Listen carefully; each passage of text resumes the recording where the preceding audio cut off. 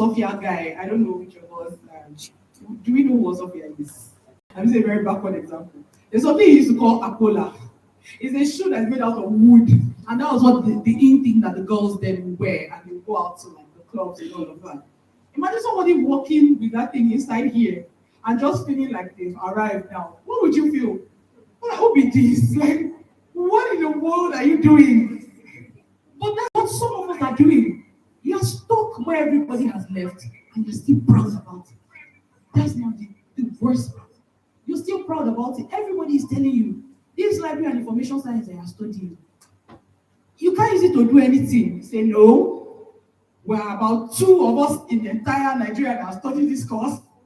It is off. I'm sorry. I know that some people are studying that thing. Forgive me, I'm sorry. Let me shade my course too. When we're studying international relations and history, they tell us you can work anywhere. You can work in the embassy. Not one embassy has called me. Not one have I submitted my CV. I'm telling you, there are no jobs in the embassy. The people there don't want to leave their jobs for you. Oh, you can work in the airport as what? As a pilot? I feel like sometimes when people tell you something, you should ask them, please help me clarify. How can I work in this place? They'll not tell you, oh, you can be a diplomat. Is your father to do? Like, explain it to me. Okay.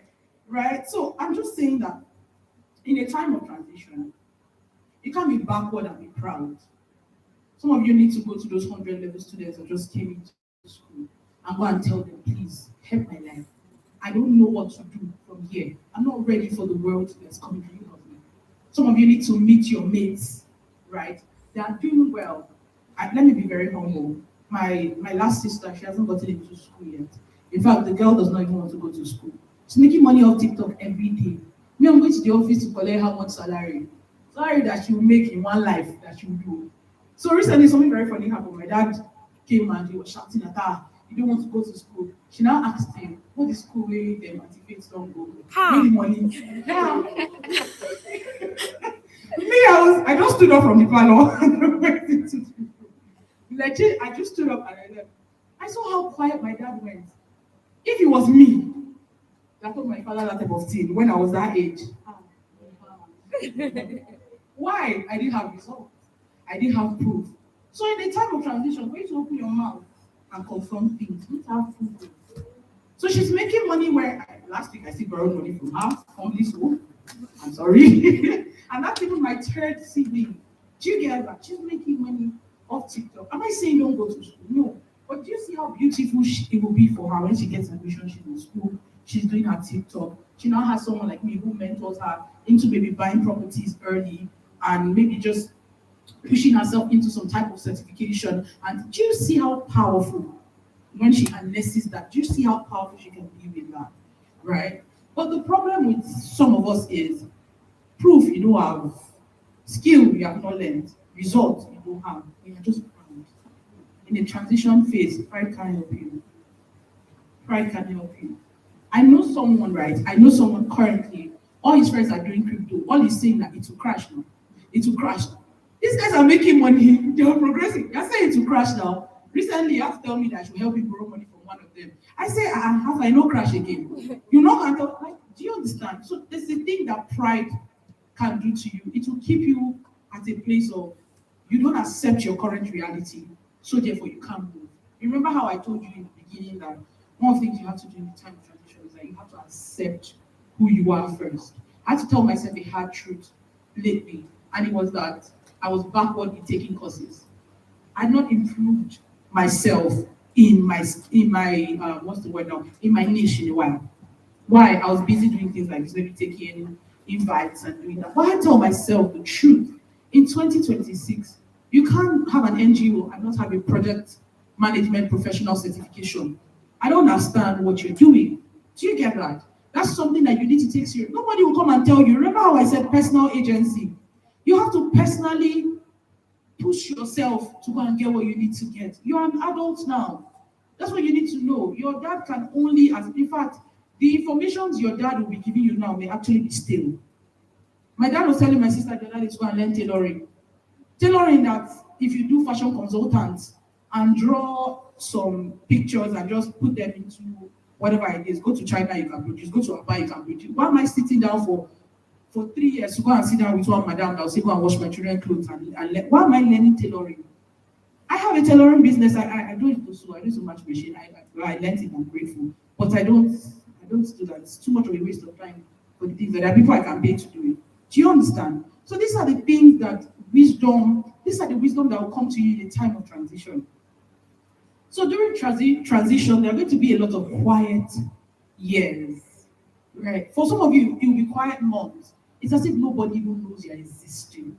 It's like nobody is even calling you for a speaking engagement. Nobody is engaging your skill. Now they say, okay, go and learn skill. You've learned AI. Now nobody is even calling you. That's what transition brings you. It has to test you before it allows you pass. Right? So don't be afraid, right? And don't feel left alone. It's not happening to just you. See, a time of transition, there's a part of transition that is called without friends. You won't have anybody. I'm telling you now, it's going to happen. If it doesn't happen to you, it will happen. I'm sorry, yeah, sorry. But I'll tell you the truth. If it doesn't happen to you, it's going to happen. No matter the amount of friends you have, because there's a kind of ideation that can only come out of you in your quiet time, where everything is against you. It's like you've been pushed to the wall, now you have to bounce back. Right? Okay, let's move. So in 2025, over 560 million people, that's about 6.8% of the people in the world entirely. They're already using crypto and Web3. Do you see that? And they are cashing out and making money. Me, I didn't even know what it was until I started doing my research. I know that a lot of my friends are into crypto. What I just tell myself, I don't have money to waste. That's what I say. And because I don't understand it, so I'm not going to go into it, right? But that could also be a factor that is keeping me down. You don't understand it, you're not going to it. Can you try and understand it? Even though you are not going to go into it yet, can you try and understand it? I'm going to stay here a bit. There are some of us that have said, oh no, what my purpose is in life is to, let me just use a relatable example, is to be a lecturer. So when people come with you, when people come to you with opportunities, like 20 people have come now and say, why don't you try pure water factory? Say, no, I'm a lecturer. Another person comes again, why don't you try pure water factory? You go somewhere, they're talking about something, they say, you say, no. The thing that they say I should do is lecturing. Should I now shock you? You're not even done with BSc yet. So you're not even going to do your doctorate before they can even make you a lecturer. Because you know there's a standard you have to get to be a lecturer, right? You can't just become a lecturer. So what are you now doing in the now? Those periods before you get to that dream, that lofty dream that you have. What are you doing? That's where the wisdom of transition comes in. I'm going to tell you now, if there's something that have been highlighted in your mind, or you go online, you see it every time, or somebody has come to tell you severally to try and do it, please learn it. Please learn it. Nothing is ever wasted. There are some things that are needed in your life. You will not see them until you are before the time that you need it. Right? My friend started an agri-export company recently. And they needed somebody in strategic comms because they needed to start negotiating with international clients. Guess who they've been telling to go and take a master's in strategic comms for the last 3 years? Me. Everybody that knows me has told me, I think you should do maybe policy and development, or just pick a course in strategic comms and do it. The person that they gave the job to, I'm the one supervising the person, telling the person what to do. Why did they take her? She has a certificate. I don't. Do you see that? As much as I trivialize it to say, oh, I know what I'm doing, I've read too many books on it. Why is the certificate? I don't have it. And he cannot go before his bosses and make a case for me. She can do it. Where is the certification? Do you understand? So at the very best, what they could do is just try to carve out a supervisory role for me. Why? It's still relationship. But imagine that I didn't have that relationship. They just go, we're sorry, you're not qualified. Because what you're presenting to us is an international relations certificate, and that's not what we want. Do you see that? I'm trying to tell you that in a time of transition, there are things that will be coming at you constantly. As you're sitting down here, I need you to zoom your lens. I need you to think. Is there one thing or something or just something that you've been dancing around? People have been telling you. Some of you, they've been telling you go into modeling. You say, modeling is not for me. I'm already a fine girl. I don't need to model. You are smiling. I can see that. I'm already a fine girl. I don't need to model. There are professional ethics that you can only learn in a career line. That's it. Nobody would, you can't learn it from anywhere else. It's like saying, I know I can argue, so I'm a lawyer. I don't understand.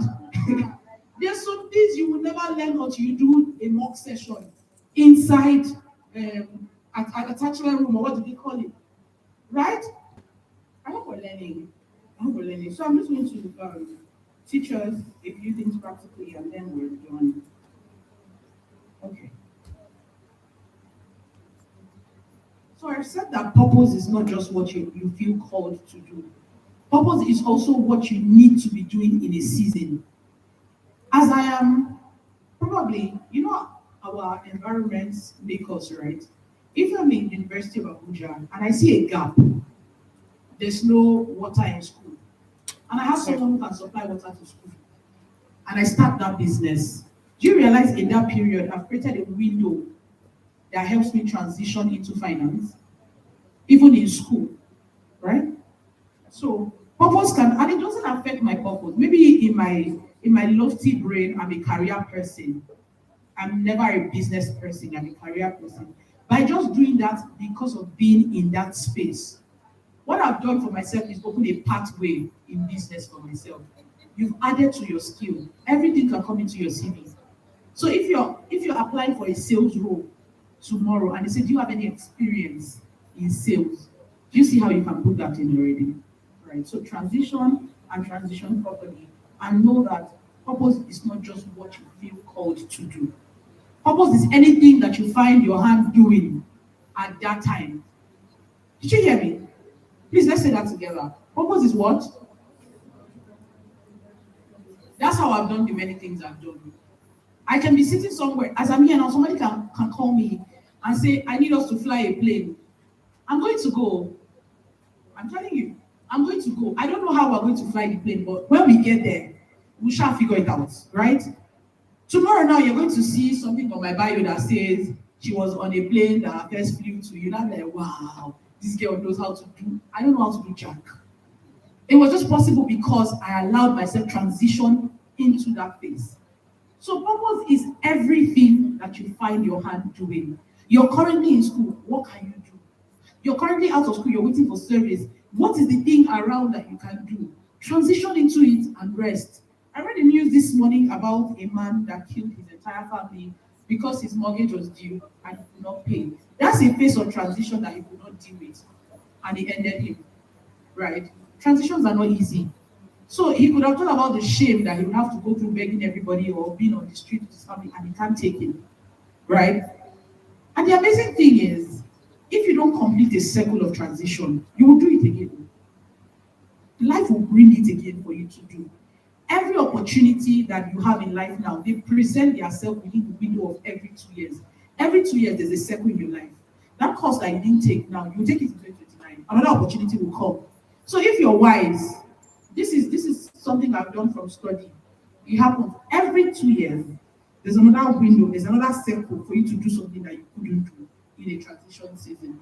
So if you're transitioning right now, and maybe you didn't transition properly, I'm going to use a very funny example. Somebody broke your heart, and you didn't let it go. You're traumatized everywhere.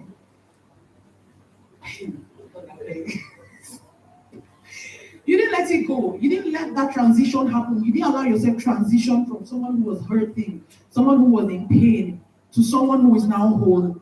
By the time you meet another person, you're going to rub off that trauma with them, and you're going to start that circle again. Because even if this person is not a cheat, you're going to make them a cheat. Because you're going to pursue them out of their house. They'll not see where to sleep. They'll go and sleep in maybe one girl's house, and the girl will sleep with them. Every them will sleep with the girl. And you're going to make that circle repeat itself.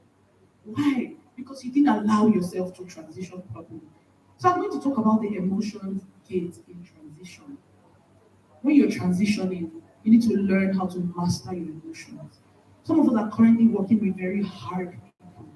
People who insult you at the very first chance they get.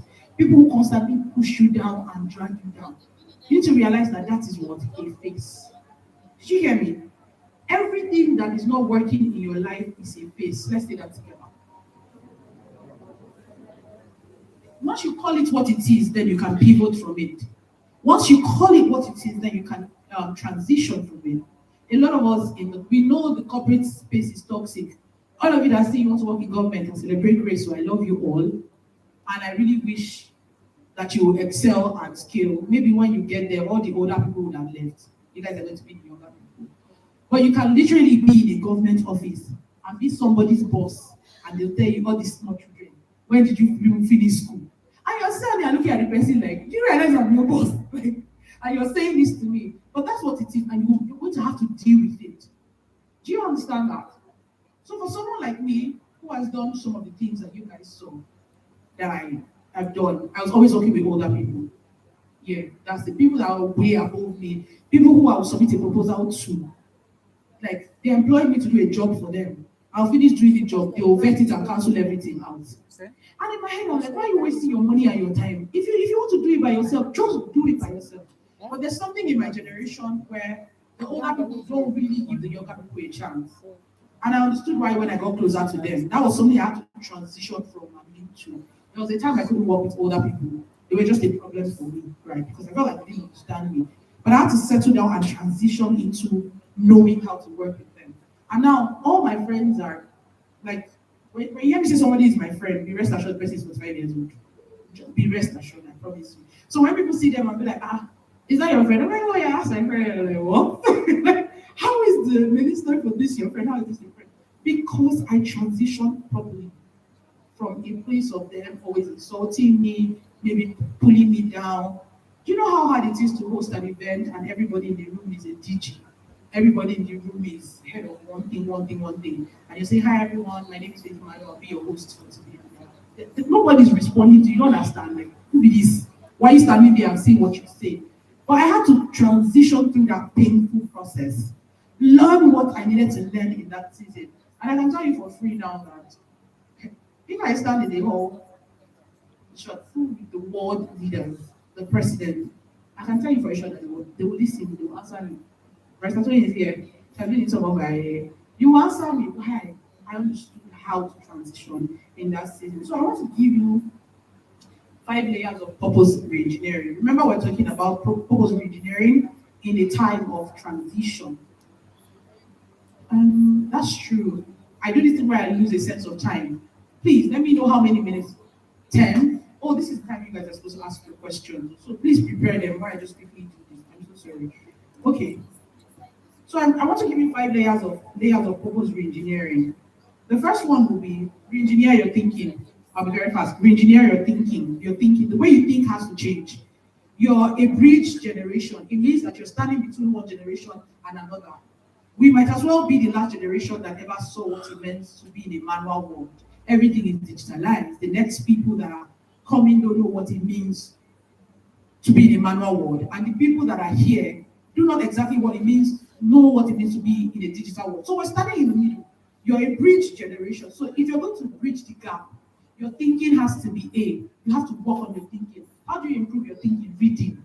You read like a mad person. You consume materials like somebody's pursuing. There are things you will see. You cannot say it's not my business. You need to know about AI.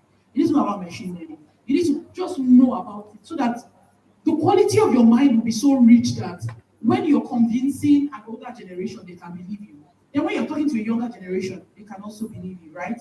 So what did I say? Re-engineer your thinking, re-engineer your skill set. We've been hammering on that over and over again. There are a lot of things you can learn. Go and learn it. You need to re-engineer your ethics. You need to re-engineer your ethics, right? Tomorrow's leader are people who they are interwise, like they can swing across different things and still come out looking like nothing scratched me. I knew what you were talking about. So someone should not be talking about work ethics in the corporate world and you don't know what it means and you live in this world. I don't care if it's shoemaking business you're doing. You should learn something about that because you're going to interface with it. One day you're going to go to an office and go and give shoe to an oga. Then you insult his secretary and say, "Who are you? I want to see your oga." She say he's not around there, you can't see him. Right? So you need to learn across different things. The fourth thing is re-engineer collaborations. Collaborations. In 2026, don't execute alone if you don't want to waste your time. Don't do anything alone. Somebody's already doing what you're doing, I promise you. It's a problem I personally have with like NGOs. There are so many NGOs everywhere now. Everybody's doing girl child, boy child now start rising. Everybody's start registering boy child.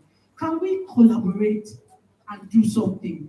I know there are a lot of dynamics around collaboration, but I mean research about all that. So you must be able to be a creative thinker. You can't build an ecosystem alone. You can't do that. You will just die and waste too much time to collaborate. The last thing is re-engineer your mandate as a person. Remember what your why is. Why do you do the things that you're currently doing? Why is transition necessary in this stage? You need to re-engineer that. By re-engineering, I mean that you need to rewire that. Some of you need to start repurposing some of your contents online. You've always been posting about church, church, church, church. The world has changed. Now you have to do both church and secular one, right? Some of you, I'm a Christian, that's why I can use this example. Some of you, the things that the Lord or God or your mind or your spirit has been telling you to transition into, they look like things that are antagonizing who you are as a person. Some of you are introverted, but the things that currently transition is requiring of you is for you to be extroverted. You need to give into that transition because if you don't, I'm sorry, you're going to be stuck in the old. You know what we said? You don't want to be stuck in a place where everybody already lived, right? Right? Great. So learn public speaking in 2026. Don't say talking is not my thing. I just shook somebody's thing now. Don't say talking is not my thing. It's going to be, it's everybody's thing now because if you go online, everybody's talking. And if you're going to come online and complain that there are too many podcasts, then you need to start your own podcast. And now that you say you cannot talk, you're an introverted person, then you have to leave them inside their bush and their village people to be doing what they are doing online. Seeing that is it. Does anybody have a question? Because I think I have my very few. Does anybody have a question? Right, please ask anything. Yeah. You can go on, your voice is not good. Thank you, Mark, for all the things you said. That I would like relate at some point to some of the things you were saying. So you were saying something about working with older people, and at some point you feel like I don't work again. Can you give us some tips on how like you transition into working with them and it works for you? Like can you give us some tips that Yes, you it feel like can. work for us? Yes, it can. First thing is mutual respect. Mutual respect. You must realize that what you think that you know, you actually don't know it. Right? Because one of the things that makes us very egoistic around other people is because we think that they don't know. We just think like, oh, what would they possibly know? They can't relate to my generation. They can. They can. They are just not willing to stoop down to your level, right? So the first thing you must realize is mutual respect. You need to realize that as much as you have a gift, they have experience, right? You can be talking to, for example, it happens to my dad all the time. My dad has a lot of experience across different things. But I have a gift where I know things easily. So over time, I had to learn that listening to my dad is the wisdom that helps my gift. Do you understand what I'm saying? I'm saying that I might be older than you now. Let's say I'm 40 years old and I've been doing public speaking for the longest time, but nobody knows me because that's one disadvantage of their generation. A lot of people don't know them because they didn't have social media to come out and be shouting, but they are very knowledgeable. Most of them had like things that you're currently doing. They can write it as a course and teach it, and Harvard literally certifying them. But because they're not popular, you think that they don't know. So when my dad is speaking to me, what I've learned to do is listen. By the time I finish listening, I filter it into what I think I already know. It makes it better. Every time I stand before someone and I'm talking, and they're like, you look like you mix the old and the new. Like, there's something that's happened to your mind. They don't know where it's coming from. It came from mutual respect, just listening. Right? That thing that makes you always want to talk when an older person is talking, you need to shut it down. You need to learn to listen. That's something my generation doesn't have. We do really know how to listen. Another thing that you can do to work with older people is be around them. Most times they don't thrive in, I want to call you, let's do Google Meets. It doesn't work for them. Find the time, and we like online things. Find the time to go and meet them and speak to them. I've been in I think it was last month, I was in Parks, Obi Harry, when the room for 12 hours. Like, I literally had to stay over at her hotel We just started talking randomly, mama, this, that, and within 12 hours, she was just distilling knowledge. She was just pouring, she was just pushing. And I asked her a very simple question. I'm like, why don't you teach this at the course? She said, my knowledge is for everybody. My generation does not give out like you. Your knowledge is everywhere and nobody uses it. But we look for people that we think that we can give it to and hand it over to people. So how do you get to that point of them doing that? I came. I didn't do a call. Alpha, mama, good afternoon. How you doing? I said, I came to come and greet you. I was like, sit down. Do you see that? So I could give you more, but those are just a few so that we can buy time for other people to speak to that. How we do. Right. We have another question. I need a question. It's like this is I'll give you the gift I was looking to. Someone has a question. Oh no, do we still have time? Can I take your questions? Or all right, thank you. Yeah, thank you so much, Ma, for everything. So I have questions here, and maybe I'll just add two questions together. Yes. So my first question is, how do you evaluate whether an opportunity is worth pursuing? Because you talked about opportunities.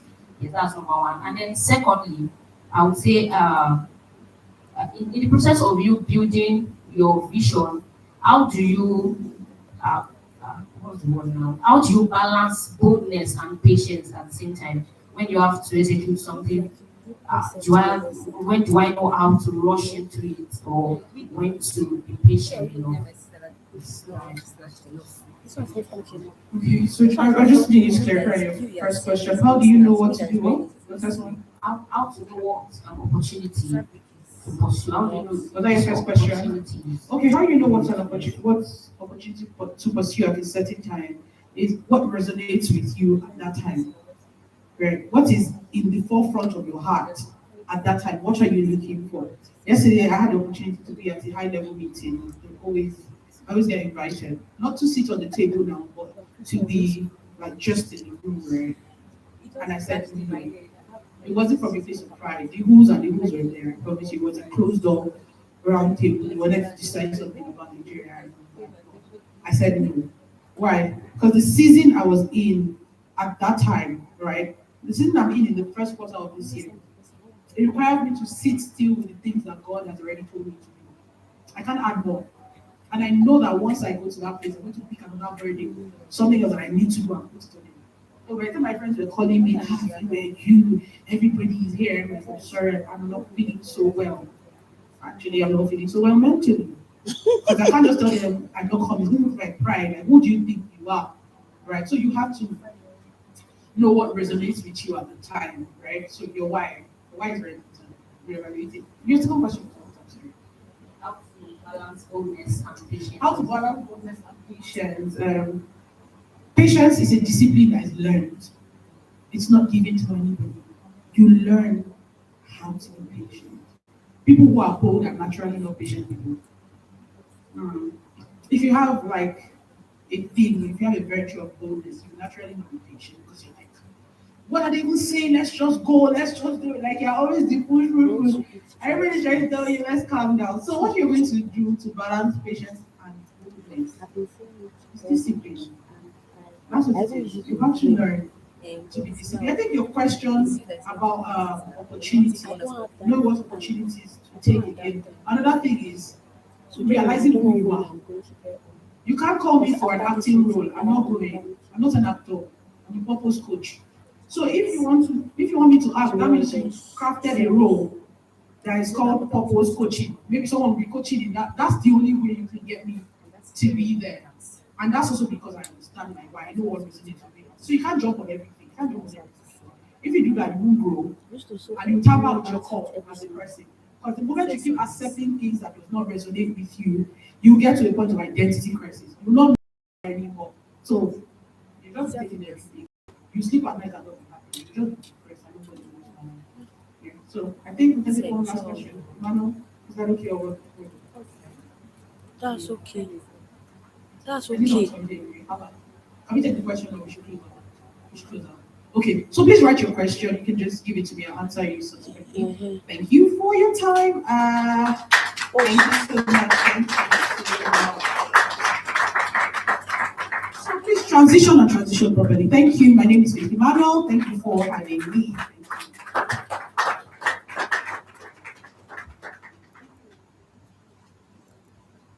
Can we put our hands together once again for this date? If you know you learned something today, something new today, can you put your hands together for that? Okay, thank you so much, Miss Faith.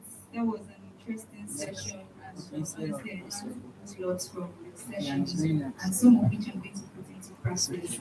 And there were some key things I learned during the session. I'm just going to point out some of them, and we can also just put it in the back of our mind as a take home from a session, right? So one of the things I learned from this session is that being alone is not a curse, right? Being alone is not a curse. So if you want to be that transitional leader, one of the things you have to learn is to be alone, right? The alone moments are, in fact, it's one of the pivotal points in your transition that is going to help you, because that's when a lot of ideas, thoughts will come back to you, right? So one other thing I also learned is that the next, okay, let me ask it as a question. I'm not going to say it. So what's the next stage after transition? What's the next stage? Very well. Upward progression. That's the next phase after transition. And also, there's also a very important point that I learned. She said that purpose is not cast on stone, right? You remember that? So she said that purpose is not a particular thing. So for you that is saying that maybe your purpose is to be a lawyer or a doctor or whatever, and if you don't do that thing, your life has finished. Purpose is not a particular thing. It can be anything. And some of those things that happen to you in the process of you getting to your purpose, there are some of the things that would, in fact, they are the things that would even define your purpose at the end of the day. All those little experiences, the failures, all those things. And also one other thing I learned, as somebody that wants to transition, one of the things that you have to, in fact, you have to not care about is shame, right? You have to be shameless if you want to be a transitional leader, because it's one of the things that you may, in fact, one of the points you will get to, right? And a lot of us don't transition because we cannot bear shame. You have to bear shame. You have to learn how to bear it. When you get to that point of being shameless, then you will discover that you have gotten to that point of transitioning. Then another important point I learned is that, okay, one other thing,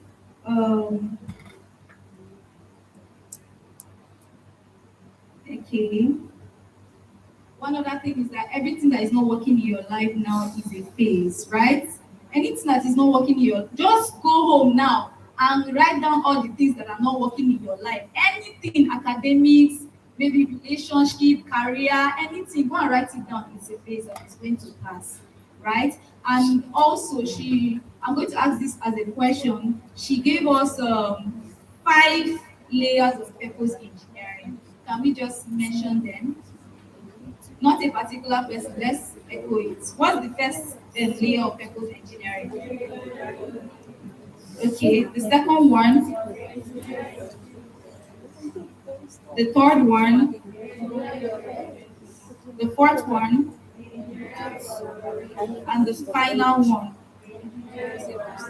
So it is not just for us to just say it, it is for us to do what?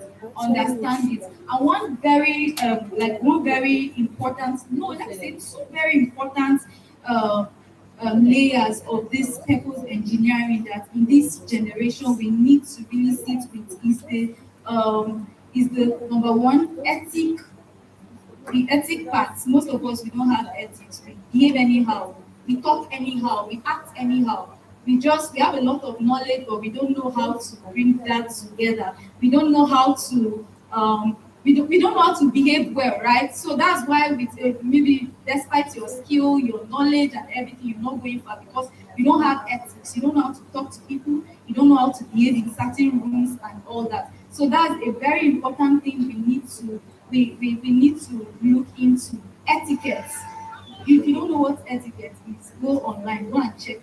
You have to learn how to talk, how to behave, how to dress, how to act. Some of us are too loud, you talk, you just shout, you feel like that's how you are. She said that one of the things that we should do if we want to transition is to accept who we are. But there are certain things about your life that you should not accept. You have to accept who you are. She has said that, she explained it and all. But one of the things that you should not accept about yourself is a negative thing, right? Maybe if you are too loud, maybe you have to look into that, right? Because it might affect you when you get into certain. There are certain people that I was telling somebody something the other day. They were talking about Vicky James and all that. They were talking about how big she is in the industry, fashion industry, and all that. Do you know that there are certain people that Vicky James cannot sew for? Someone like the Olori of Warri, she cannot sew for her. Do you know why? She's too loud. The woman is she's a high level, classy woman. If you know her very well, if you see the kind of people she's like, she's not somebody that you may be using for maybe what is your content and all that. She's not going to accept that, right? So if you must flow with certain people, then you have to learn etiquette, right? If you have to do certain things for certain people like kings and very important people, you have to learn what? Etiquette. So okay. Just a minute. Okay, so we have come to the end of this. If you have any question concerning this session, you just write it down and give it to one of our ushers behind, and they're going to pass it down to her. Or maybe after the session when she's leaving, if you have any question that is very, very personal, you can follow her and ask her, right? So for the next session,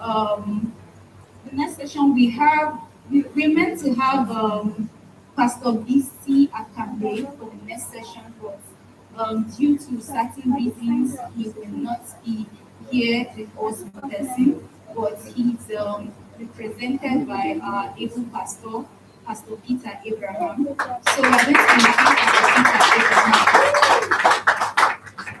So can you just help us with this?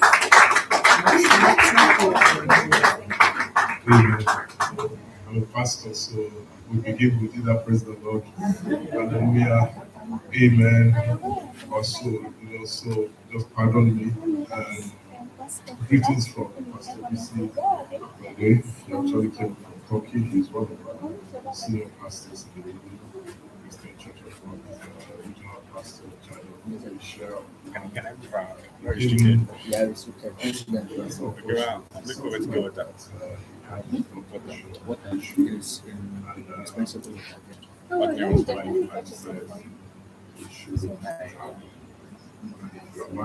married,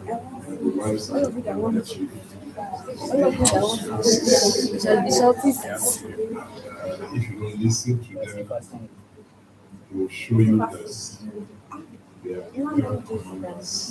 Amen. Thank you so much, man. God bless you. I was richly blessed by those words. Thanks. I've seen a lot of mistakes I've made. And I hope that after 2 years, the cycle will come back so that I can correct those mistakes again. I used to think it's 10 years actually. And I've seen a lot of cycles come back to me after 10 years. That thing I showed you, yeah, 10 years ago. If you eat, you I have actually energy. let it start to do that thing. You want to buy me food? Buy me food. This year, I'll it's have coming up. So, I used to think that it's 10 years, but she has reduced it to 2 years. So she has transitioned me to 2 years. Amen. Please, for those who are not Christians, if you hear me say, just believe that it's just a cliche. Because I know it's an interfaith. I meeting. don't Pastor Lucy is a match for us. I am because I grew up in Kariwa Police Parade. What is it that's in this picture? State. No. These are food. What is our food? Barracks. So she has told you the tissue and to tell you the rugged one. Amen. I said, I'm going to tell you the rugged one. You people don't want the rugged one. That is not you can't. The sound is slow. Okay, so I think you can help. So I have prepared a very long sermon notes. And you know pastors like to write a lot of notes. So even when I wrote it, I sat down in the green room there and I went over the notes and again. But she came and just disrupted it. And she did a freestyle. I said, "Hey, you said I should do a freestyle, we'll close tomorrow." Because I've started talking, so just take it. Because some of us we were taught by people that preach the everlasting messages. One of my mentors in ministry is Pastor Christopher. And if you know Pastor Christopher, the moment he takes the microphone, only God will collect the microphone for him. So I changed then Pastor Chico Bishop over again.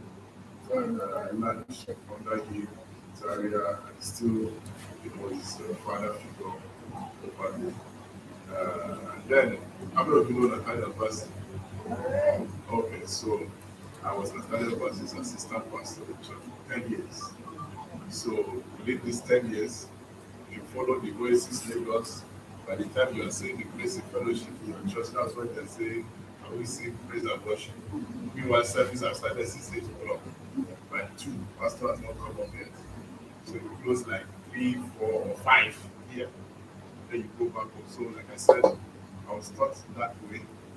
And if you want to be, or if you know anything about Pastor P, and you imagine you want to be like Pastor P, just know that there's no time to waste time.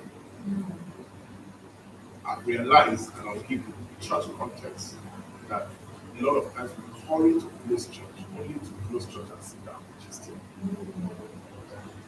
right. And it says a lot about discipline for knowledge. We like to be free from learning. In church, when you sit down and you're being taught, your body is itching. You think you have something to do until you close service. Then you realize that you waste more time on the way gisting, yourself, just talking, and actually not doing anything while you can actually sit down and learn. It is the greatest undoing of our time. We have itchy bodies. You heard about itchy ear, but I'm talking about itchy bodies that just don't want to sit in one place and learn. But by the grace of God, I can see hungry people here. You've been here sitting down and waiting. So I believe that you'll be blessed. No need to define leadership. As a pastor, we start from definition. Leadership is this and that, but no need is talk a lot about leadership. But I want to tell somebody here that leadership is not about position. Talk to your neighbor and tell them it's not about position. A lot of people think that they are leaders only when they have a position given to them. For instance, we heard about these two sisters who indicated. One says she's the director of academics, the other one says she's the course rep. Now, you don't need to be in position to be a leader. You can be in the class and be the decision factor in that class without holding a position. And I'll tell you this, that a lot of the decisions that are taken in Nigeria are not taken by the Yes. People sit, by reason of what I do, I'm a lawyer. She says she sits in places I've not gotten to have.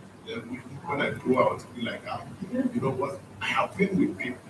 When I say I've been with people, I'll tell you I've been with people. During the Wari Sibajo, I was in the villa, I was sitting in the lounge with the vice president. And the decision that was supposed to be mentioned the next day, look at how they were talking about it casually. Something I felt was very sensitive and should spark reactions from people. We were talking about, you know what, when you are announcing, say this one. When you are saying it, say this one. No, just say. And this is where the decision for over 200 million people are being taken. And the people that were there were dictating to the people in position how to say it. In what manner to say it. If you say it this way, you know what? So allow this person to go and do this first. So everything you see has been scripted.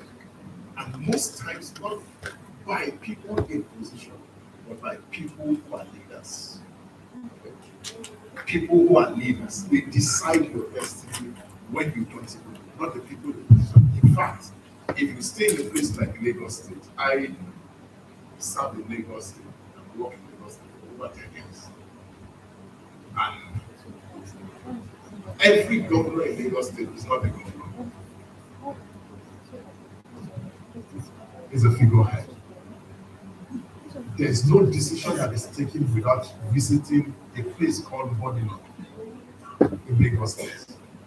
And now that Bodilon is in Abuja, the reason why you see a lot of visitation by the person in position there to Abuja is because he has to run it. There's something that has happened to him, I think about a year or so ago, that made him lost that control in Lagos. And I'm saying it, and I know that has made him lost that control in Lagos because he took a decision without first rubbing it off Abuja.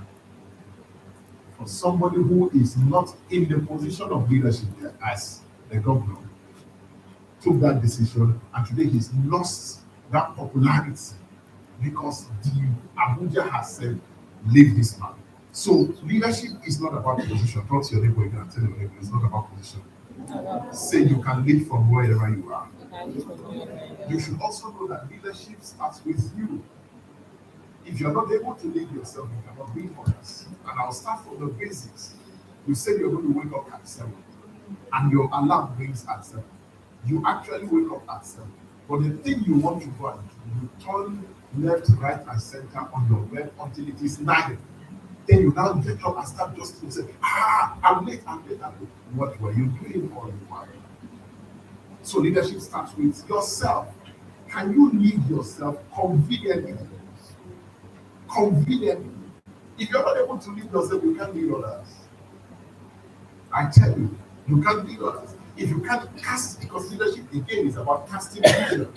If you can't cast a proper vision before you, like waking up at 7, and then keep to the discipline of waking up at 7, then how do you expect to command the respect and followership of other people?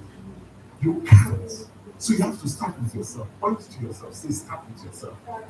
Say, myself, start with yourself. Myself, start with yourself. If you desire to be in that place, oh no, you have to start with yourself.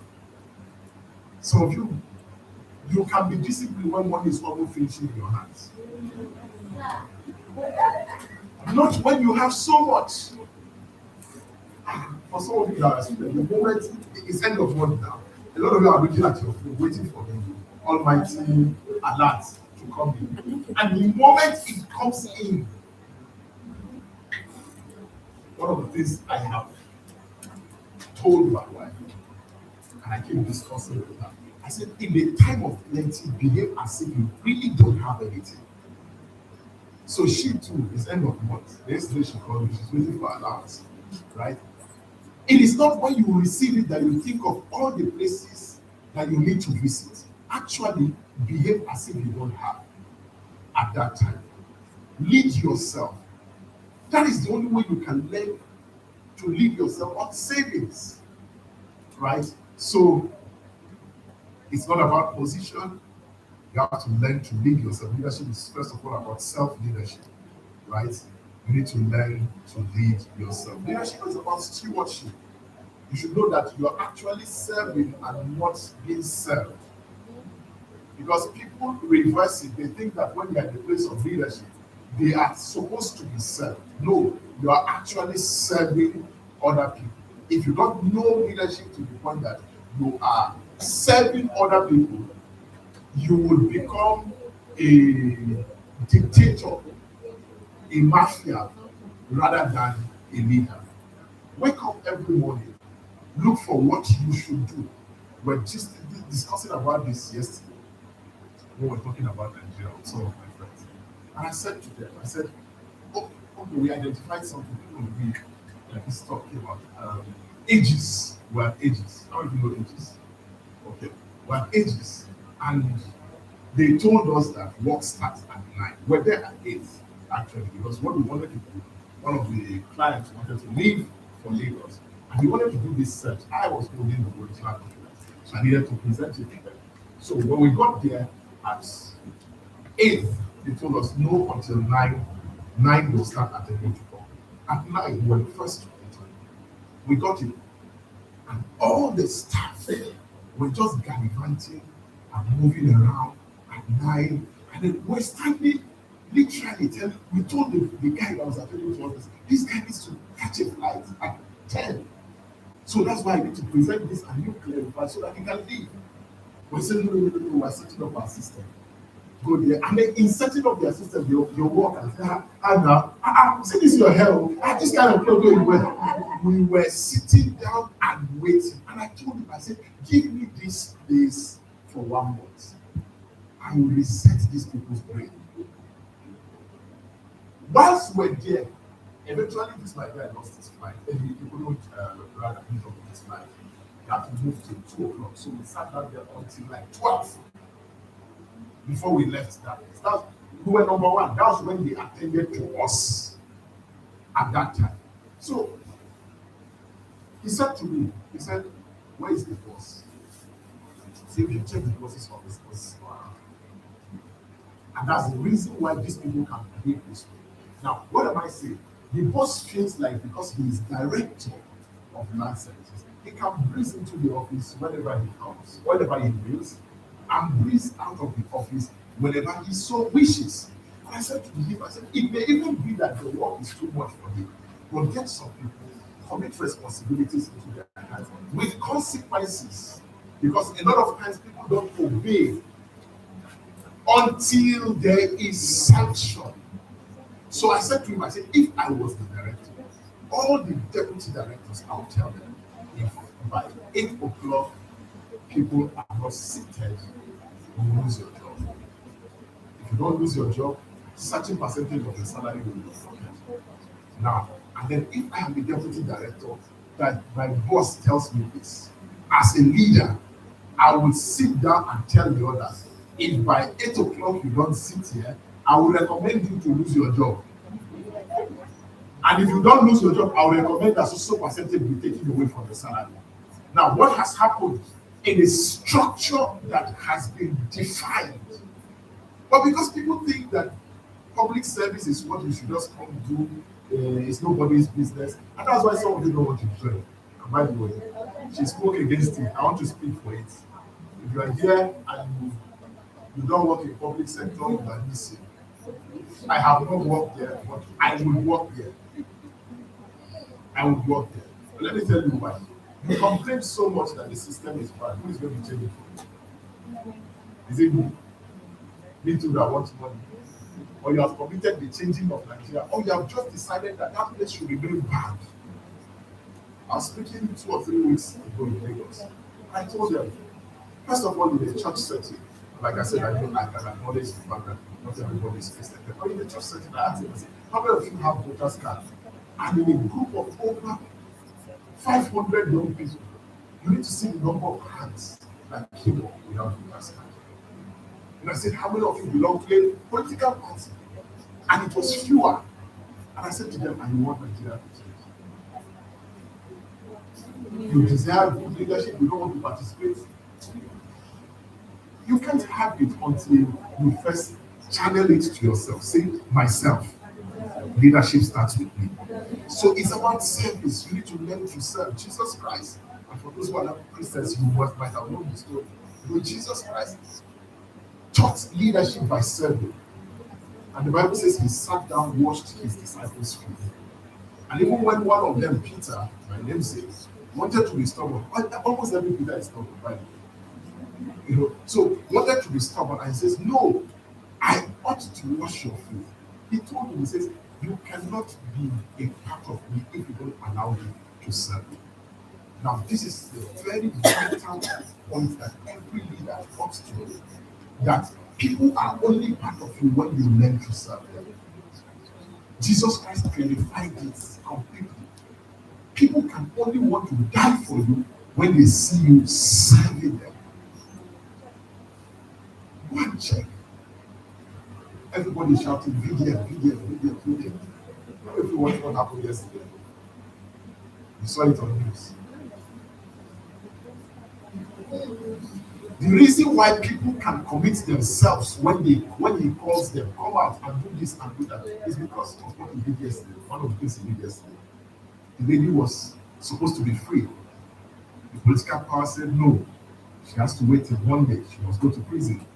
VDM Showore and Coco went to the venue, decided that nothing is going to happen until the girl is free. You had the girl shouting, even when we had our president, she was shouting at Showore, now you be our president. What is happening? He's commanding followership by doing what? By serving. Stop sitting down there and wanting I'm the class rep. I'm saying keep quiet and you are talking. How have you served them? When one of them had a problem with a particular course, did you take it upon yourself to go and ensure that the lecturer rectify? I told you I'm a very local boy. I always say that we learn English language in Hausa. Yes, we learn it in Hausa. You come to, how many of you understand Hausa? You come to class and the teacher says, Kache A, Kache B. Yes, they are teaching you English language in Hausa language. That's how we learned it. So she said she did personal effort. My father born brighter grammar 1, 2, 3, 4, 5, 6, 7. I was telling her some of the things like that it was. It's late. God bless you. Enough for this. I will not be able to speak this English. I would have been saying, when you don't get that. Yeah, so it starts with you. It's not ownership. You don't own the people. God, first of all, said in Psalms chapter 24, it says, the earth is the Lord and the fullness thereof. It says, the world and they that dwell therein. It belongs to him. So nobody belongs to you. You don't own them as a leader. You are there to serve them. Tell yourself, say, I don't own the people. I am there to serve the people. Now, you know that God created everyone in his image, right? And this perspective came in when we were discussing with Sister Faith over there at the lounge. God created us in his image. The Bible says in Genesis chapter 1:27, in the image of God, he created them, male and female, created he them. So the way God is the way he has created them. And you cannot say that me, I am born to follow only. Yes, there might be some aspect that you have to follow because every leader must first be a follower, right? But in your own space, you realize that you're a leader. Assuming you are a junior staff in your office, your house will be boss. You are a leader in your house. So there is one way, one form or the other that God has made you to lead. Amen? Amen. I said amen. Amen. So know that you are a leader, you don't own the people, and God has created you in his image. In his image. In his image. And what is the image of God? Somebody puts Ezekiel. Can you give me Ezekiel? Ezekiel. I think it's chapter 1, verse 10. Ezekiel, right? Chapter 1, verse 10.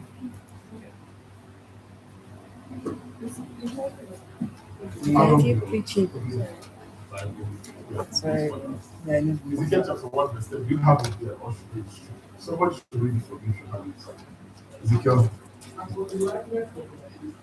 Now listen very well. As for the likeness of their faces, they each had the face of a man. In other words, if you split them on one side like this was the face of a man. Go ahead.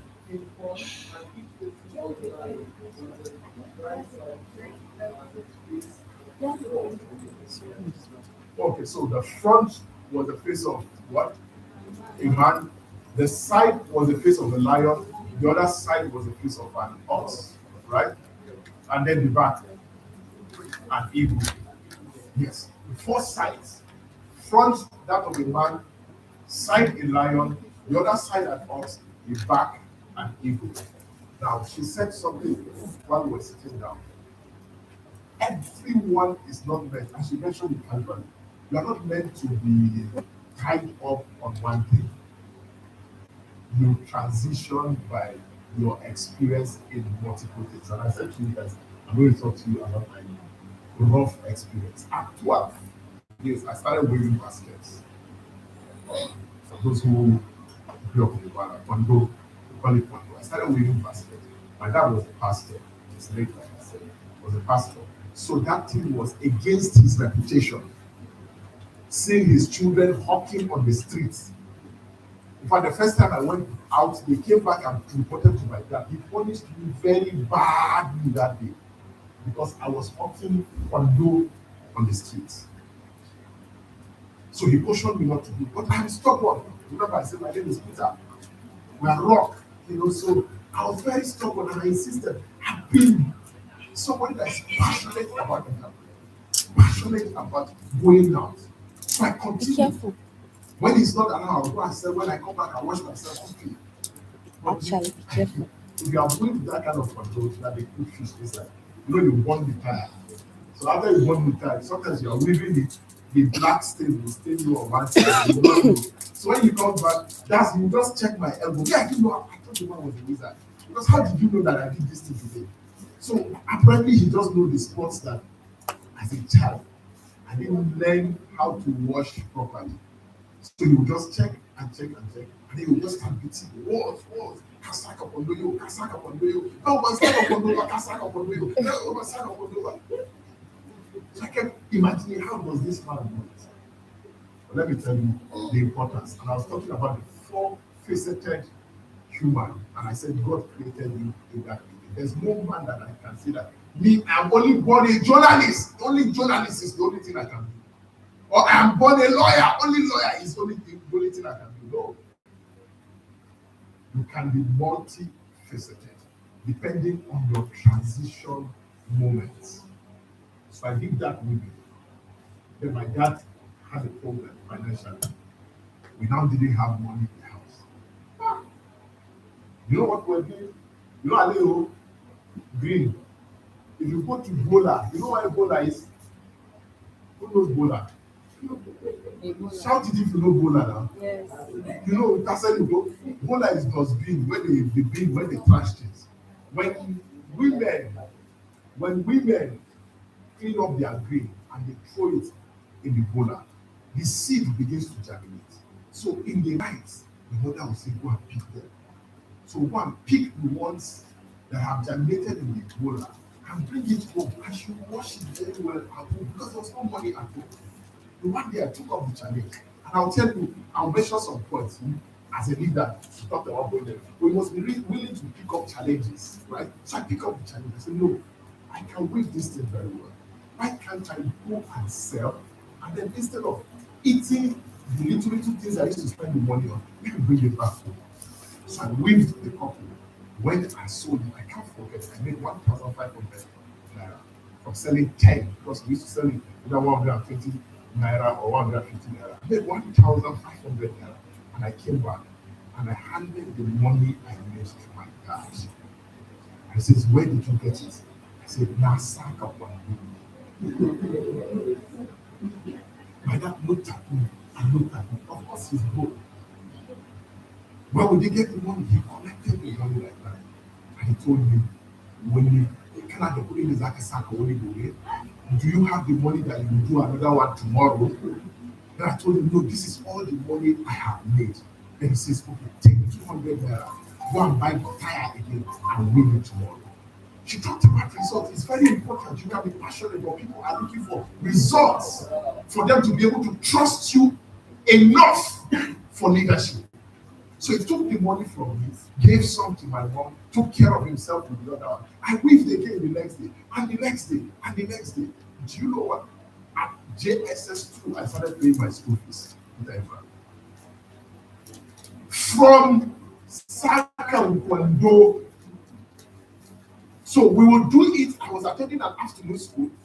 We'll do it in the morning, go and sell, and then come back, quickly wash ourselves and go to school. We kept on of that until GSM came out. The little money I made from GSM, I bought phone. I started making calls. He came from our barracks, so he knows my spot in the barracks there. I started making calls there. I'll sit down. When it's 12, my younger brother closes from school. He takes over from me. I go to school. And then I come back and he gives account for what he has sold to me. I established two in the front of the police bank. I went to the roundabout, I went to the market, I established another one. I was like the boss of my house at 16, 17. If my dad is taking decision, he will say, call Peter.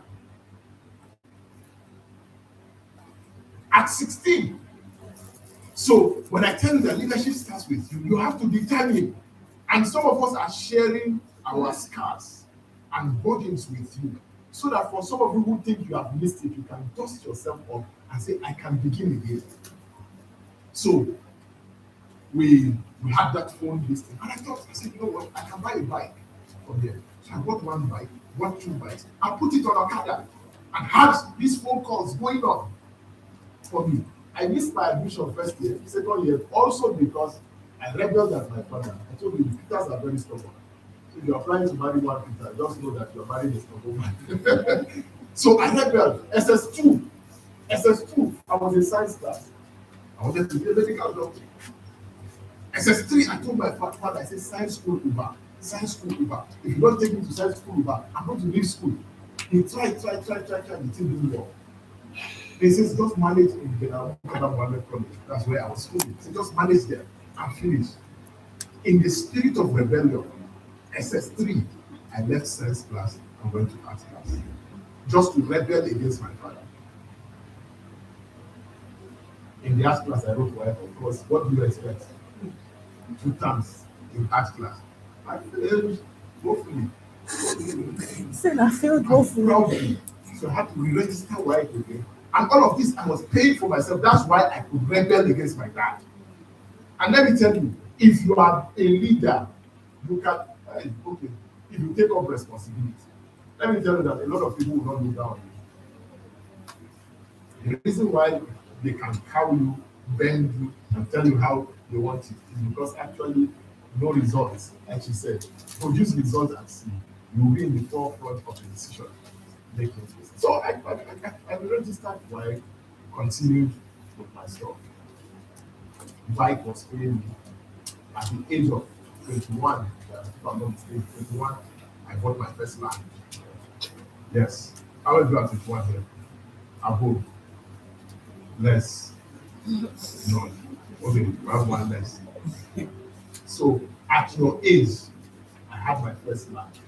What helped me? One of the things she said, I was working with people that were far older than me. People that were in their 30 something. Some of you were here in church, members of church. I introduced one guy, still down there as my boss. I worked with him.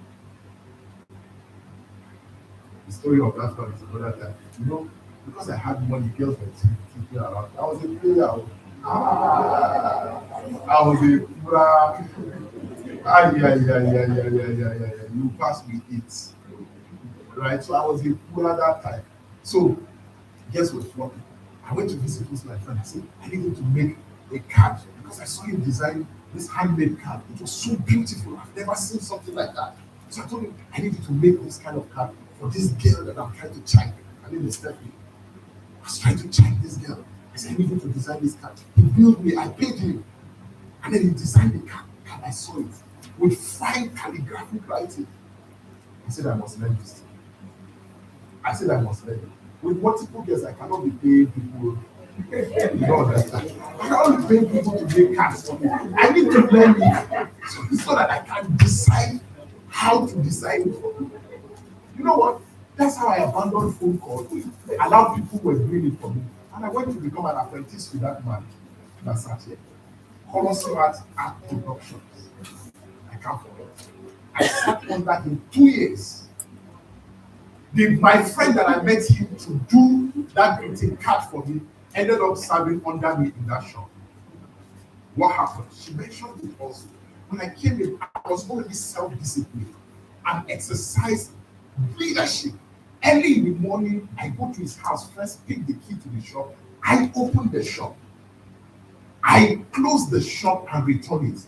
Sometimes there are things, also because I have money, there are things that are lacking in the shop. Before he comes, I bought them. I set up the place. And trust me, I started bending my tongue to speak Queen's English as I was it. So when politicians came, for instance, Obasanjo and Atiku's election, they wanted to do t-shirts. Our shop took the largest share of the contract in Adamawa State. But when the politicians came to talk, trust me, dressed well, my boss is not around, sir, can I help you? Of course, they see confidence. They see somebody that carries, he's dressed well. Others are putting on short later. Yeah, I wear my own, wear my cover shoe. No matter how it feels, don't ask me how it was, but I wear my own. Right? And then I talk to them. So whenever they come to the store, they ask, where is Peter? Where is Peter? Where is Peter? My boss saw that everybody liked me, like Joseph. And then he made me the head boy in the shop. Over the persons that were teaching. When we are going for meetings, one of our is now deputy commercial university. He visited the church also one time. That's where I got to know him. Then he was the provost marshal in Rosette.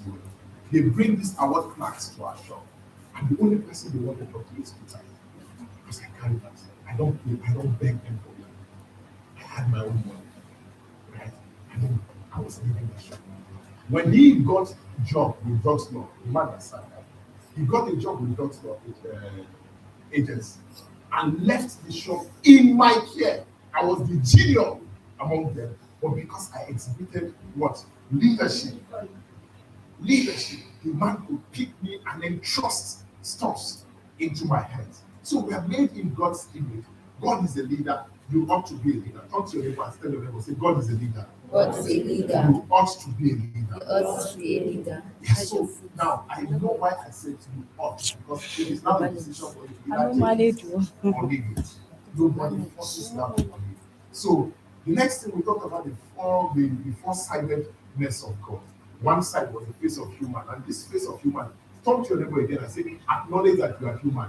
Acknowledge that you are human. It means that you do not know everything, even if you are human. That is, it just, human beings are limited. It means that you can make mistake. Don't be afraid of making mistake, my brother, my sister. That you're a leader does not mean that you will get everything right. You will make mistakes, and when you make those mistakes, don't beat yourself too much. Come to yourself and tell yourself, oh yeah, this is the front side of God. That is the human side that can fail. See, this man that I've failed so many times, even as a pastor.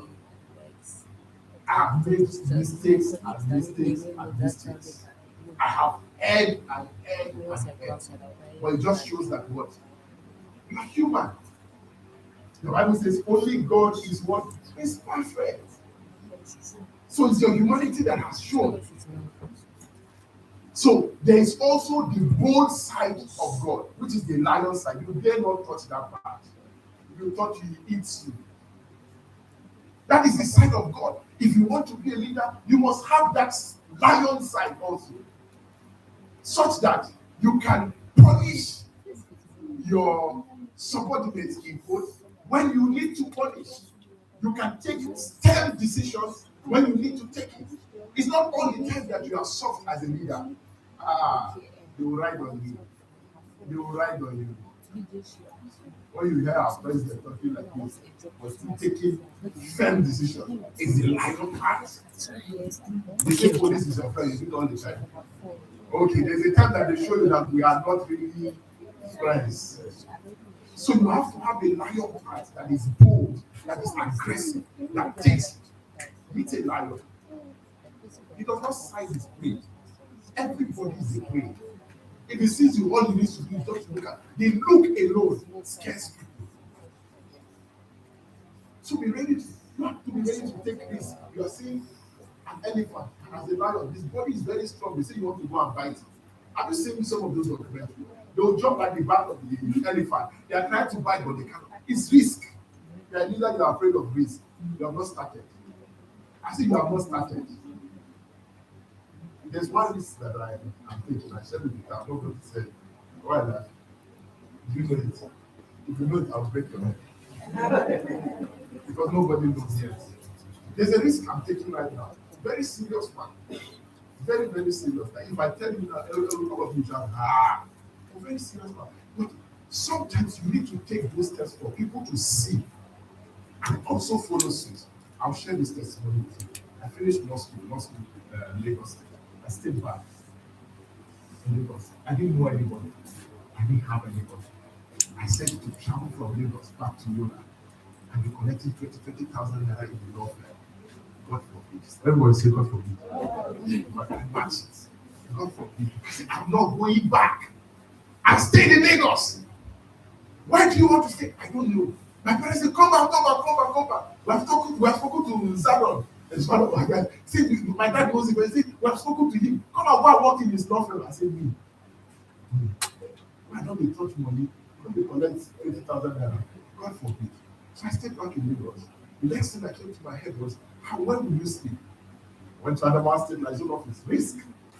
I approached the director there and I told him, I said, sir, I'm from Adamawa, I need a place to stay. I'm not going to go. He said, well, we don't run a lodge here. I tried. You must be a likable person for a leader also. There's the part of the soft part, I'm going to talk about it. So I now switched into my likable person. And I started talking to him. And I told him, you know what? I don't need a lodge or a proper place to sleep. Somebody say opportunity. See it now in what I'm going to say. As I turned, I saw a staircase there. I said, sir, I can be sleeping there. I'll clean the place for you guys before you listen in the morning. Early in the morning, I'll pack my bag from there because it's like a walk and travel, so that you guys can occupy the place. It now saw sense. I says, say, okay now. Say, if you can be sleeping there, I'll come tomorrow morning. If I see the place scattered, no. I did my best. Early in the morning at 4, I was awake.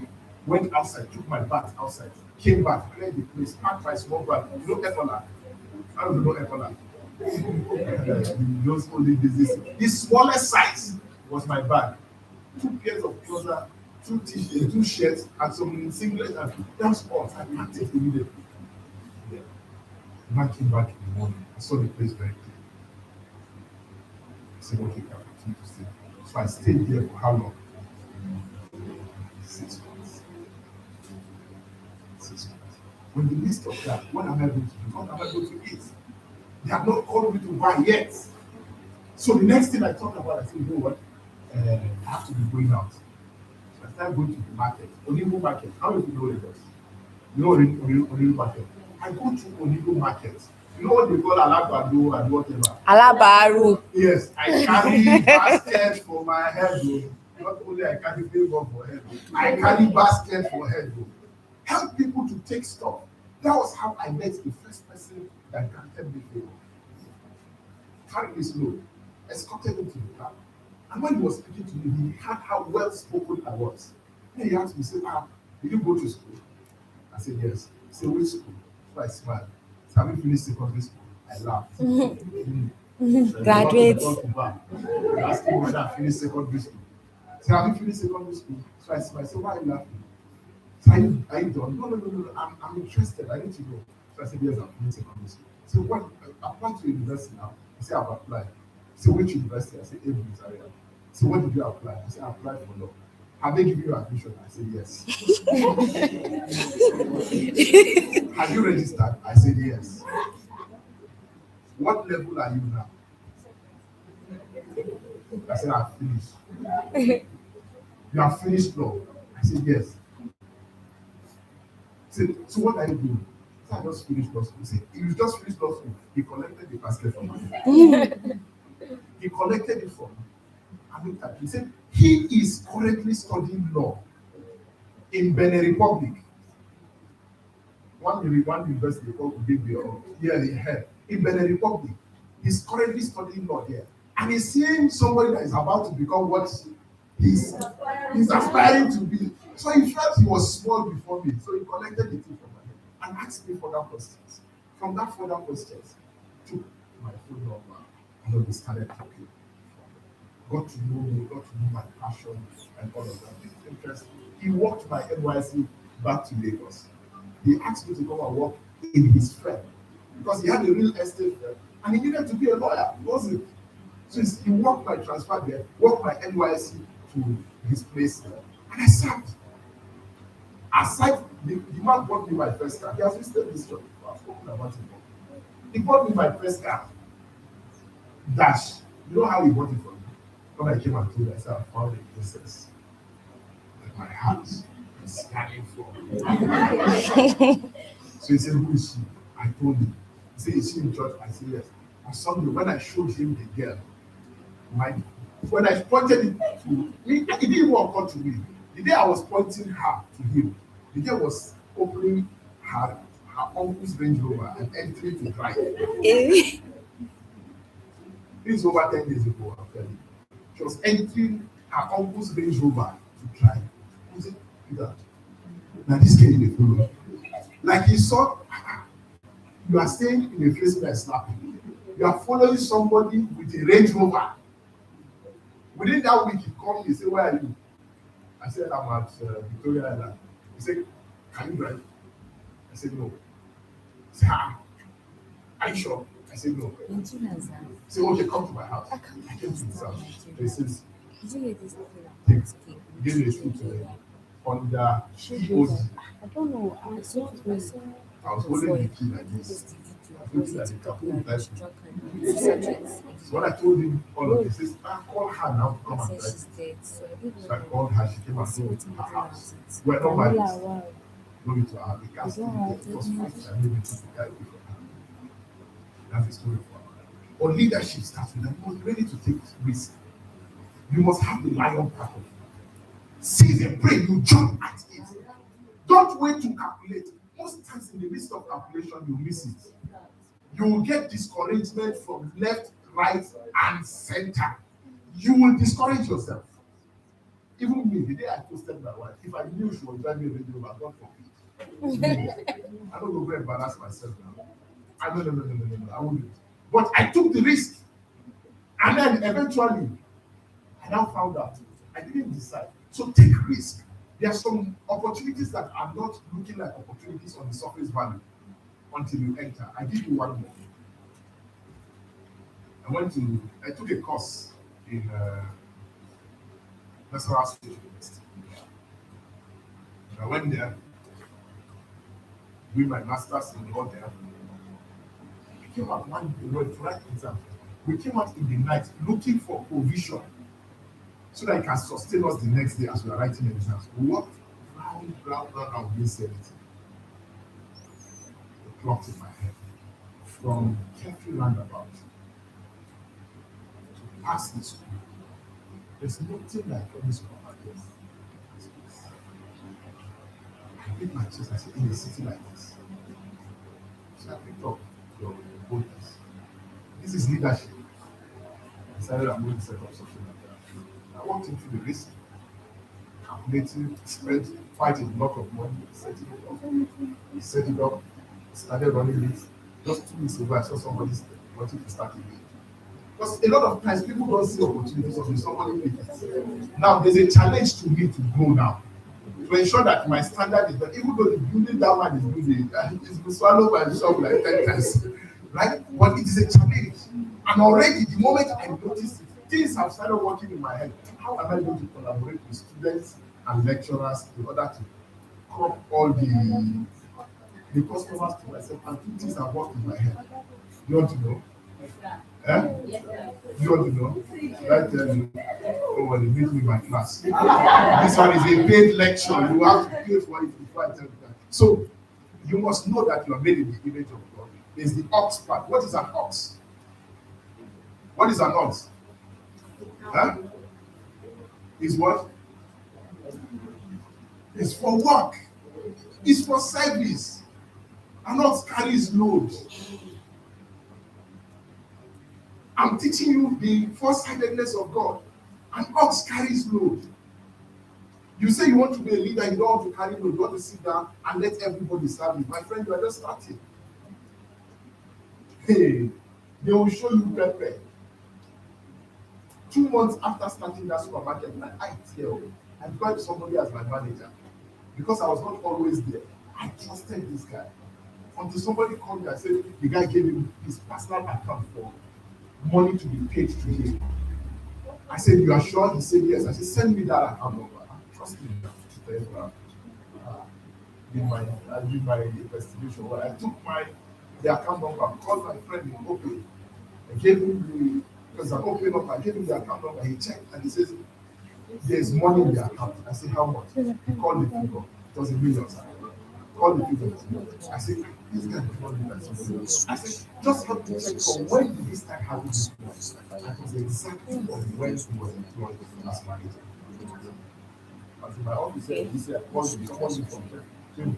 I said, guy, I had that he collected money in his graduate account. He said, oh, yeah. He needed to buy unit of light. Yeah, I like that. So he needed to collect money. I said, but you always call me and I recharge for my phone and send it. No, she's just calling like. Sometimes if I call you, don't blah, blah, blah. He didn't know that I have already had the details of the site. I said, so how much have you collected? He said, someone that is 2,000. I said, You don't talk about before you start. So I have lost on his account. He's broke. I said to him, I said, you are returning that money in full. The one you have spent like that, for this one doing my eyes. So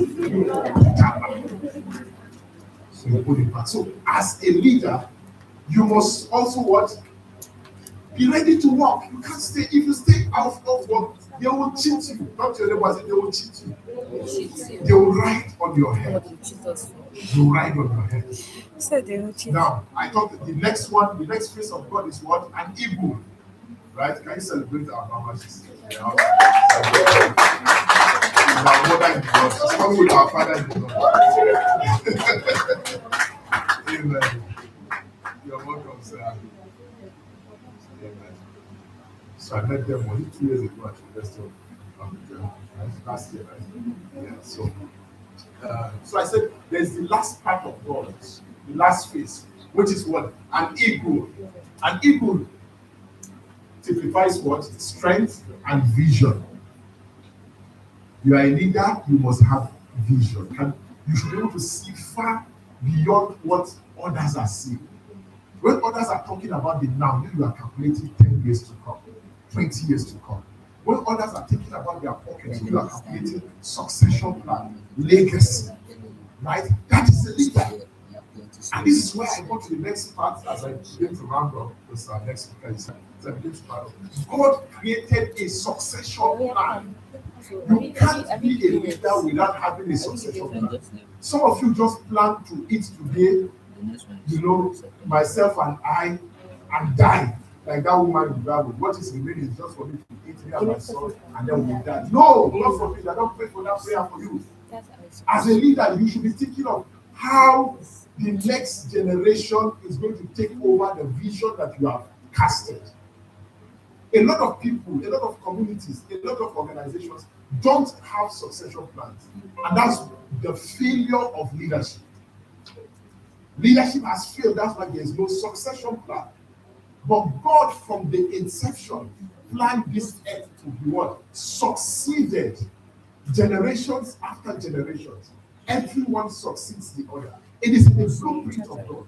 And that's why the first thing he did was, when he created man, he made the ability to reproduce himself inside him. The same thing with trees.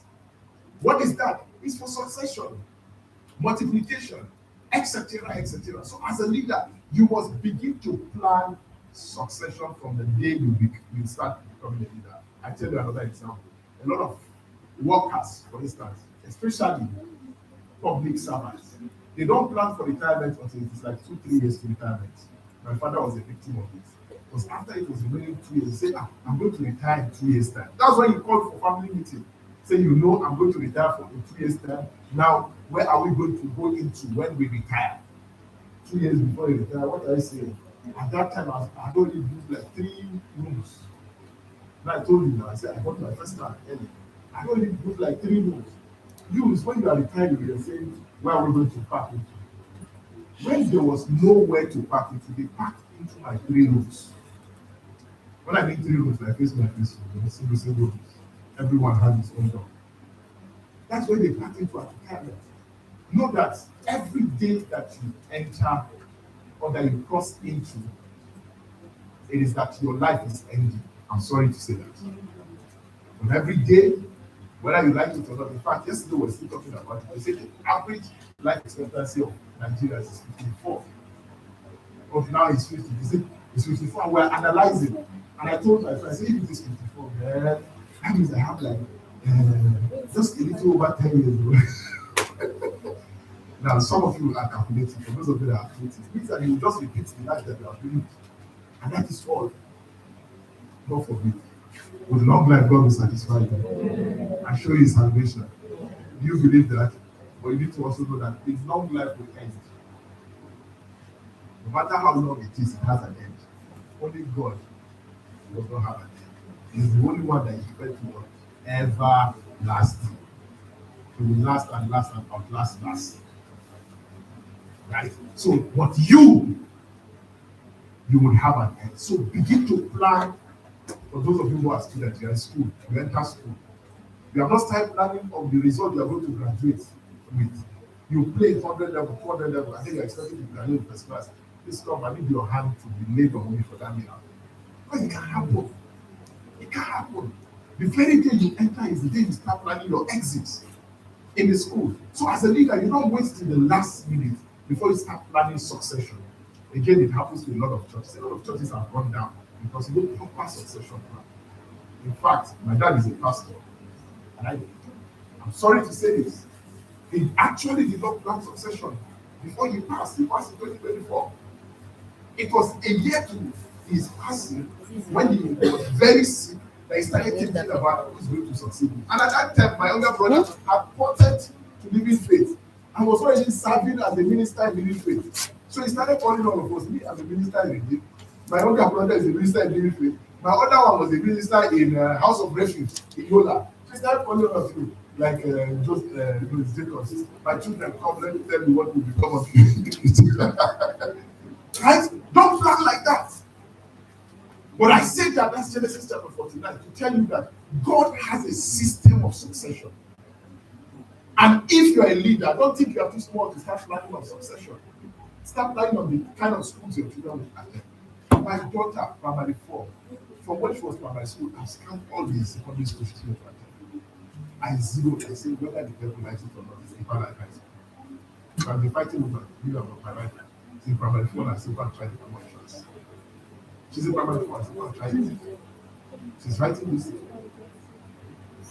And my wife said, no, she cannot go to boarding house. I said, how is she doing responsibility? I went to go, they squeeze you there. I think I was not getting. Some people will say, it's too tough. Yes. But sometimes the children need to be exposed. My daughter, she works at home. She cleans her room. She folds her clothes herself. She washes the plate.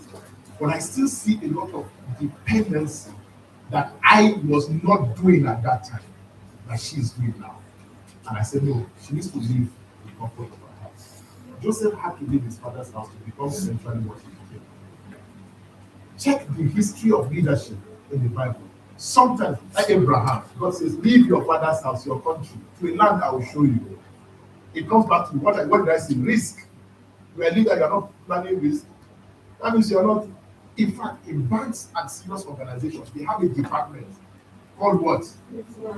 Oh, if companies can say that we want to have a department that will look at our risk and manage our risk, I know I'll hand over the mic now. Amen. I was waiting for them. They have arrived. So I need them to catch their breath. When they catch their breath very well, I'll give our Father in the Lord and our Mother in the Lord. Amen. Amen. So we have to start planning. Erupting, Moses and Joshua transition, Elijah and photosynthesis Elisha transition. This Then thing. I'll leave the rest. I'll going to talk about Naomi and Ruth and all the others. So She's Jesus playing. and his disciples, they started planning transition from when in fact, that was why he taught them. Matthew chapter 5, 6, 7. Read the teachings there. Everything you see there is equipment for leadership. So don't sit down and be playing, building organization or building your life without a plan for tomorrow. God forbid. So which this has been If next? I ask some of you now, Yes, for instance, Dr. like, Pastor you Tony. don't know even what you want to, where you want to work, what you want to do. She talked about a few people who are currently leading themselves. Her sister in her family doing TikTok and funding her. Come on, if I can give my father 1,500 naira as far back as when I was 13, 14 years, come on, you can do better. With TikTok, just lying down in your room, you can do better. Why do you need a succession plan? To prevent leadership vacuum, just take that, to preserve vision, to build stability. It also demonstrates humility, Yes, that man. right? Reasons why you need a succession plan. Signs of a leader who is not preparing for succession. He does not delegate. My leaders in church, they know me. If you come to me and say, Pastor, I want us to do something like this, I put my hand on you and say, go and do it. For God to reveal it to you, it's you that I'll go and do it. Me, God will not tell you. So that I'll not now come and do it the way that God told you. Then you now say, Pastor, that is not how God, that you God tell, and you go execute that. I'm not afraid to say, God.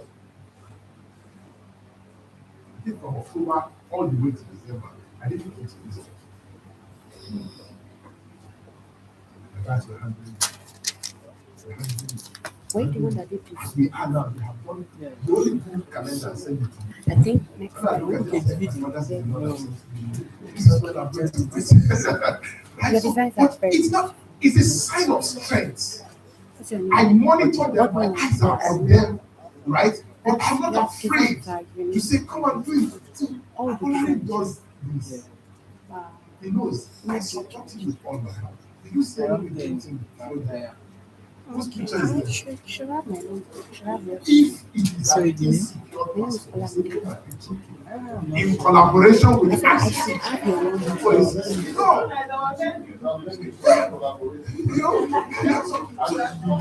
Yes, in collaboration, you must put it. Then you now put somewhere, host, Pastor Peter Abraham. And then you now put him as convener, so that people will know who is in charge. Look at that, come. Shameless, you now. Shameless will come and make me and say, Pastor, you say, go and do it. Execute it. Michael Okon, one of our leaders, also will say, I want to place this in church. I say, please, by all means. Together we gain strength.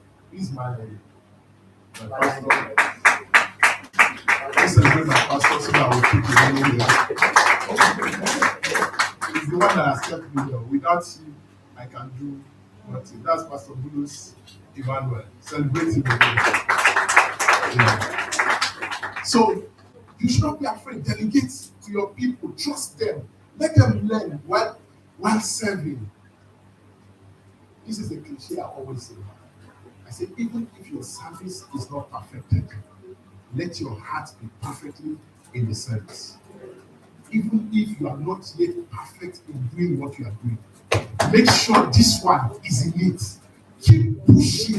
One day you will hit perfection. So don't be afraid, even if your heart is not perfected, if your service is not perfected, let your heart be perfectly in the service. Don't hoard information. Tell them, share things with them. Tell them what I feel is in my heart. Sometimes I say, I'll call him and tell him some of the things that I intend to do. Don't feel threatened by emerging leaders. No. Don't feel threatened when you are leading and then you see some other people. It means that you are leading well. It is an evidence of who you are. It is seen in your people. I tell them, I can travel from this church. I just give them dates by 2031. I'll be coming back. That's all. You keep the vision running. You don't hot information. Don't be threatened by emerging leaders. Make leadership about personality instead of system. Make it about personality instead of system. So I come to church sometimes and then I see them. Sometimes somebody is not dressed well. I'll just go and say, see, get received. I used to say, this is what I'm going to change this thing. They know me. Some Sundays I'll come. There's a lady that sells perfume. Anybody who has smelled the glory of the Lord around me must receive a perfume that day. Now, what am I doing? I'm telling them that when you back, you got to apply. Right? I'm teaching them, even though it is not vocal. So, for those of you who have been beneficiaries of perfume, amen. Now you know, amen. Let me round up now. Amen. What's the last thing? I told her I did a long note, but I'm going to skip it. Prepare your question if you have any. I'm just going to take one or two, and then I'll close. So I started law firm in Lagos. 2 years after working with the man I told you about, I decided I wanted to start my firm. That was when I was getting married. Who does that? How would you resign when you are just about to get married? So I decided. My wife asked me, what are you going to do? I said, how much did you get during this spray? No, married.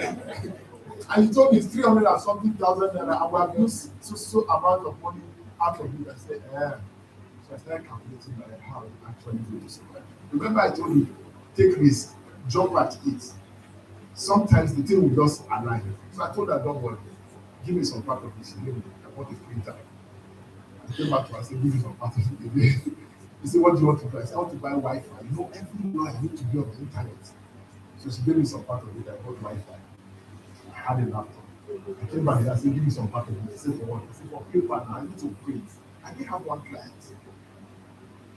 I carved one part of my parlor, kept those things. And I was praying until one day the Holy Spirit just told me, print complimentary card.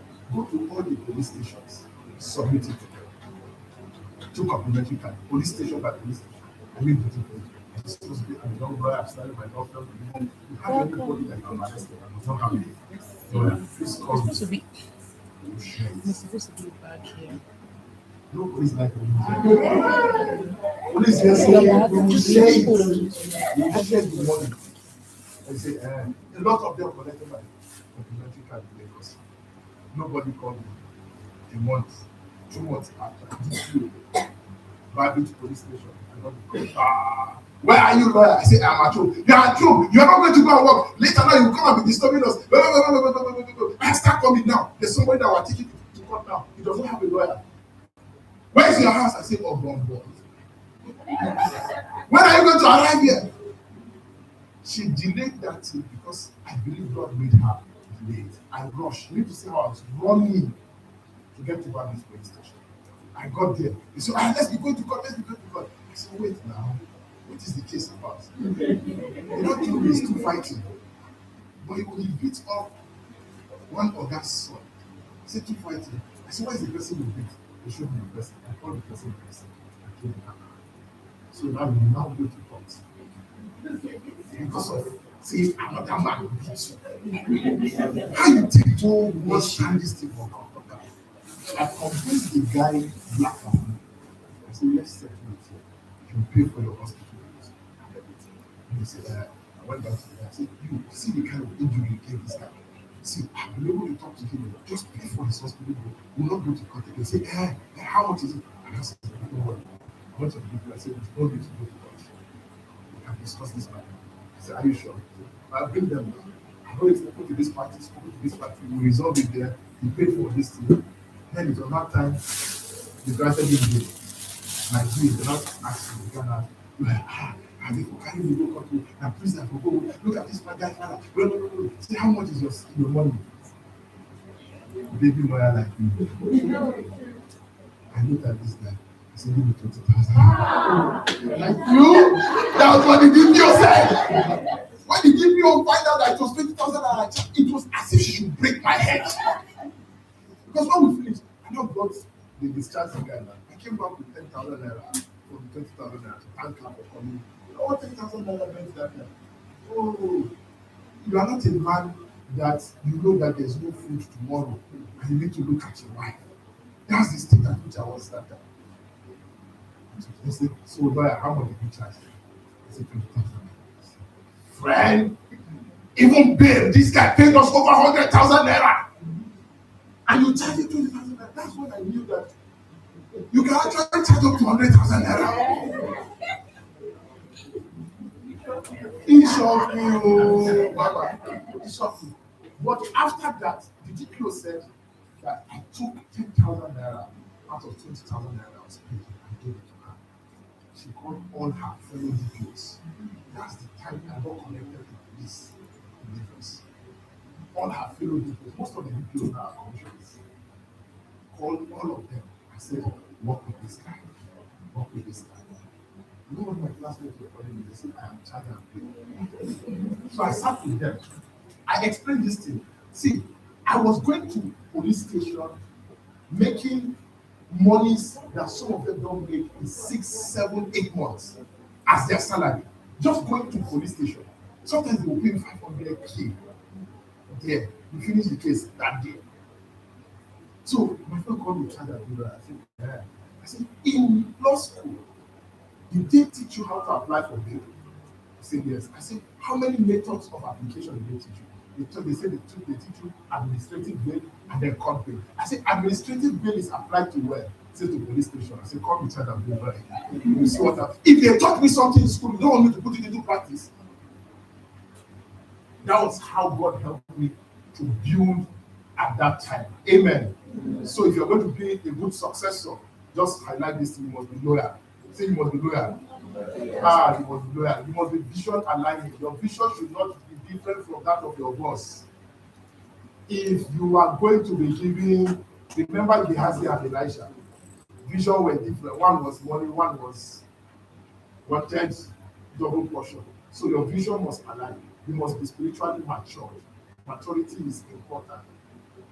One of the things that brought me very close to my boss, I can't never ask in Lagos, when I was serving as his assistant, was few times I was very sensitive to pick up some issues in church that could have become a potential legal issues. For instance, at that time our parking lot had no this sign cast pattern on our space. Because I was taught that as a lawyer, the first thing I did, I said, "How sir, we need to put this cast pattern on our space." He said, "Why now? In his church." I said, "In his church." 2 months after we put that cast pattern on our space, he stole a car there. So the man said, I said, "How did you see it? How did you see it?" You know how Pastor just escaped. So how did you see it? I picked it early. Another time, another guy came, a proper scammer. He said they released him from Ikoyi prisons. He said all sorts of, if you're a pastor here, you know that line very well because it must have come to your church. You know, when they released him, he was this and this and this and that. Like his first name, mother, blah, blah, blah, blah, blah. When the pastor was carried away, like a lot of emotion. He said, "Oh, Pastor P, bring the checkbook. We need to have this person. We need to have this." I said, "Give it 2 minutes." When I finished with the guy, I came and told him, "Pastor, take your checkbook. I'm not signing anything." So I said, "That guy is a scammer." So it bonded my view. So you have to be very, very spiritually matured. Because sometimes your leader can be carried away with so much that he cannot see. You should be able to see. You must always develop your capacity. I was speaking to her during the church Moses. I'm doing my ICAN. Right? I'm a lawyer. I'm doing ICAN. We did chapter secretary together with her. She's a member of the church. We wrote exams together. Right? I did the ABR certification. I went to school. I did my master's in law. I went back to school. I did postgraduate diploma in business administration. I went back. I did a master's in business administration. I'll tell you the root of it as I close. I went to the University of Abuja. I did master's in financial economics. I'm currently rounding up my PhD. Wow. Now I'll tell you what happened. We fought for this administration to match. Don't blame me for what they are doing now. We only fought for them to match. No, so we fought for it. We served. The time came when they wanted to settle people. They pulled out a particular agency and then they couldn't go. That was something you did everyone. This can you do your CV? At that time, I didn't add all of these coloration to my CV. I said my CV. I said, only if you had something in business administration. I said, "Do you have a master's in law?" I said, "No, I was just investing my money. I didn't bother to do it." I said, "You have a master's? You don't have any postgraduate?" I said, "What do you wait for the next election?" That day I swore. See, you see me? If it is certificate you want in this life, you tire. That's what made me to go on. I said, tomorrow nobody is going to come and tell me because you don't have this. You cannot get it. I said, no. I started reading in black and blue, gathering certifications everywhere. So if you want to ask, do you have a master's? I'll ask you which one. So we're talking about what? Capacity development. Don't ever be satisfied with being okay now. Because today's best is tomorrow's worst. So notice that every day we are progressing. Things are changing. I have to stop here. I have one more thing that I wanted to say, but I'm close. Want to hear that one paid session? It's like it's over. Amen. I'm not grown up till now. Amen. So, any question? You have a question on something you want to ask? You have the floor. Please go ahead. Good afternoon.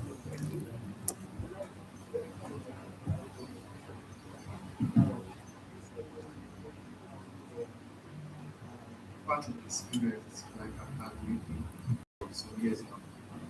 The leadership system in Nigeria is, I don't know, personally, I stand to be corrected, is questionable. We have a whole lot of boss, but we don't have leaders. You can imagine where you walk to your place of work and the first thing coming to work in the morning, every other person as a worker is demoralized because boss is not happy or something. So in that system, I had an argument with somebody yesterday, and the person was saying, "No, he's your leader. No, he's your leader." I said, "No, don't use that to. He's doing this thing in the wrong what's it for perspective, and it needs to be corrected. Like the boss comes in the morning because he's not happy, and the next thing every other person needs to that day is room for the other for everybody. He talks to them the way they are not supposed to be communicated to, and a lot of things like that. And you see things like me personally in my team, I'm the highest leader in my team. You know, I have a lot of persons that are older than up to my uncle, and I get them to do things that a lot of persons surprised, like, how do you get this person to do this thing? I don't know personally. But my boss will come and say, I like what you do. You are doing your job perfectly. But I want these people to see you and be like, no, my manager is coming, next level is running. Why? I don't know how can that system be corrected. People will work and the boss will feel maybe their heart is messy and you want to make them at least like maybe beg or something before you pay them. How can that system in Nigeria be corrected? Sadly, it takes so long for us to arrive at that point.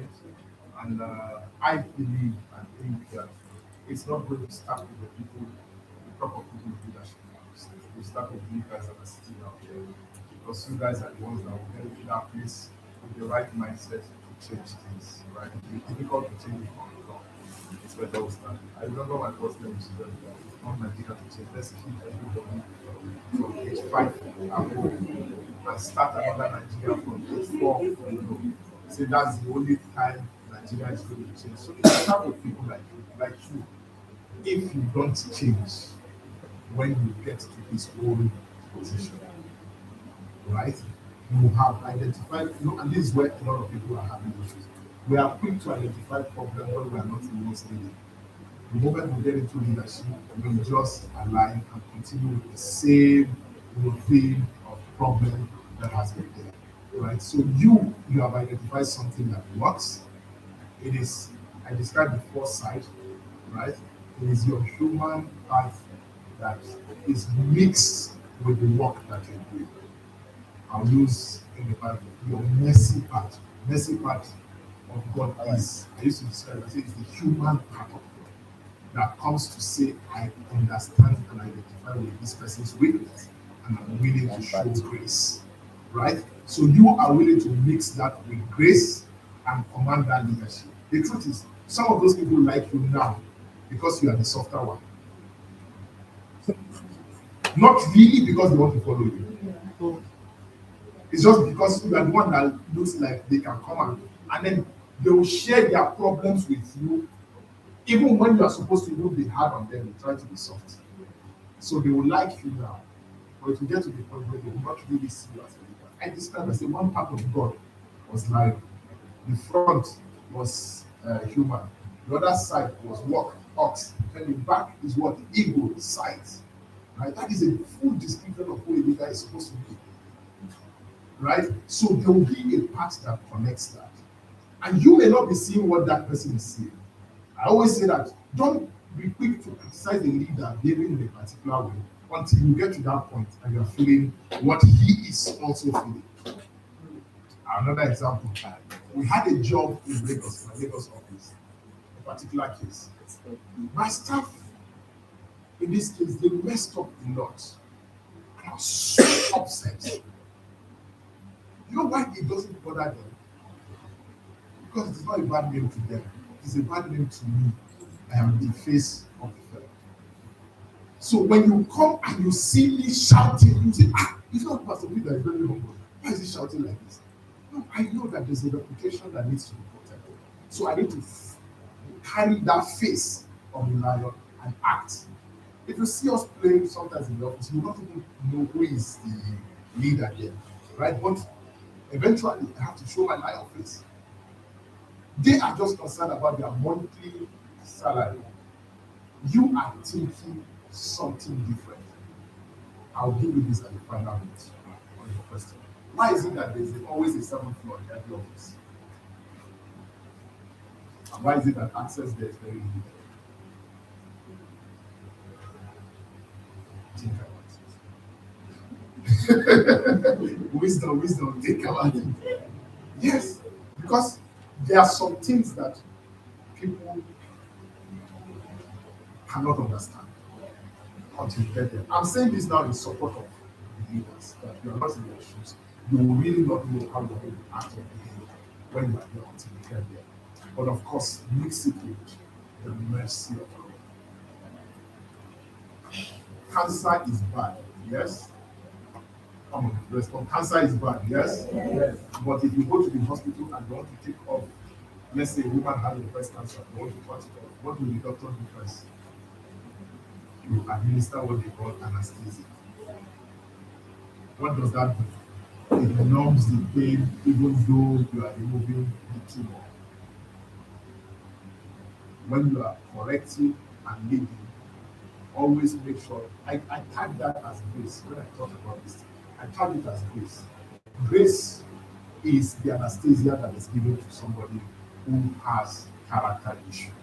Even though you don't celebrate it, you don't endorse it, but you correct in love.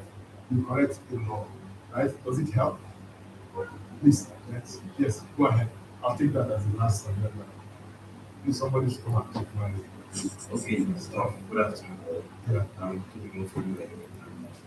What you just said just now gave me just brought up a question here. So you said cancer is bad, and when you come to the breast, you said grace is the demonstration. So how do you help? It's not for me. What do you want me to do? Might come across. Where's your phone? Now I've been opportunity and I'm still working with older generations that don't know how to understand manifestation. In the world to understand yourself, you don't mess up the deep control. Like the deep control. In the deep, it's not left to you to know what to do. Then you now come back and give them results. By the time they are seeing you the next time, you have to give them results. So, sir, how do we position ourselves properly to learn from those kind of experiences? Because quickly, some people, due to young age, due to youthfulness, they don't know how to absorb these things. Quickly, you just get tired and say, you say, I'm not going again. And you just leave. Whereas probably it's a learning process for you. It's a learning, sometimes it's a learning curve, sometimes you just need to pick just one thing that person said and apply it somewhere and give the person the results. Fire you. You did not know. Okay, so if I understand you, I think I remember a teaching I listened to Bishop T.D. Takes. I can't remember exactly whether it is 5 principles or 10 principles for those that are working in hostile environment. You can Google it. You can Google it and listen to it. It is powerful, right? There are lessons. Know that you are not at the place of your work. That's one of the points in there. At your place of your work, you make friends. Some people go there because they are looking for acceptance. No, you're there to work, do your work. Your boss corrects you. However he corrects you is correction. Now, when I talk to a group like this is how I say it. When I talk to that kind of group, I say it differently. I'm not telling you how I say it to them, but I tell you, absorb it. There will not be a shock absorber. You know what you are there for. Nobody sent you before you submitted your CV. You didn't go there for them to give you ice cream to be licking.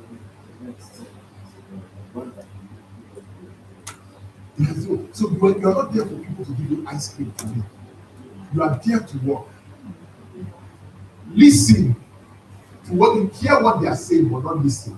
If it is harsh, that's what I want to say. So all they are shouting, just be hearing, but don't let it stick to your head. For instance, your boss are calling you stupid, useless boy. Just let it just enter and come out.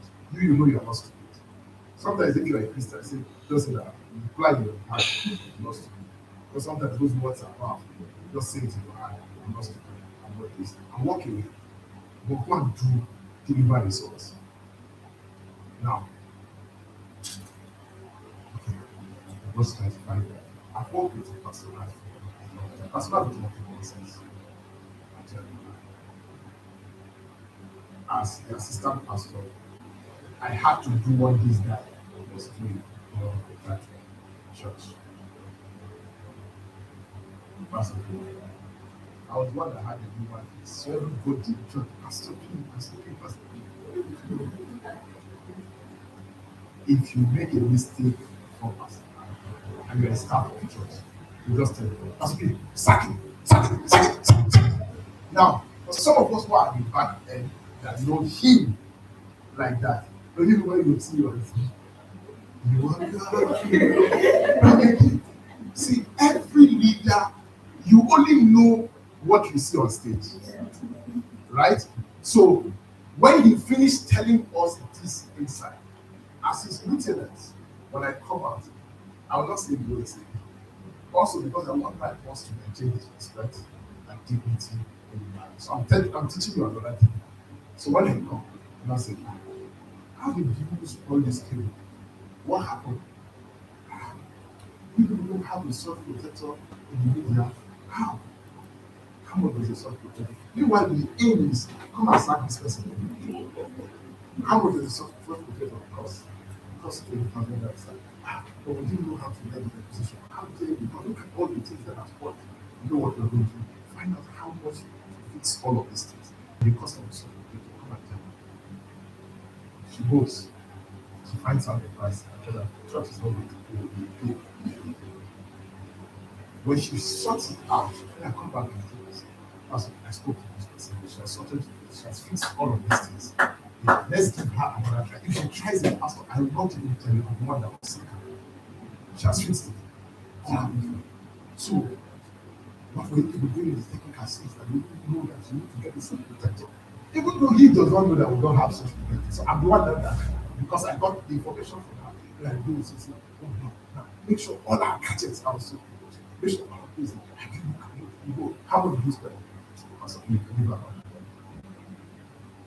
now I have mediated in between. I have applied the anesthesia there. She didn't lose her job. My boss's intention was to make sure everything is protected in church. We have gotten it case closed. If she does it again, she's on her own. You work with people that are impossible. One example in the Bible. Are you a Christian? Do you know David? Are you sure? Where did he work? Where did he work? In the house of Saul. Do you know how many Javelin David threw at Saul threw at him? What did he do?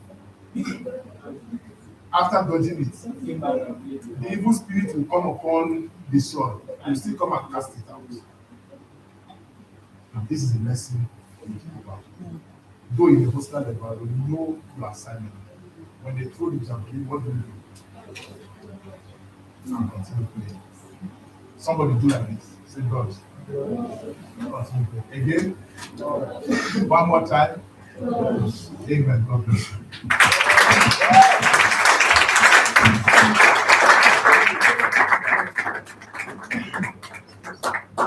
That was such a beautiful session, I must say. Do you agree with me? Do you agree with me? That was so beautiful. I won't want to talk much because I'm sure that you just have full. Mine is a lot. So if I start talking, it's feel like I want to start a new session. So I won't say anything much.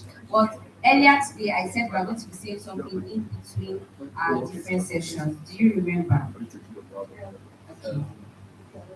Only barista remembers. But let's go again. So now I want you to say after me. As a leader, I must be skillful and I must evolve. Thank you so much. So media, please, we have our next speaker is going to be coming up now, and I'd like Global disruptor committed to equipping individuals and organizations to rise with clarity, strategy, and impact.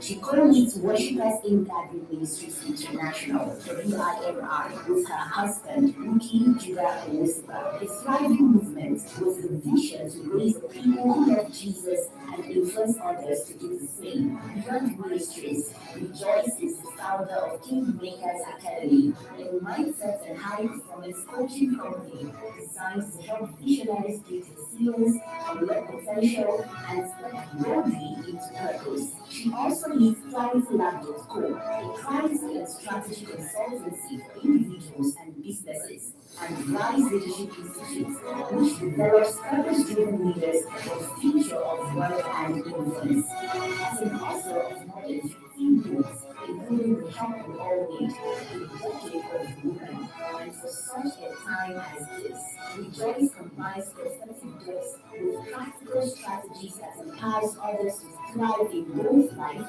and leadership. Through her unique blend of prophetic insight and strategic expertise, she's redefining what it means to lead into today's world, equipping both the church and the marketplace to build boldly, lead impactfully, and influence culture with kingdom values. Ladies and gentlemen, we will now lead us into 2026 with a standing ovation. Please let's make it Rejoice as you listen. Thank you so much for that beautiful video enterprise. It's an honor to be here. I'm sorry I came late. I missed such beautiful sessions. Please have your seats. I'm going to be quick. I promise. I know pastors always promise to be quick and they are never quick. That was a good place to laugh now. Only they are permitted to laugh at your pastors. Now we'll say one more point. And then we'll say it like 7 times before the actual last point. All right. Welcome everybody. And can we just honor our convener, Mr. Emmanuel?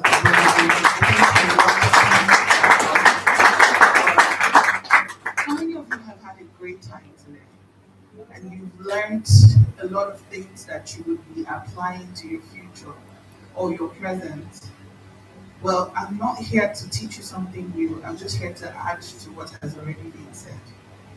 I've been asked to speak on transition seasons and how they shape us in our leadership journey.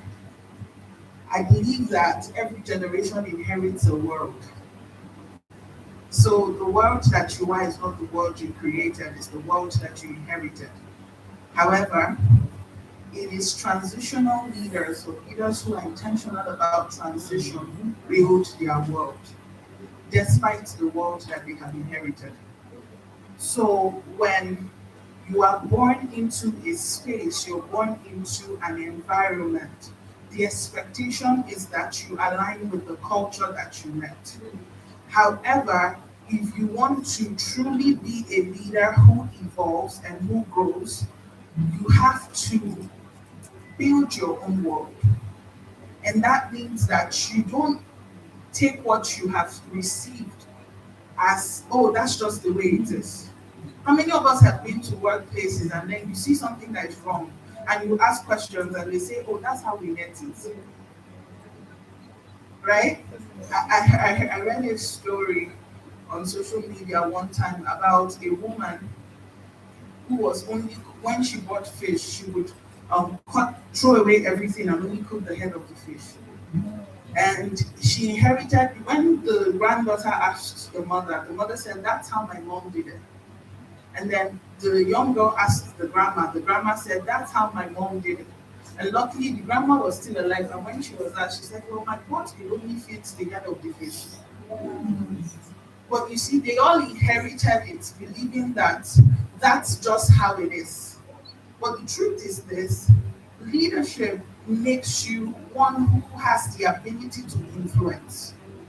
And your ability to influence is seen in what you build and how you are able to articulate that which you're building. Like, a leader should have a personal vision, a vision for what you're stewarding, a vision for what you're leading. And so with your vision, you should be able to communicate it to the people you're following. For example, I run an organization and it's a group. And so we have several groups under it. One of the things I did at the beginning of the year was to have a meeting with the heads of the organizations. And then I cast a vision to them. And I said, this is what I'm expecting at the end of the year. Now, I want you to convert this and communicate it to the people that are directly working with you. So don't just take my vision and go and throw it at them. Take ownership of this vision and communicate it to them, so that when you see results, you would be pleased with what you have built, not what I told you to build. A lot of us enter into spaces, whether it's leadership in church or leadership in our workplace, and what we do is that we say what we are told. And many times when we say it, it sounds foreign to us. It's not our own. And because it's not your own, you treat it carelessly. So when you're asked for accountability, you're unable to show up. When you're asked to give feedback, you cannot communicate. So for example, Barrister Tony is here and she runs a ministry. If I was a leader in her ministry and then she says to me, we have a conference this year and we want 1,000 women in Abuja to attend the conference, and you are the head of publicity. Conference is in September. So you have between now and September to come up with a publicity plan that brings us in 1,000 women. But then she gives me the vision. Those are numbers, but she gives me a vision.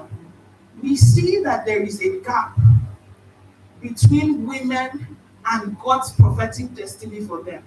This conference is to bridge the gap. She has given me a vision, she has given me a target. Now, it is for me to sit down and say, how do I see myself in this vision? And how do I take ownership of this vision so that it is no longer Barrister Tony's vision, but it is our shared vision? The issue is this: a lot of us young people are waiting till we become number one before we can articulate vision and before we can run with vision. But the Bible teaches us differently. In Habakkuk chapter 2, that he may run that reads it. So irrespective of what number you are in the organization, as long as you have been given the vision, your responsibility is to run with it. Until you understand that, you would never be entrusted with a vision. And can I tell you and remind you that the reward of faithfulness is more work. It means that God can only give you more when you have been faithful with the little that has been entrusted to you. And so if we're going to truly evolve as leaders, we must learn to start building. And today, I want to invite you not to start a new business and name it yours. I want to invite you to build where you have found yourself and build with the future in mind. Listen, we're not here because we're young. We're here because the world is moving. The leaders of tomorrow, we all sang as children. Tomorrow is here and it's waiting for no one. And transition is not comfortable. It's never comfortable to want to bring change in an already established system. I mean, have you seen Nigeria today? We've all screamed new Nigeria, new Nigeria, new Nigeria, but then the reality is that, so sorry. The reality is that, like Pastor Peter told us, we may have to kill everybody over 5 years old. Who would volunteer themselves to die so that a new Nigeria would emerge? Oh wow, nobody likes to be like Jesus. The room just went quiet. Nobody wants to die. So you want us to continue with the Nigeria that you have? Do you see how interesting it is? That the moment we spoke about it, we were getting rid of an entire generation. Everybody paused. Because if that was what it took to make change, then maybe we're just not ready for the change we're asking for. But the truth is this, we don't all need to die. We just need to think differently. And we just need to do differently. So, let's talk about the discomfort of transition. I'll tell you stories today because I think stories teach more than principles, or they help to buttress the principles more. 2016, 2017, I felt God was calling me to ministry. But despite the fact I had been called into ministry and I was doing it with all of my heart, it got to a point at 2019, I realized that the rooms that fit me no longer felt comfortable. And the spaces that made sense were no longer making sense. I felt a tug between ministry and the marketplace. And if you know the world as we used to up until 2020, a minister doesn't really do business because you're expected to be in full-time ministry, especially if you were a geo like I was. And so it was unheard of. Why are you starting a business? And I remember when I actually went ahead to start the business, I lost a whole lot of people. A lot of people that were with me at the time felt betrayed that I left the work that God has called me to do to chase money. But I knew that I did not leave the work that God had called me. I was just accepting more responsibility. Just like the story of the talents is the story of capacity. To whom much is given, much more is required. And so for some of you, you're sitting here and you've had models, you've had mental pictures that have kept you in prisons of possibilities. So you've seen people do ministry well, and then maybe marriage suffers and finances suffer and their kids hate them. Or you've seen pictures of people in the marketplace who are very successful but with wayward kids.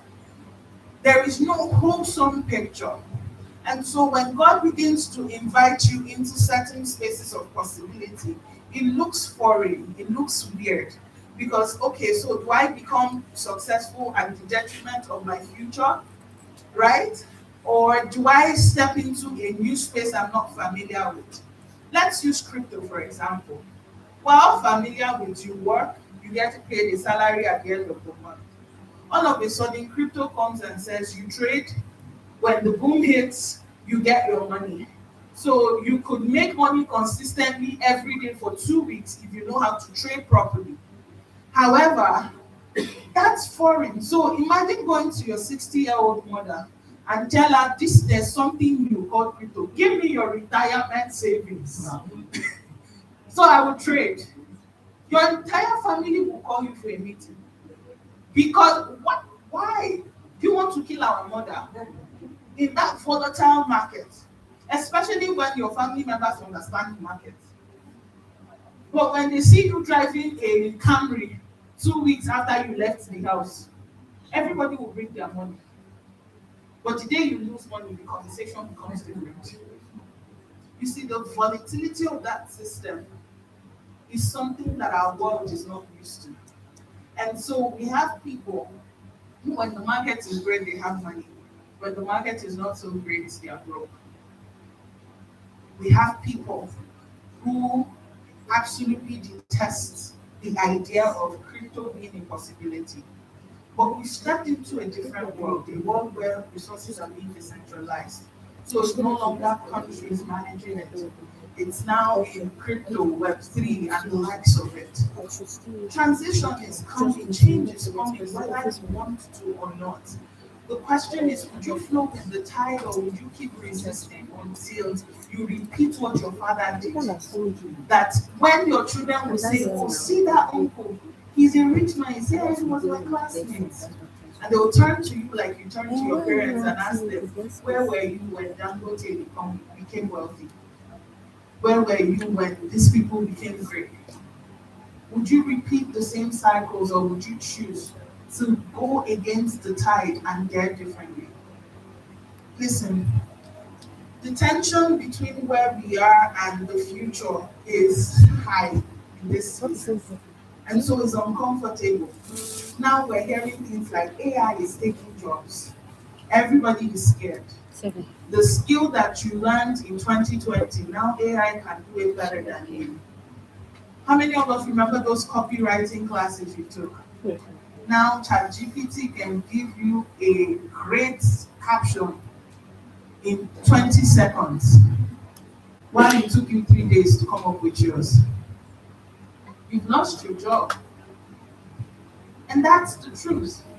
But would you fight against AI or would you find a way to leverage AI? That's the tension we're talking about. That's the discomfort. AI is not the enemy. Crypto is not the enemy. Web3 is not the enemy.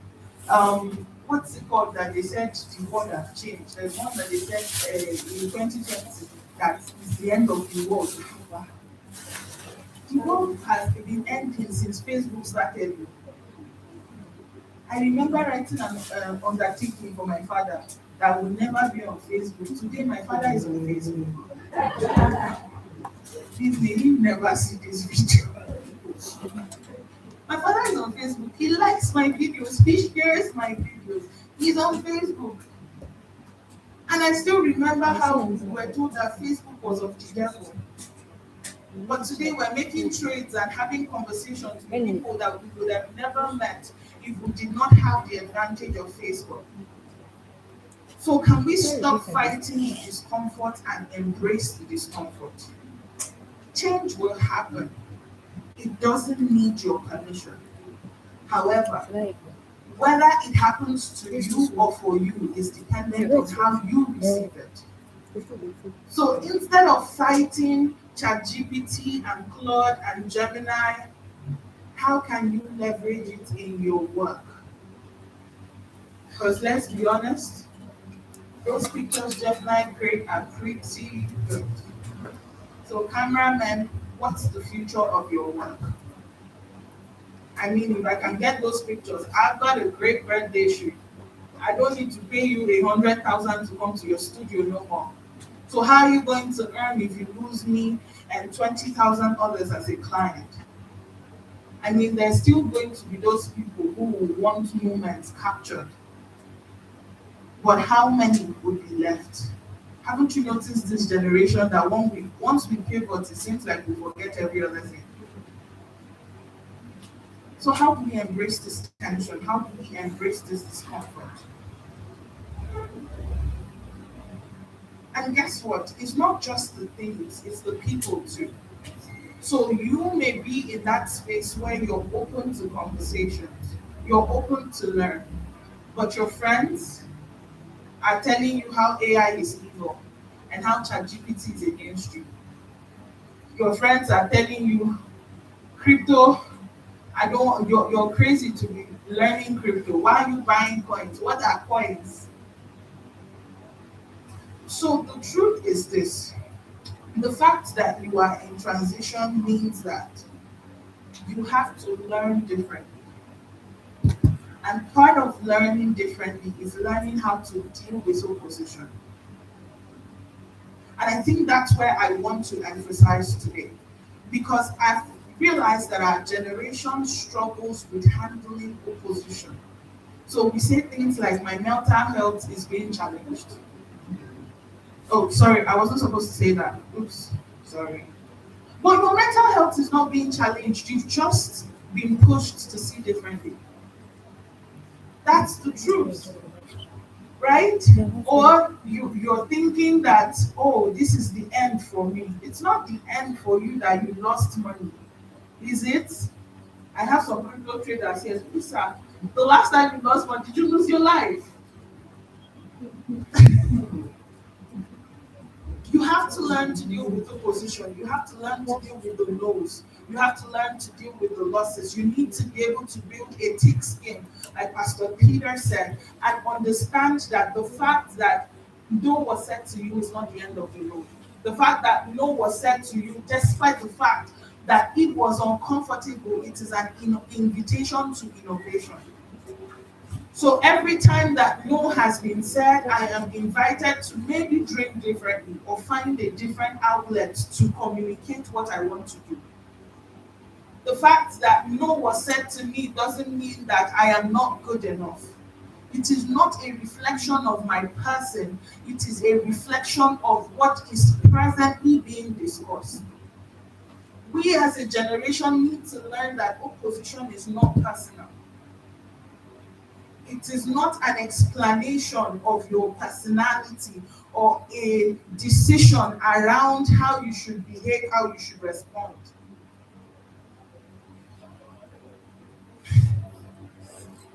Remember that Joseph walked away from Mary when he found out she was pregnant.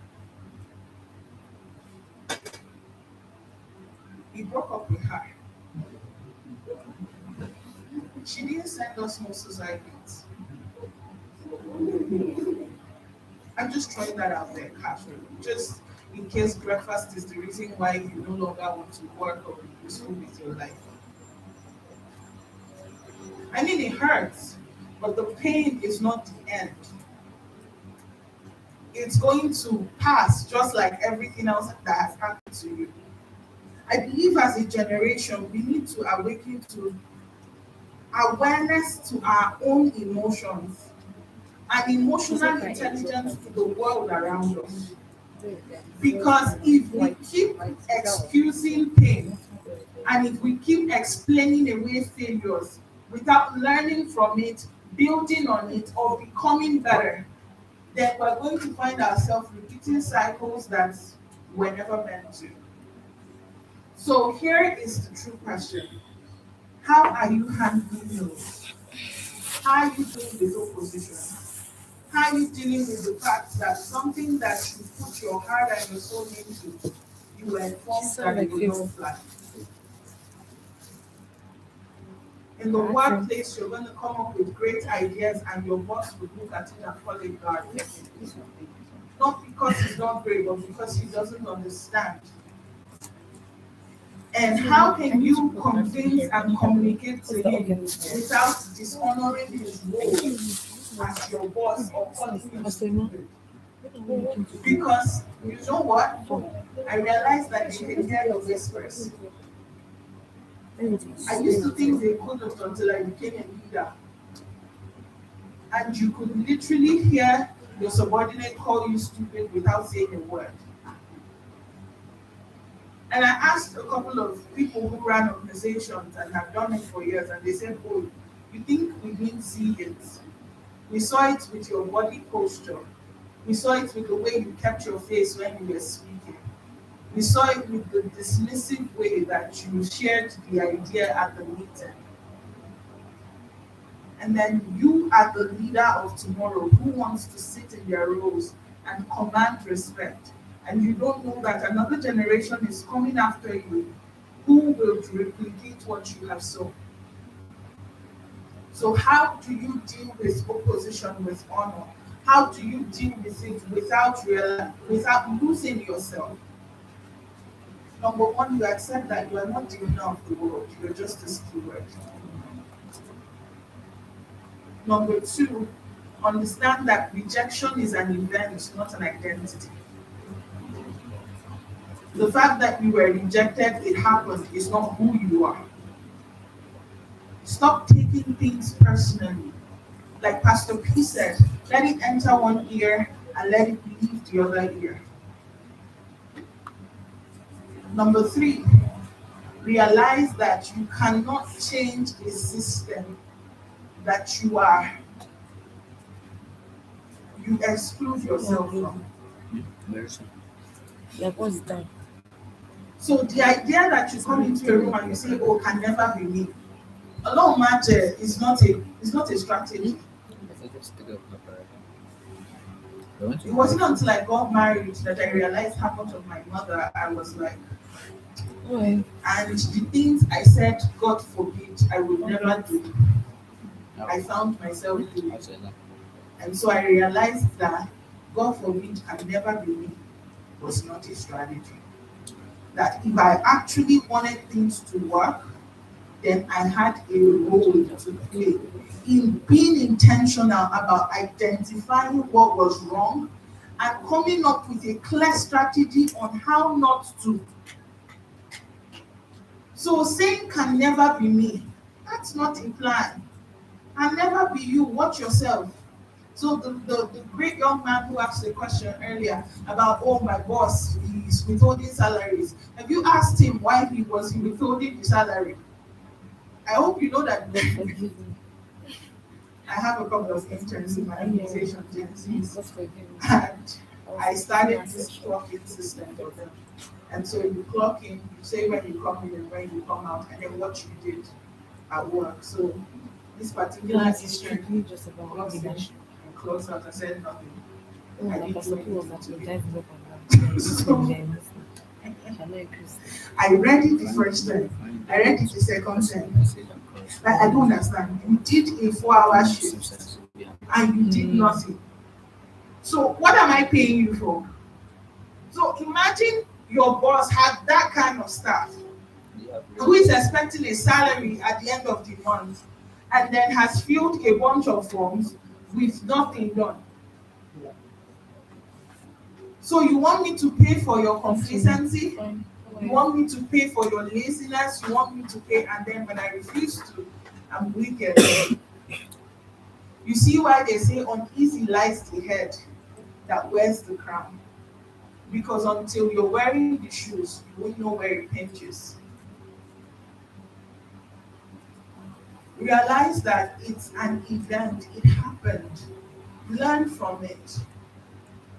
Every experience has lessons that can be learned from it, whether good or bad.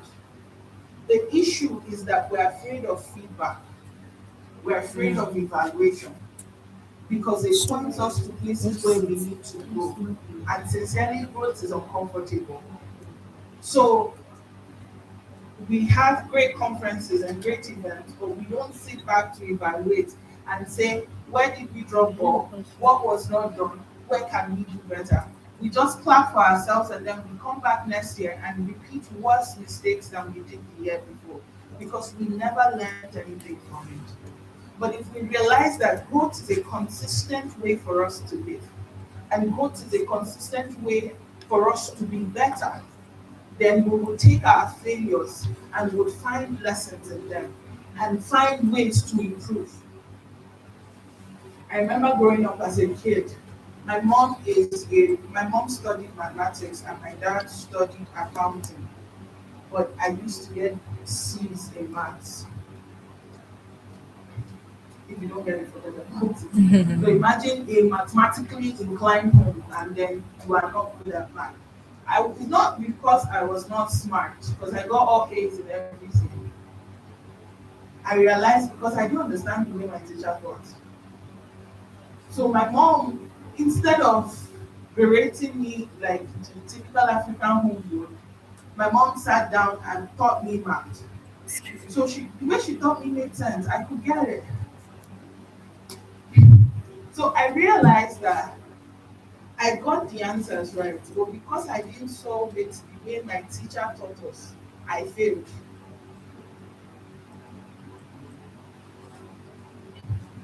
That was why I was getting C's. So it wasn't about my answers, because at a point my mom had to be like, I want to see my daughter's script. I need to see what's going on. So my mom was like, well, this is the correct answer. My mom solved it. And so we realized it was a process thing.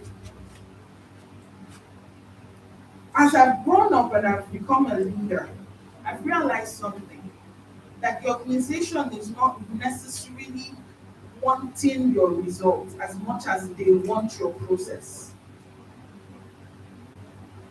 Things that are done a particular way, especially things that are that work and have worked over time, to effect change, you must be able to articulate to the leader effectively why your process is better.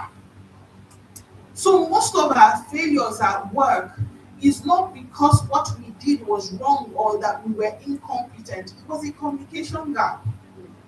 So you being able to go to your boss and say, can I suggest an effective process that will save cost, save time, yet give us the same result, would get you better access than just doing it and expecting everybody to go with it. So if we're going to understand the discomfort of this transition and understand the losses that come with it, we must also be able to know that some of these losses are avoidable. Some of these pains that we experience are avoidable. And one of the ways to avoid it is communication. Imagine if I communicated to the teacher and said, I did not understand the way you taught it, but I learned a different way. And this is what I learned. It may have saved me the pains of all the seeds I got, even though they corrected it, because I'm against my mother. But it's being able to learn and understand. So today, I want to tell you this.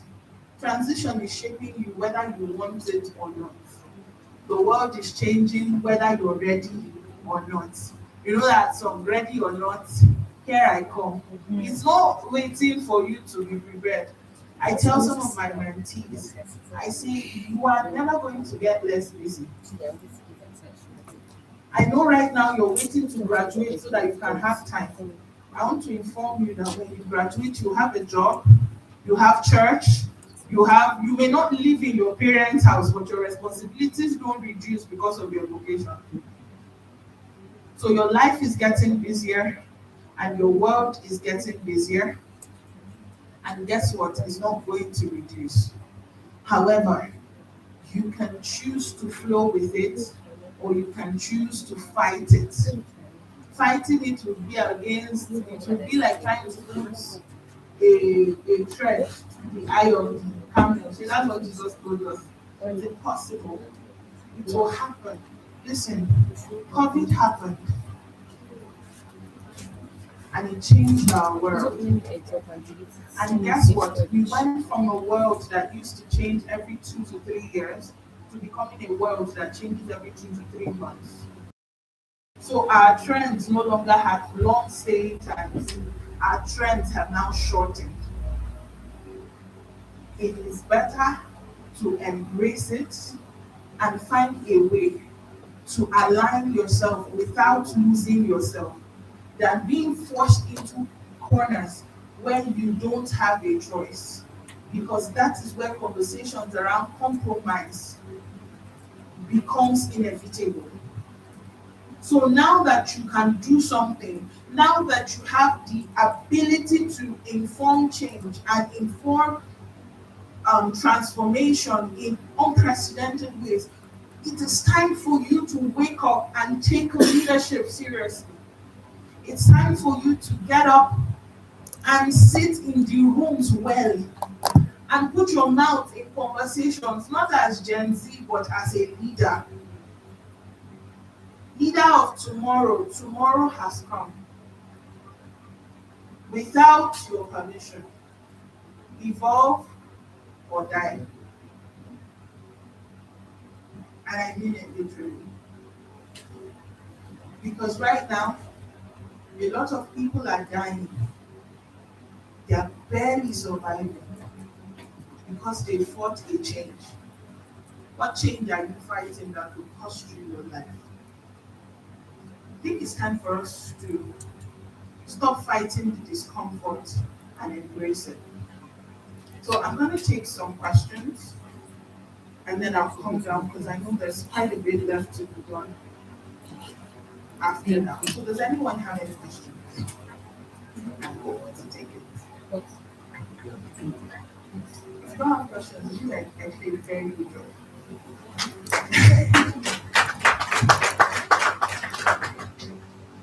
Well, I would really love to hear.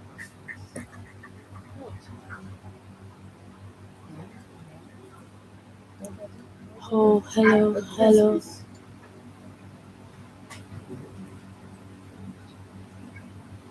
Yeah, my name is Peter. So I have two questions. But the first one is like, how can transition, if I think about so how can transition be aligned with existing strategies like present situation and to avoid confusion, like the changes and the present situation can you align together to avoid confusion in someone's thinking. So the second one is like, how can we measure success in these processes, like all these processes, like how can we know that we are moving forward or we are Thank you so much for your question. Can I get two ladies to come? Preferably one short and one tall. I'm sorry, but somebody that is not so tall and somebody that is tall. Okay, please can you come? I'm sorry. Thank you so much. All right. So I want to illustrate something. Please, if you could stand, one of you stand here and then the other stand here. Now, I want to give you a practical example because sometimes when we talk about transition, many people are thinking very big things. So let's bring it home. This my lovely sister has just graduated from the university and she's trying to become a working class lady, earning an income. Now, when she graduates, after they say congratulations, what is the next thing most people normally ask you? What next? Come on now. What next? So what's the plan? How many of us have gotten those questions? So you're asked immediately, what's the plan? Like, excuse me, let me breathe. Like, I just wrote my final exam. But all of a sudden, she's in this place of discomfort because now she's mourning the loss of what was familiar. Many times we anticipate the future without acknowledging the fact that we're losing a part of us that has held us for so long. But because we are in this constant state, what happens is that she gets to this point without growing.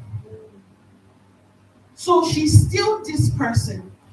And then guess what? When she gets the job, her boss yells at her on the first day. And then he hits her. Nobody shouted at me when I was in university. All I had to do was homework and write exams. The only discomfort in my life in school was my money finished an exam. And when money finished, I had family to call. I had an uncle somewhere I could emotionally blackmail. And he could send me an urgent 5K. Enough to keep me until the next investment and reinforcement from home met me. Now I have a boss who finds it normal that his morning greeting is, hey, what's your problem? I already have anxiety, panic attack, and I am in that overwhelm without having properly mourned my past. I'll give you another example. In marriage, most ladies marry and the excitement of it's my wedding day, even gentlemen too, it's my wedding day, it's this and this and this and this and this, and then you get married and then the two of you now fight. You now try to go home. And then you remember. So I actually have to smile at this person, even though I can see wall and their head. Are you with me? So now it hits you that come on, this is not the world I signed up for. I signed up for us. Babe, have you eaten? Eat for me now. Why are you frowning? You signed up for the world where at the end of dating, you could go back home If you were angry, you could not talk to each other for 2 days. Now you're in a one-bedroom apartment and there's no couch in the parlor. So you can't exactly tell him that he should sleep in the parlor. You both have to sleep on the same bed, angry. All of a sudden, you're in this tension. But what happens when you sit with the fact that I enjoyed my single days when it has come to an end? And now, let me go into who I need to be. Because what happens when we mourn and we wrap up seasons properly is that we grow. You learn the lessons.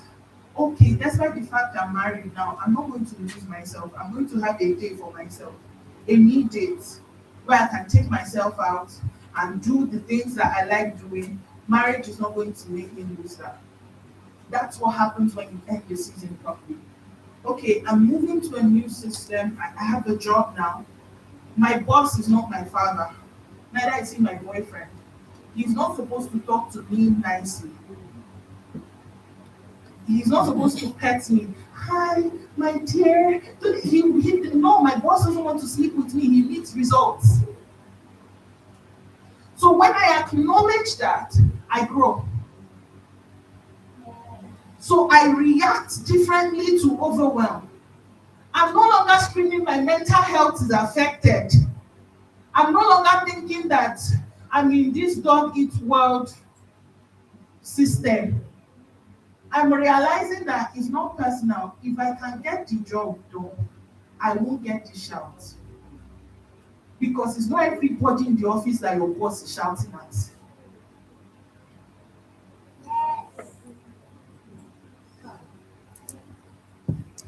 So the problem is this tension between this place and this place. How you deal with this journey, and it's very short. It's like a window.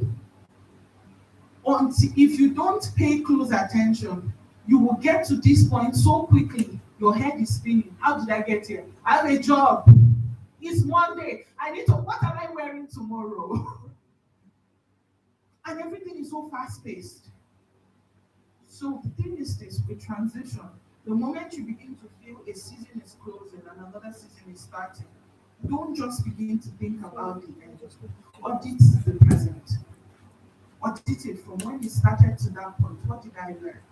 What are my highlights? Those will be the things I'll remember when I feel overwhelmed in my way. Because let me tell you, life will life, but your response is what makes the difference. So when life hits me and I hit it back with gratitude, oh wow, I remember when I was in university and they gave us one stupid urgent exam. How I passed that exam, I can't even remember. You laugh at it, the tension eases. But if you've not paid attention to audit, to sit down and remember, that was what the Bible meant when it says, forget not his benefits. Because when you sit down and you remember, I remember when school fees was a problem, my destiny. Now it's no longer that problem. I honor my journey. I honor the God of my journey as a person of faith. It's different. Do you get it? So I hope I've answered your first question. Now to the second question. Thank you so much, ladies. Thank you. See why I needed somebody that was not so tolerant. No person. How do we rate success? Now, if I give you my metrics of success, I'll make you a failure. Because I'll put you under pressure to become me. The issue is this. If you don't know who you are, everybody's success will look like a threat to you. And then you would never remember that the people who you are clapping for now are in year 4 and you are in year 1. So they have a 4-year experience on the journey that you are just starting. So now you're comparing yourself with them. You are under tension to become them, and you're now trying to outlive them. You know, there's something that happens in church when we see the reels of our pastors, or you go on Instagram. I'm a young pastor, right? And I pastor with my husband. And you go on Instagram and you see the reels of the pastors entering with the Prado, and you remember his boat that dropped you for service. And the boat itself was doing pocket at the back. And there's no protocol holding umbrella for you. All of a sudden, you begin to mourn what was not there in the first place. Remember, prior to the time when you saw that reel, you were okay. Nothing was wrong with you. Then you saw that reel and you put yourself in the context of the reel. However, if you go through the pastor's Instagram page, you see times when he came with bike to church. Your starting point was not bike, it was boat. Now he's 10 years into the ministry. He has protocol that is wearing suit and with earpiece. Your members, you come to church before them. Now you're comparing his year 10 to your year 1. All of a sudden you feel like a failure because you've been told that the metrics of success is Prado and protocol. Because everybody is doing it. Now you've forgotten this person celebrated 25 years anniversary. This person celebrated 50. This person celebrated 10. You are just one. Success is measured by your current season. So you have to sit with yourself, not social media, not your peers, not your age mates. You have to sit with yourself and determine, if you're a person of faith with the Holy Spirit, what does a successful year look like for me? Not for us, for me. It means that to the person looking at me on the outside, presently, I may look like a failure. I read a book by this man that served in India. He's an American but served in India. I forget his name right now. Huh?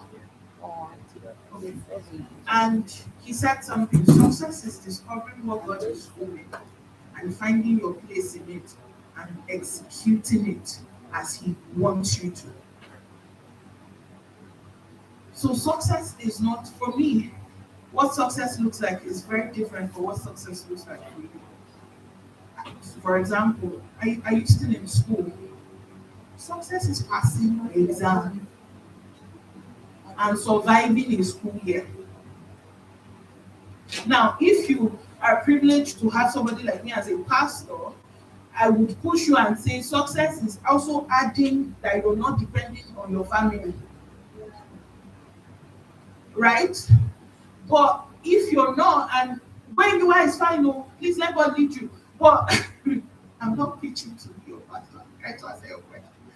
But where you are at the time will determine what success looks like for you. Your mindset will determine what success looks like for you. Leave social media. You may not have 10,000 followers yet, but that's not the metrics of success. I hope you know that there are people who have 500 followers and are making more sales than those with 10,000. So what is success in the context of your present life? Own it and refuse to compare. That's how you truly become successful.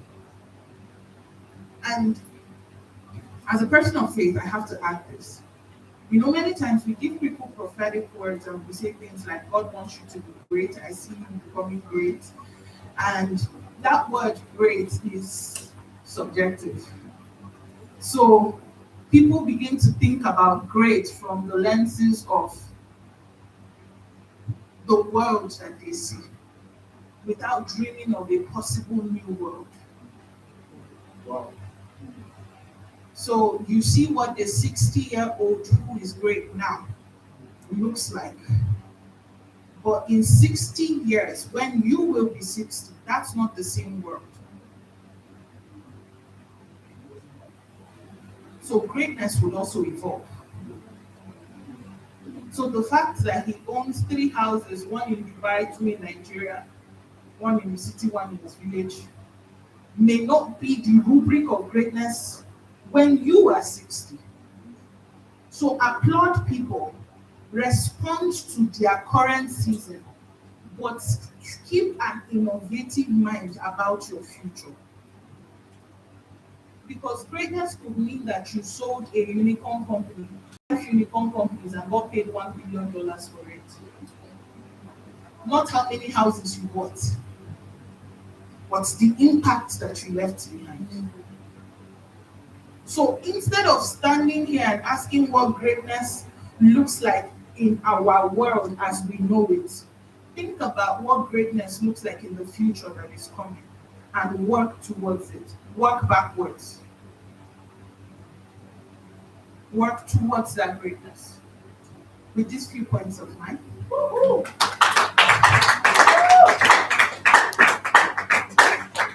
And please, I made a brief mistake there. I gave it my husband. You get to cheer me on. So please, can you just help me honor my dear husband? Who came all this way just for me. Thank you so much. If that's the way you're honoring my husband, I'm not going next time. Thank you all so much. Thank you.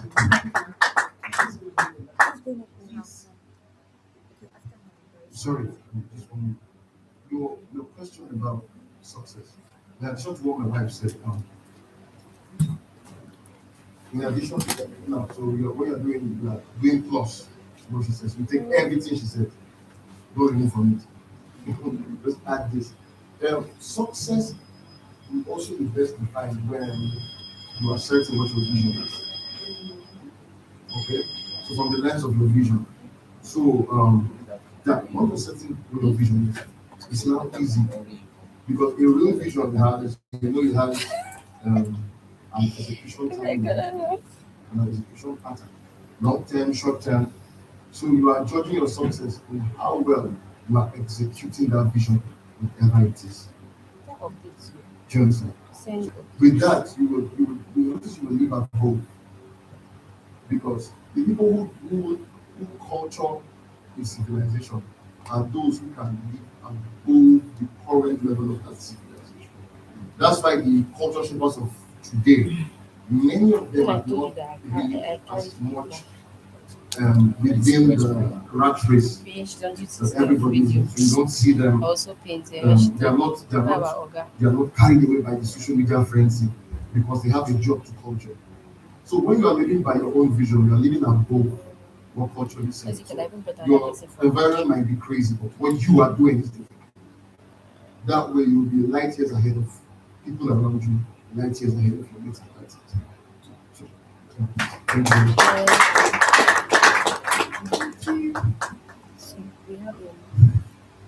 Thank you so much, sir. Thank you so much, ma. That was a great session. You learned a lot practically, not just principles. So, we're going to have energy research based on what our teacher, what she has taught us today. So we're going to have an energy research on evolve or die and die to evolve. I hope you understand it. In fact, some of the things that she has taught us today is evolve or die and die to evolve. Am I right? So we're going to have a brief energy reset. So if I say die, okay, let's start with evolve or die. If I say evolve, you say die. If I say evolve, you say what? So okay. Just a second.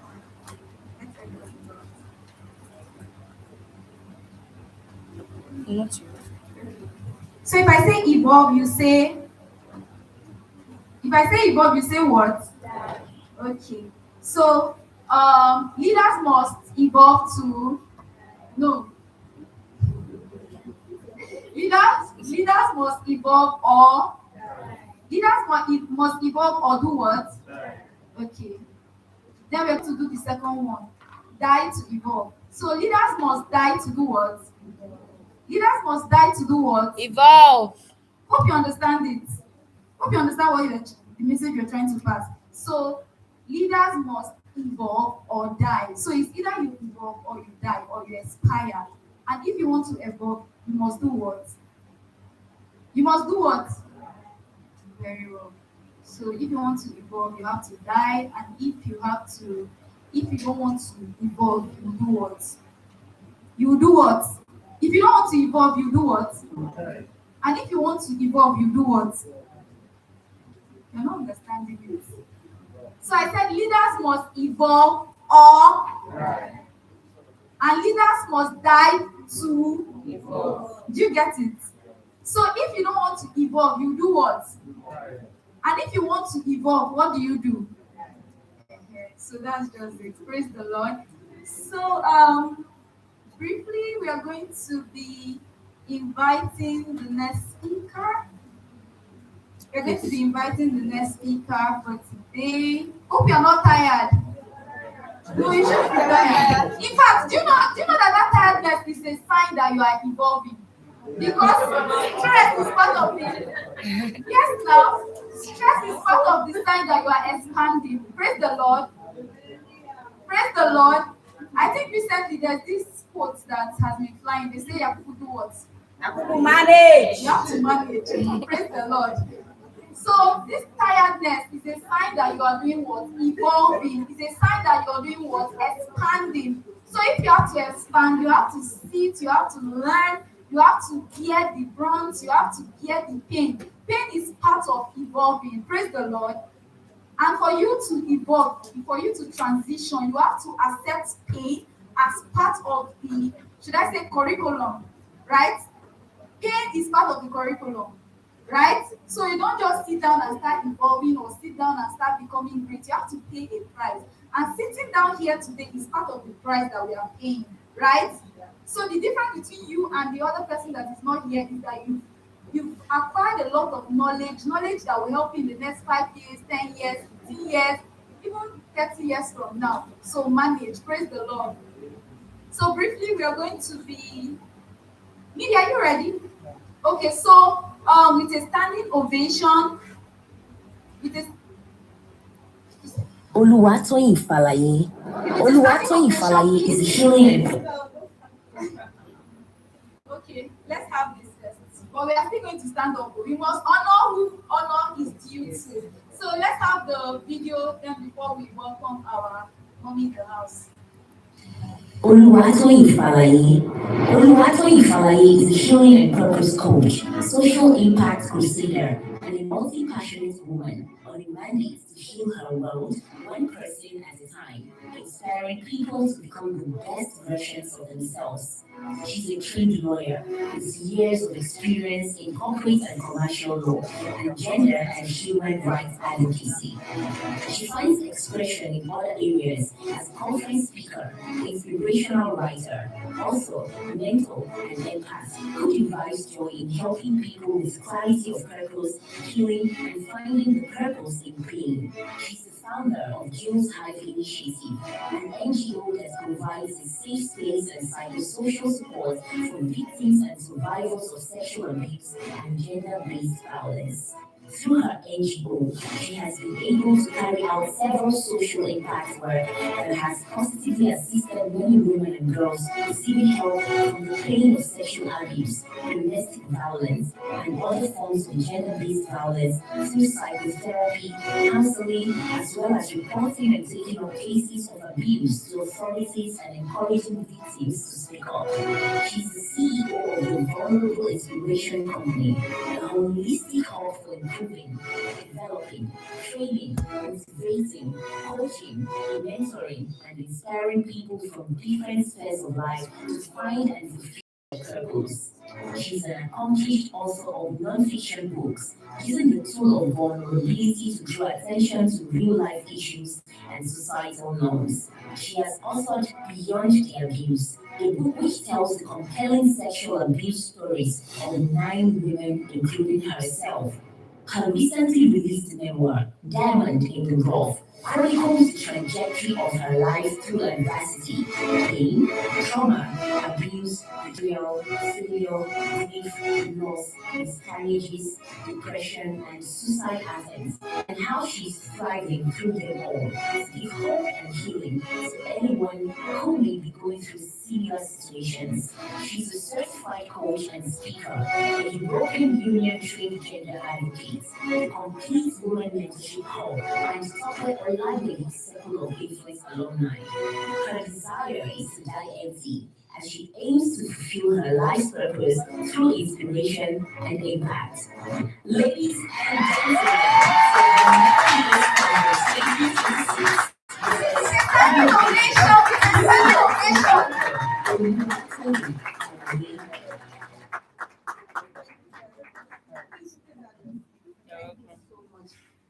the reason I allowed them to play the video is because I also wanted to see it because they didn't ask us for anything. So this is very highly commendable. Thank you to the team. Thank you so much.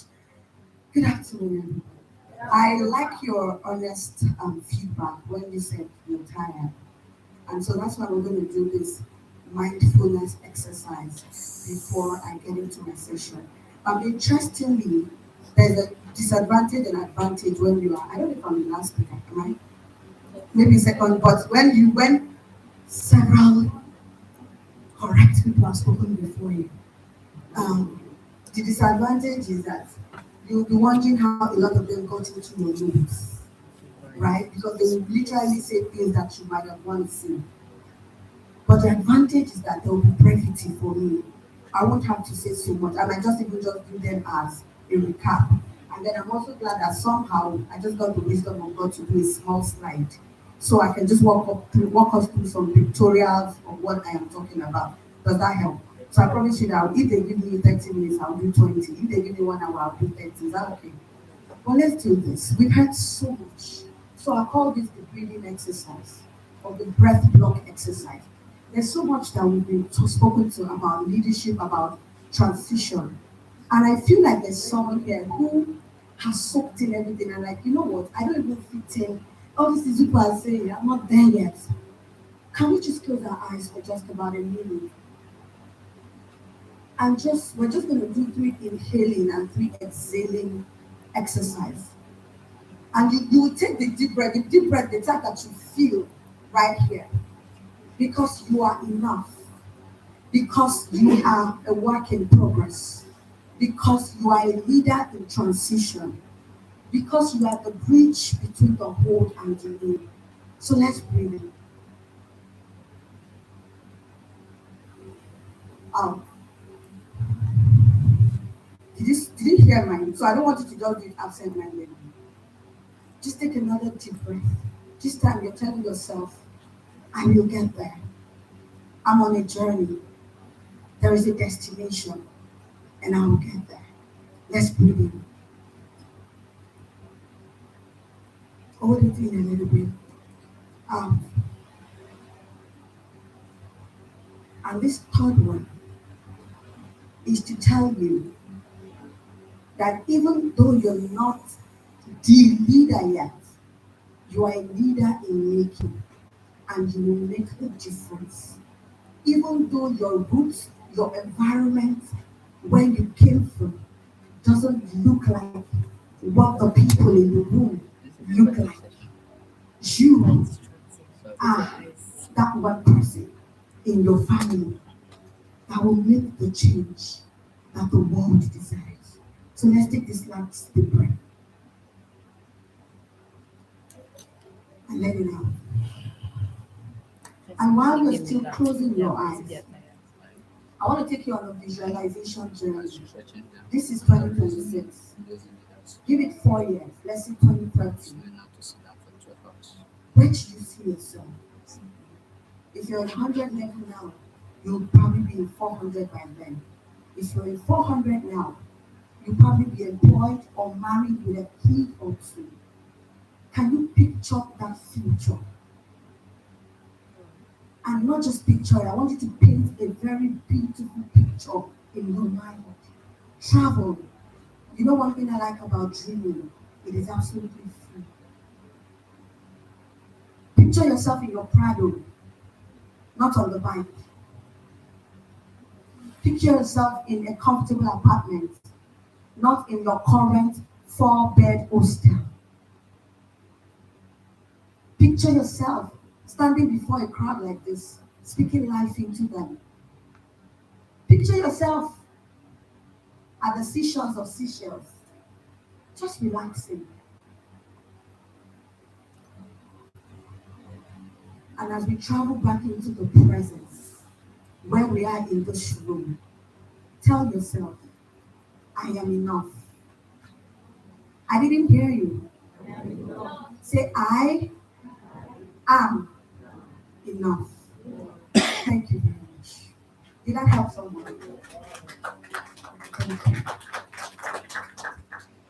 So I've been asked to talk about a topic that I didn't think is my niche, but as a public speaker, you can't reject a topic that I'm related to because you're first a leader, and sometimes you teach from wealth of experiences, the things you've learned along the journey of your life, and then lessons along the line, so that what you get now, I like what she said, that what you're getting today, you might not even use it until, it will continually be beneficial to you 10, 20, 30 years from now. And so that's why when I come for conferences, I like to sit through the entire session, even when I'm done with my session, if I don't have something important to do, because I'm also learning as much as I have come to give you lessons. And so very quickly, I've been asked to speak on the topic, which is the transitional leader, the bridge between when it's time for us to do the slide, I'll let you know, but you can just leave it there. The bridge between the new. And a lot of the speakers have spoken very extensively and very intelligently and very profoundly about transition. And I like one thing that was constant in their speech is that transition is painful. It's not comfortable. You have to come to terms with that. If you're going to transition from where you are to where you are going, the grounds, the terrain will be very uncomfortable. But I just felt that I needed to just introduce us to a bit of what it is that is leadership. But I also I think it was Pastor Peter, he helped me deal with that, because I was also going to tell you that leadership starts with you. Because sometimes when we talk about leadership, we always look at it as the people who are up there, or a leader of an organization, or a proprietor in a school. But he emphasized the fact that you have to lead yourself before you can lead others. And so he kind of helped me, deal with that aspect. But I wrote something about leadership, so I'll just quickly run through it. I said everything rises and falls on leadership. Either the way you lead yourself as an individual or the way you do it collectively. But I said we cannot talk about transitional leadership if we don't define who a leader is. I feel like if we're talking about the transition, and like I said, all the speakers did a very beautiful job. But who is a leader? What does a leader do? Leadership is the ability, I'll just read it, to influence others, to gain direction, competence, and purpose in any sphere of influence. If you want to write it down, I can take it a bit more slowly. Should I? Thank you. The ability to influence, and that influence you can put in bracket impact, others to gain direction, competence, and purpose in any sphere of influence. We have very big, how do I call them, masters of leadership. We have the Miles Monroe, the John Maxwell, and some of the templates that some leaders are working by, even in the current day dispensation, are the templates that they laid down in their several books. So you and I might not have met a Miles Monroe, but through his book on leadership, you can gain nuggets that will help you. And so Miles Monroe said, the ability to lead others by influence. So you see that word influence as a constant when you talk about leadership. He said leadership is the ability to lead others by influence. Miles Monroe and quoted. Then John Maxwell said leadership is influence. And I think that to be a leader, you need three things. And then I will just leave all this thing about leadership and move into my slide. He said, one, you need the head, you need the heart, and you need the core. Again, I will not dwell much on that because I think it's Pastor Peter that was also able to deal with us on that when he used the four-sided, sights of God. So you need the head, the wisdom, the sights to be able to see things ahead, to think fast, to apply wisdom to a situation, to take advantage of opportunities.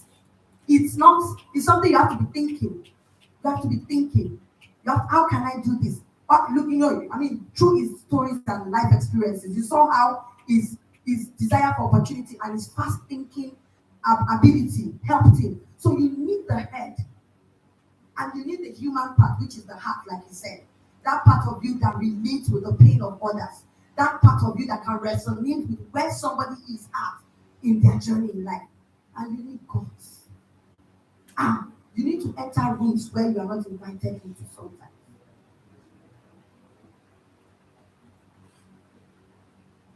And that's why I said conferences are good. Because it brings you closer to people that you may never have thought that you would have met in your entire life. I remember the first time I met Mrs. Ibukwawashika.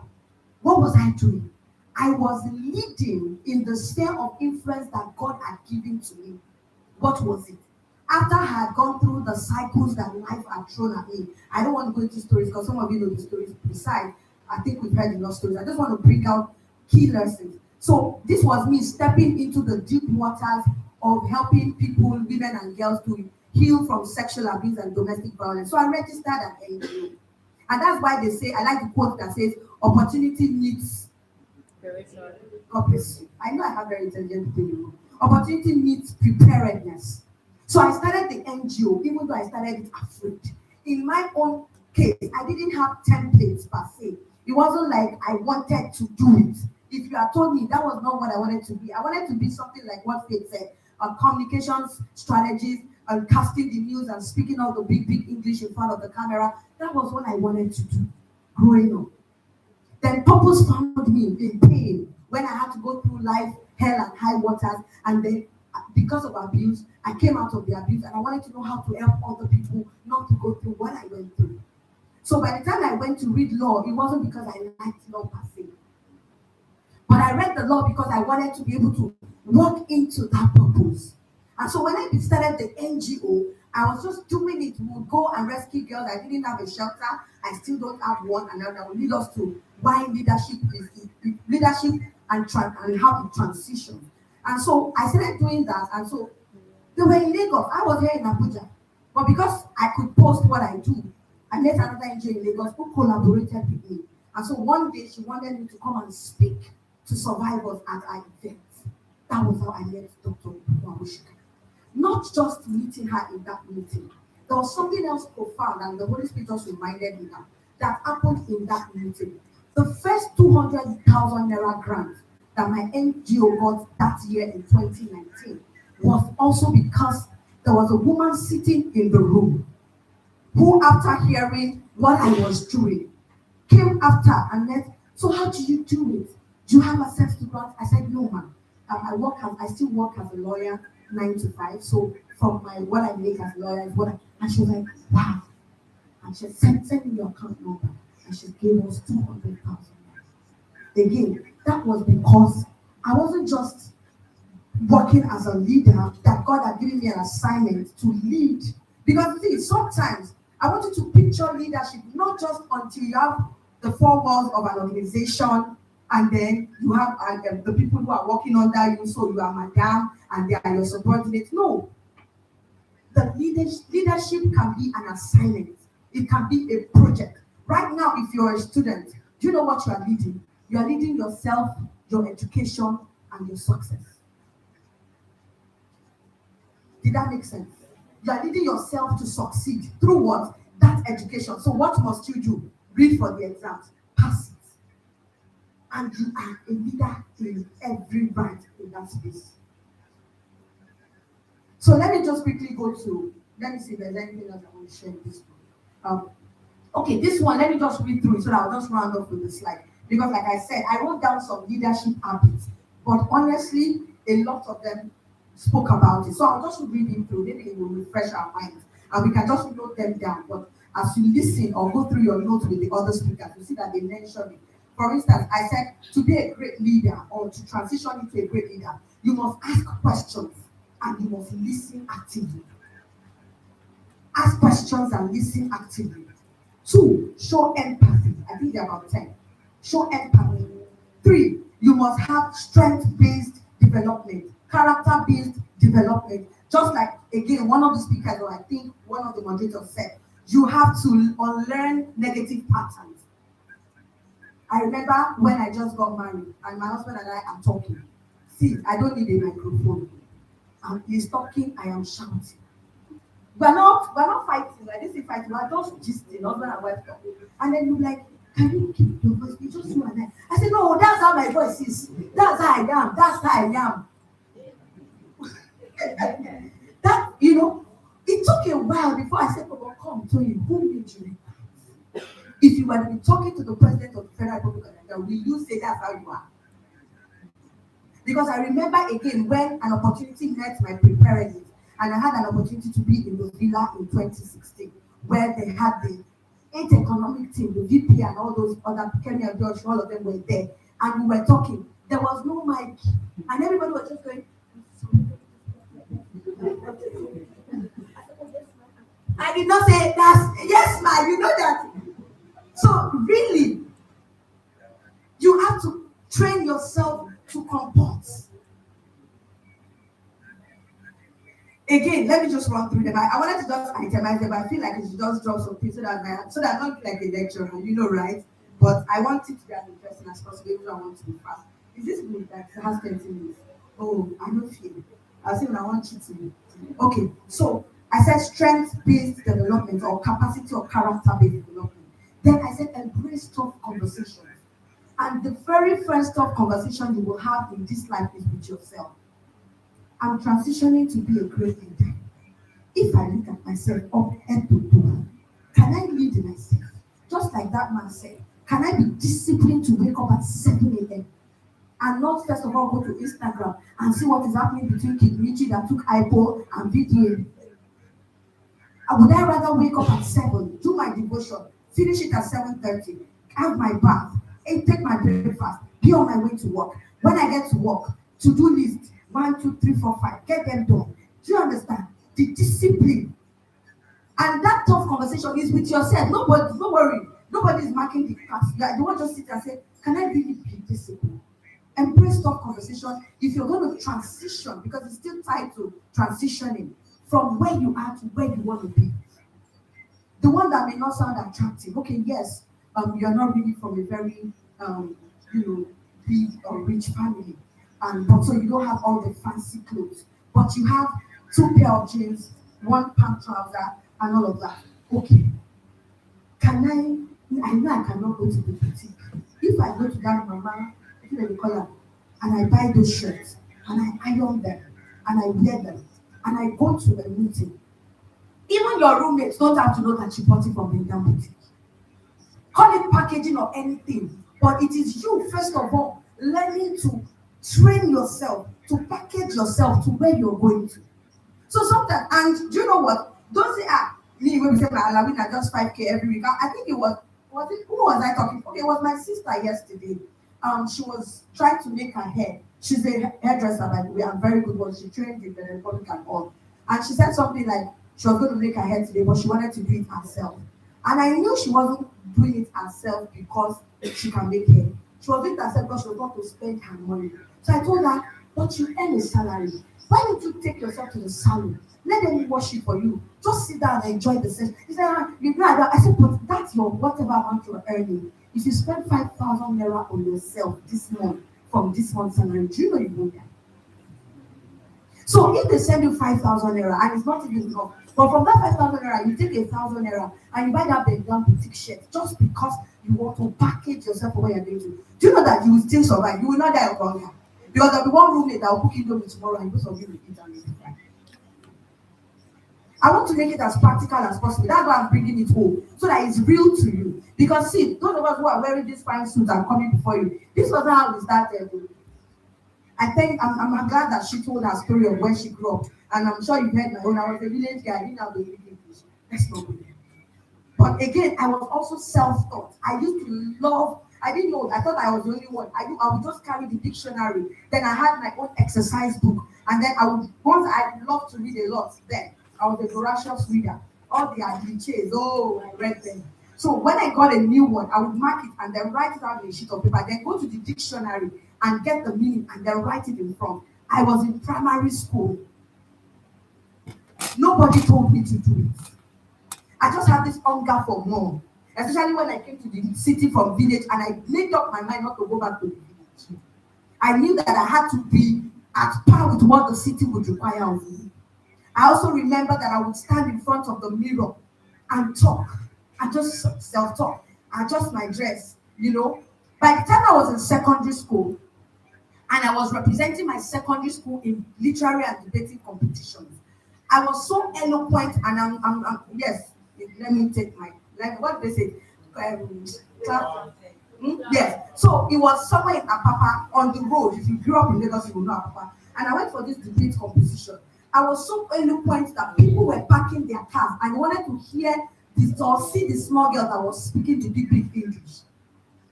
But it wasn't something that I learned overnight. It was something that was self-taught. So on your journey to growth, on your journey to becoming a huge or great leader, the little things you did in your secret place will reflect.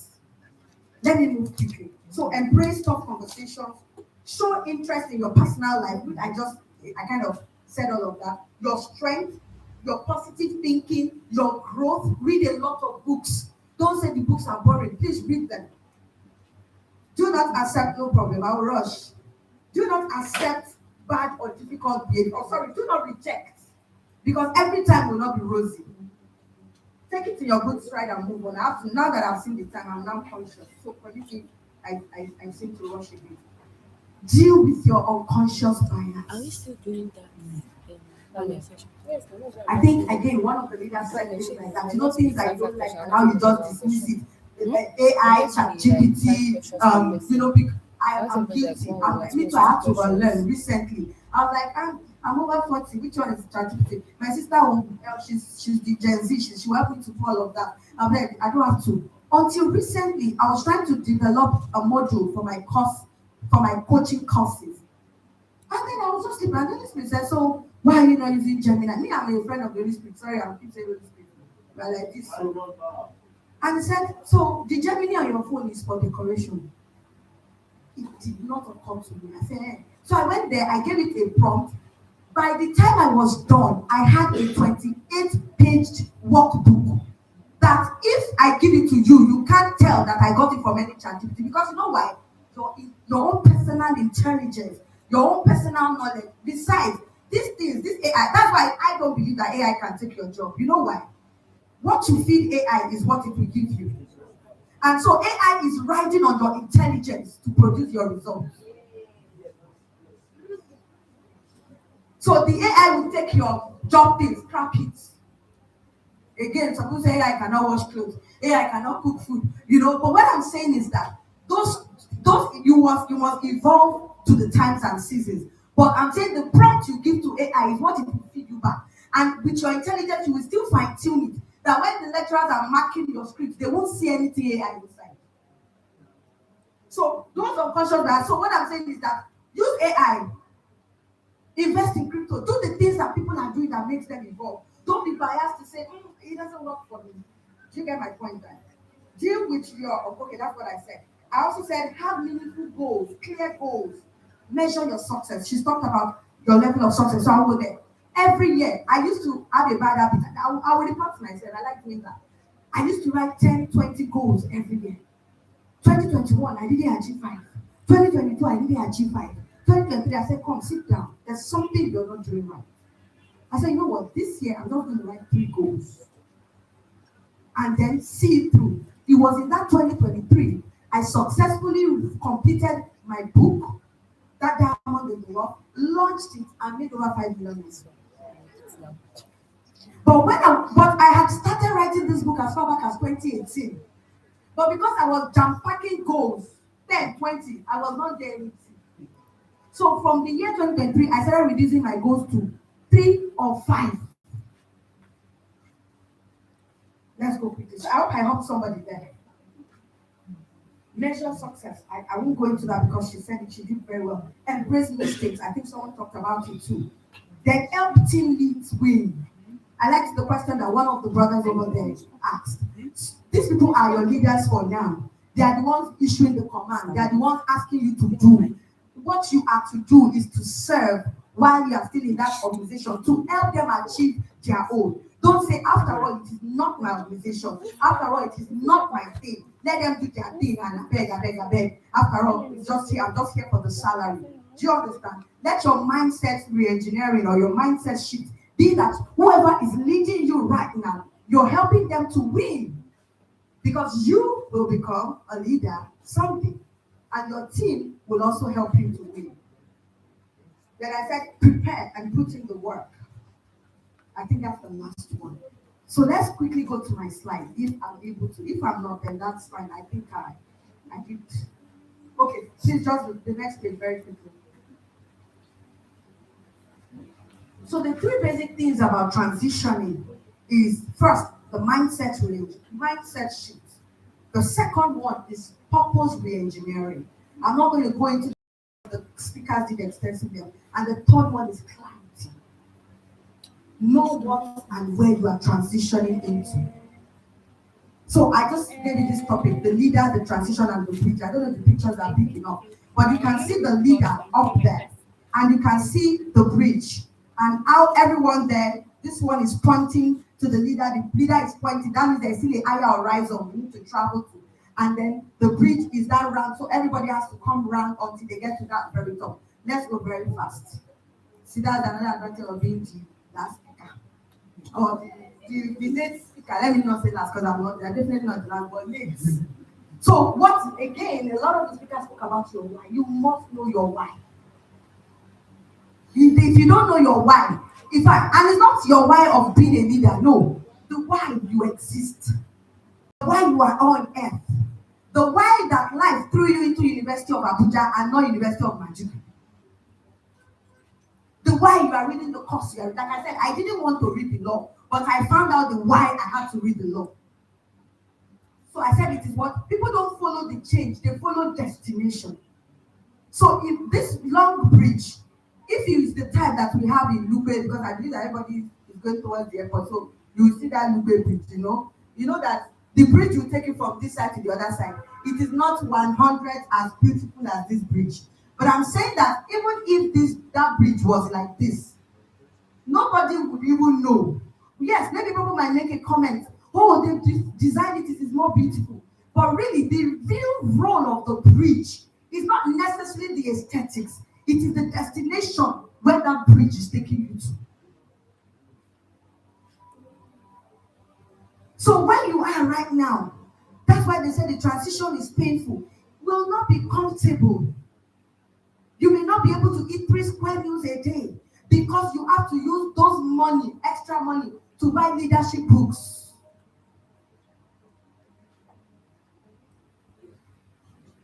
Like she said, you may not be able to ride your Prado now. Please gladly enter your Prado, but you know your destination. So your why is not who you are now. When I was in secondary school, I never in my wildest imagination thought that I would ever meet with the president of a country, not even my own country. It was not by destination. It didn't look like, because who, how, where, just like that lady said. If you Google my father's name, you can't find it. But like I said, as a child, there was that desire for greatness. That standing in the mirror and talking to the mirror. That reading books, that carrying words from the dictionary and finding their meanings. I was building greatness, albeit nobody was seeing it. Even me wasn't seeing it. Please, let's move quickly. So people, you don't follow the change. What is changing? Maybe today you had money. I like what Pastor said. As a young chap, 16, 17, was already making money. But he also told us how things changed when he was about to marry his wife. He was down to zero. But look at where he is now. So the destination. Let's move very fast. So this one, I'm going to read. Just look at that picture very quickly, very closely, sorry. I said there's always a foundation. And that's why you must honor your past. What I wrote here, I said honor the past. I said as a transitional leader, your past is crucial. You cannot ignore it. but you can outperform it. You can't ignore your past. Forget it. You cannot see. Even in fact, I noticed that most rich people, most accomplished people, the Oprah Winfrey, the Obamas, name them. There is no how they talk about being the president of the United States, Barack Obama, without telling us that he came from no place in Hawaii. There is no how you will hear an Oprah Winfrey story and you not realize how poor, how bad they are. You will honor the past, but you must be determined to outperform the past. Let's go to the next. Then I wrote again, I said, validate before you.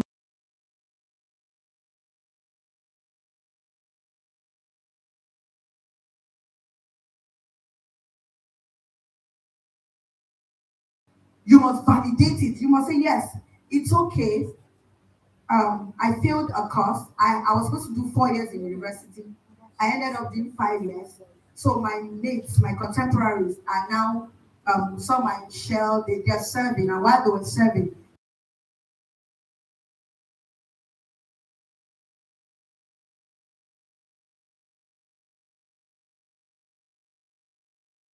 matter of fact, one of them is already driving one very expensive car. Now, like they said, Yoruba will say, don't begin to feel bad that your friends are ahead of you. Rather, validate that painful experience that you failed that course that made you lose 1 year. So that way you'll be able to innovate. So that decision to now be better, to now become, the regret, the pain will be lesser because you healed from it. Again, I said, acknowledge the success of the old way. So in your transition journey, you didn't lose it all after all. Even when the things didn't go as planned, even where you're coming from, even though it didn't look as rosy as where you're going to or where you are stuck right now, still acknowledge it. I'm still talking about the fact that you just have to honor the past. Again, I said this one, and this one was more in relation to maybe politics or governance. I said, respect the legacy of those who built the current system. As badly as we may think or know that Nigeria is, there were some people whose life, whose blood were shed to even get it to where we are, true or false. So, in our desire to be better, in our desire to become the transitional leader, the bridge between the old and the new, you must go and learn history. Not as a curse, as a cause, but read the books.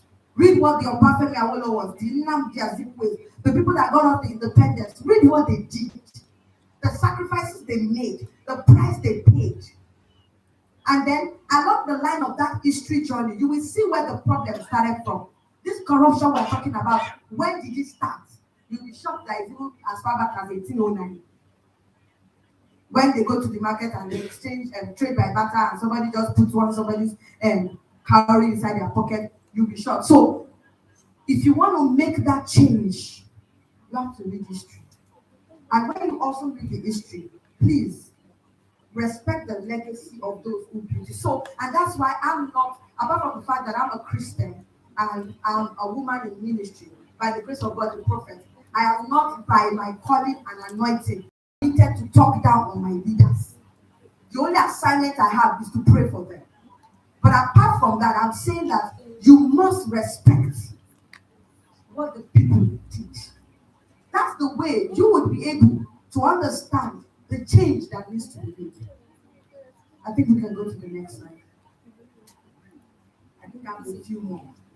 I like this one and I'll dwell there just a few minutes. Normalize the feeling of not being there yet. As you can see, where this guy is or where he was, it looks like he was coming from a very dark spot. And then he gets to that point and he's kind of blurry. So even where he's going to, he can't clearly see where he is going to.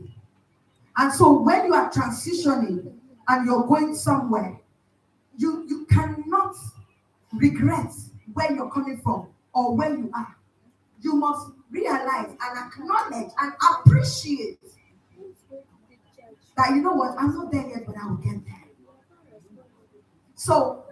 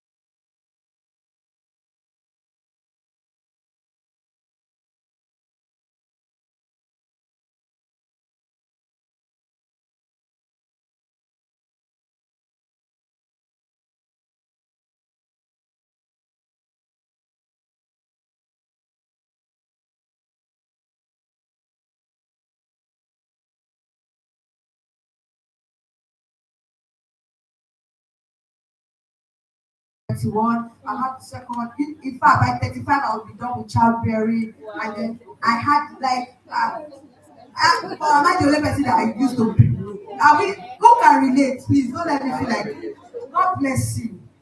But when life, when Nigeria happened to you. So by the time I was 30, the only thing I achieved was I got married at 30. And it wasn't even like I was chasing this because at 25, 26, I'd already made up my mind I was not going to marry again. I'm done because they were serving me breakfast back to back. So I told them that love is not for me. That when I clock 30, I will leave Nigeria, go to the UK, get pregnant for 2 white guys, 1 boy, 1 girl. Me, I will confess my sins and I will do men as come. So that was my plan. But God, that's why you must give your life to Christ and you add that to Him so that He will direct your ways. So God came, stepped in, and things changed. So I got married at 30. But as I speak to you, I don't have a master's degree.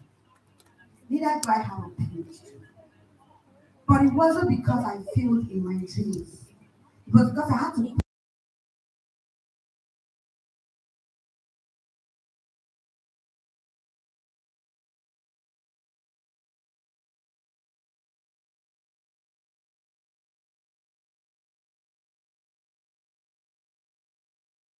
So the first born is doing well, the second born is fairly okay, I'm the third, but I'm the first girl. The one after me, in fact, I posted on Facebook recently because she blew my mind. She got married at 27. She has 3 kids now. She stopped at secondary school because we're all scattered. But just recently, she went back to school. She just matriculated in a nursing school. The one after her got married as well, has 2 kids. Currently is back to school. She's in a French school. The last one, I single-handedly sent her through university. She's a graduate now, she's working. It is now at 40 that I'm picking up the pieces of my own life because I know that I want that PhD. Not because I want to answer doctor, but because who was at the last conference where I said I'm going to be the Minister of Women Affairs in Nigeria? Okay, well, at least God bless you. So I had a dream. And to become that leader, just like the 10 when he said that, he just like, let it not be that they want to make me women affairs minister. They say, madam, but you don't have. So now I'm like, sir, you have told me, you have reminded me. So again, what I made up my mind to do is that I know that if I go and start the master, sorry, apologies to you. If I start the master's in University of Abuja, I may not finish it until 5 years time. That's the only reason I want to go abroad. Thank you, my sister. Thank you.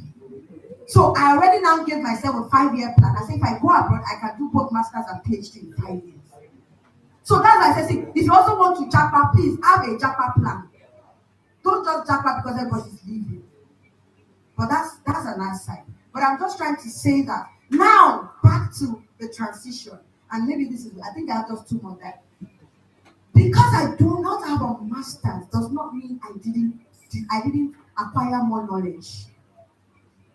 I have currently 2 coaching certification courses. I'm currently on the 3rd one that was a $5,000 scholarship that I got in a Canadian school of coaching. I went to the African Center for Leadership and Strategic Studies. I have the certificate. I did several other short courses in gender justice. I don't know if you get it. So it's not like I just... And there are going to be painful moments of transitions because you're going to... Should I shock you? Right? All of us have this class group now. Some of my classmates are judges. One was recently made a SAG. Yes, because once you do 10 years in practice, you can start applying to be a SAG. I think God bless you. Okay, not like my classmate exactly, 2 years my senior. And he's the younger brother to the Nigerian Federation, so he gets it. So he's already a SAG. One of my classmates, and I think he will be like the 5th, just recently got his doctorate. And so what I'm saying is that if you look at that, you may think that you are not growing or that you're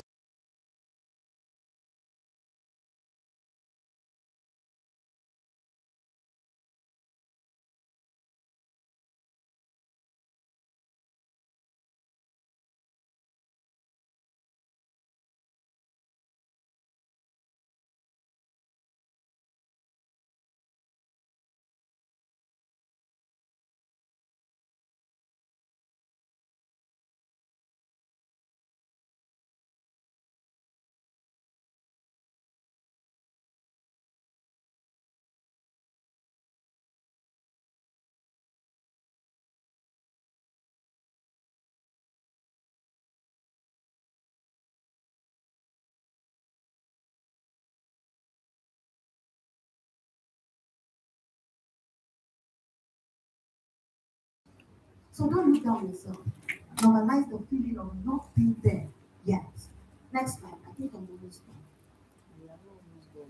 Now, it said find your bridge builders. Because you see, sometimes you can't do life alone. In fact, not sometimes, all the time. Identify the culture champions who embrace the new vision. There will be people who carry your kind of vision, who have your kind of passion. That's why mentorship, conferences like this, that's why they are good. That's where you begin to align on that journey of transition. Find them. Find those who will build the bridges with you. Give them the tools. So you might even be like the lady who is the director of academics. You might be the one who, where you are leading them. So you have to give those in your sphere of influence, because you now have influence over the people. Let me use the course rep, the people in your class. Give them the tools too to carry out leadership positions. That's where you delegate. And then I said, don't fight the laggards. Fuel the pioneers. Don't fight the lazy ones. Don't hang on them on, you're not doing this, it's good, but again, somebody said you do it with empathy, you do it with kindness. But those who are championing stuff, there's a guy in your class, you know that, man, if you go to that guy, this slide now, the guy that did it for me, did it was very late last, I just felt that I needed to do something. He got it for me within minutes.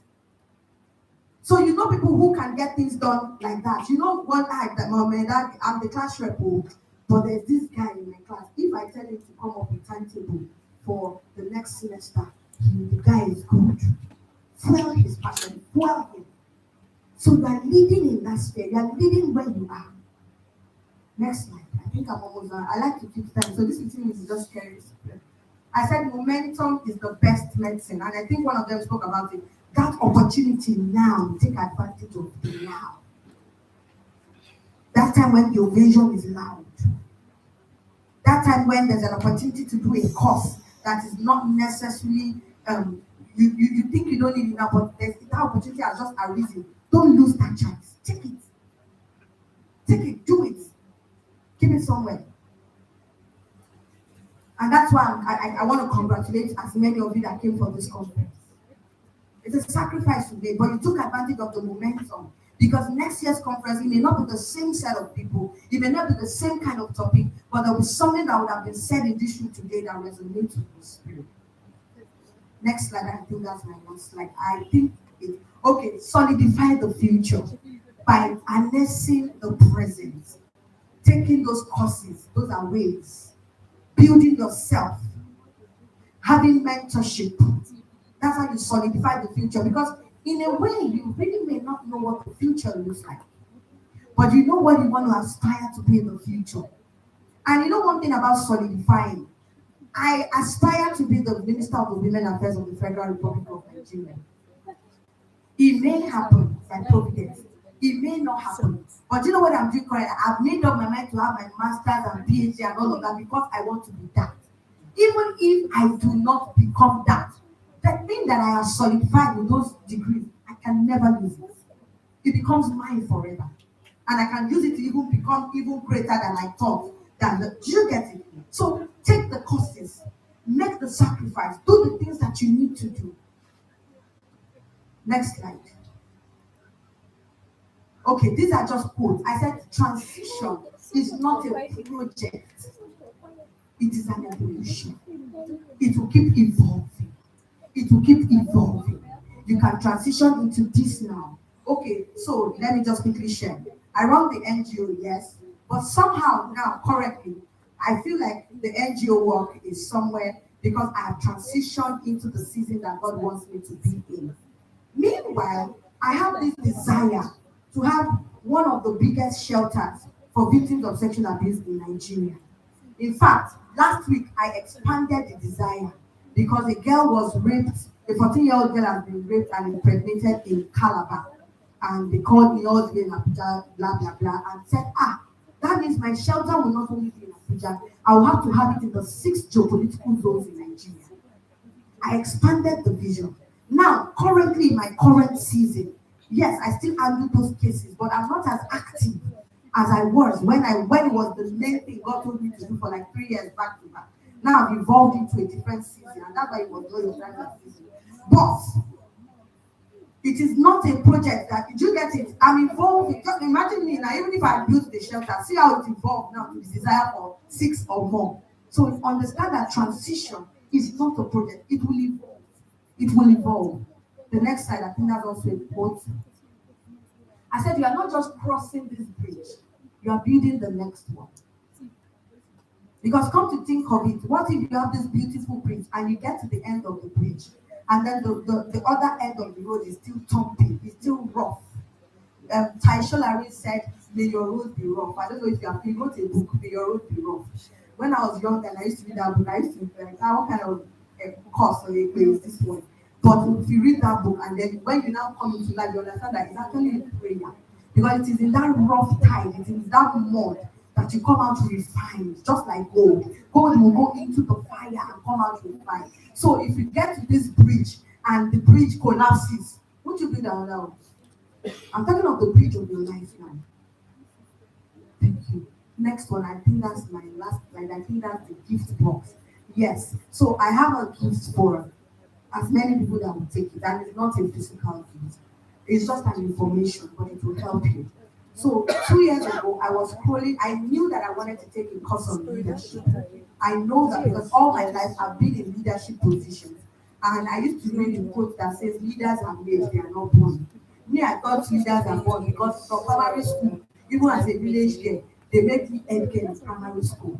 And I was the shortest, and I led the entire school to greatness. Secondary school, they made me head girl. I was the shortest, and I led the entire school. Even in primary school, even though the boys were bullying me, I led them. In university, I was the all rep of Abuja Hostel. I led people. I was in the SUG. So I've somehow just always found myself in leadership position. I started the NGO. I'm leading. I married. I'm leading my home. Do you understand?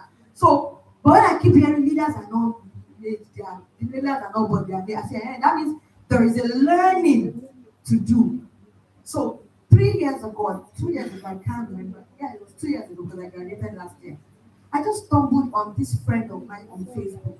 She wore this graduation gown, and she said, "Oh, she just graduated from the African Center for Leadership and Strategic Studies."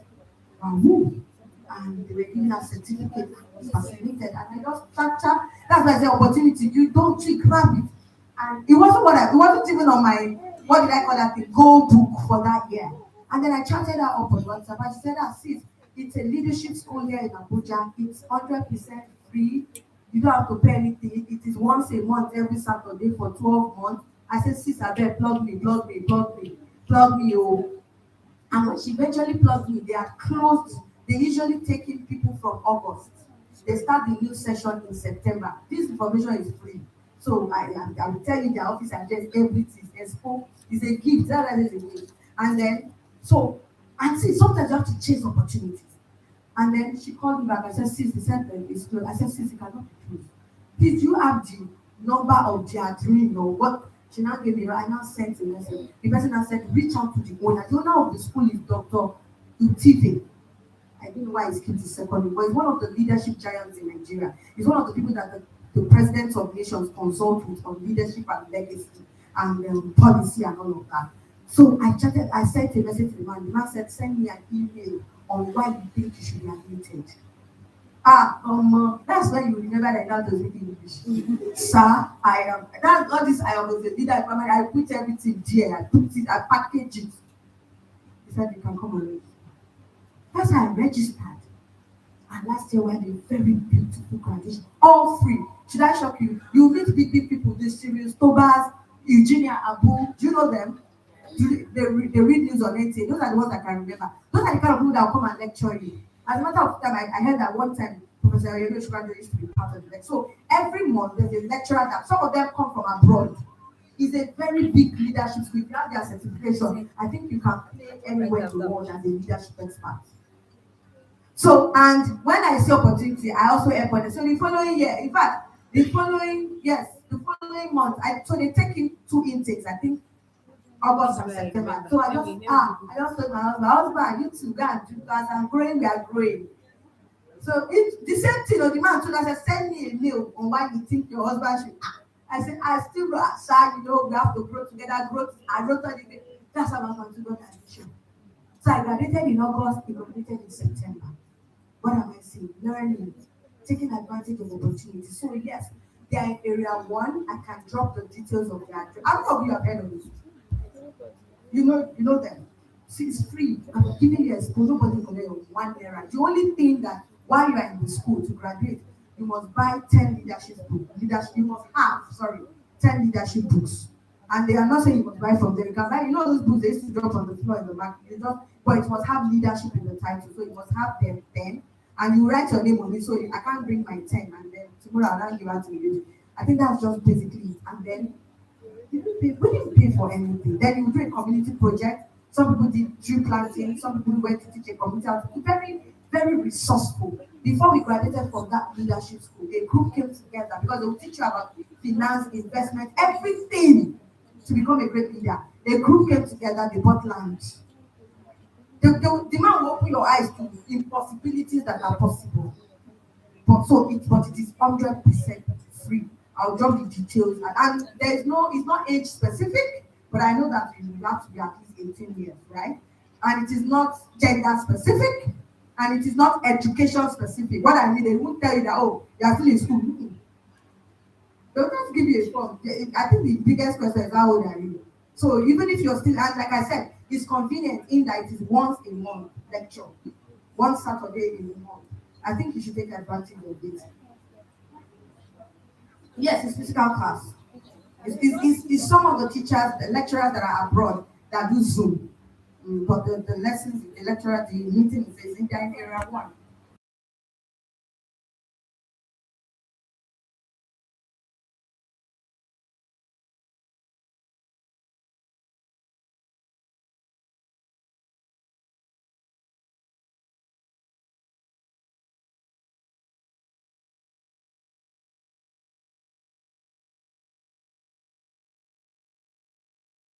At school that I now got this 4 years scholarship. So you never can tell. You never can tell. But take advantage. But that is how you build the transition. And that is the evolving in your mind. I mentioned 3 things. Let me repeat them. The mindset re-engineer, the mindset shift, as you shift your thinking, the desire to become more, to become better than where you were. The purpose re-engineering, who do I want to be? What do I want to do? Why do I want to become who I want to be? Then the clarity, when you are now clear on your goals, on who you want to be, on getting that season of that transition is embedded into the things that you equip yourself with on that journey. That is how you can conveniently be the bridge between the old and the new. I think that's the very last slide. I think I have just one more quote to finish. Okay, yes, I wrote that. I said closing the gap. I said the question to ask is, am I trying to force destination or am I building a path? Am I trying to force destination or am I building a path? Because the thing is, you should build a path. The second is, are the people afraid of the future or afraid of questions? Let me rephrase it. Are you afraid of the future or are you afraid of crossing into the future? We will cross both to eternal life and to God. Before you get to eternal life, you will cross to greatness. Amen. Thank you very much. There's no question. Is there a question? Any questions? But I hope you enjoyed it. Thank you so much.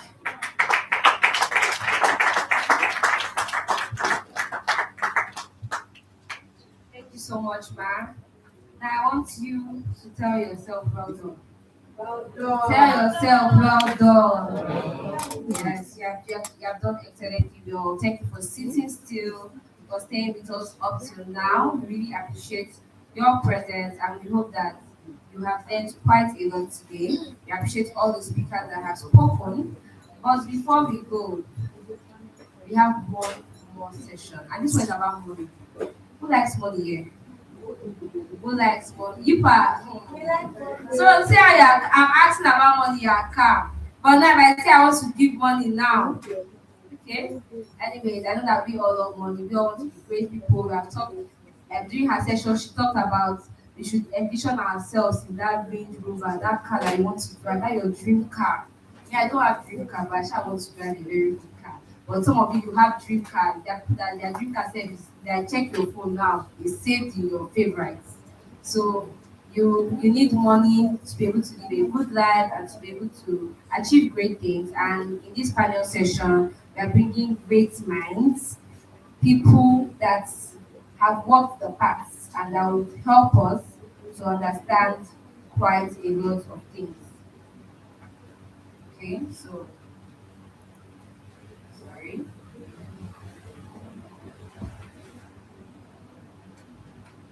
Okay, so we have four people. Sorry, we only help you.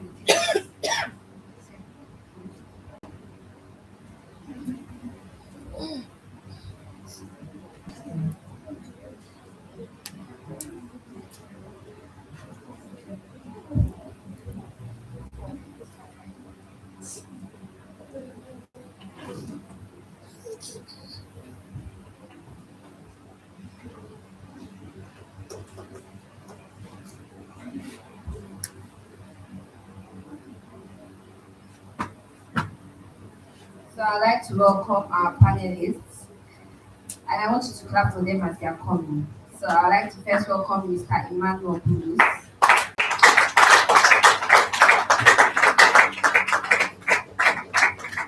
I'd like to welcome Mr. James Wells.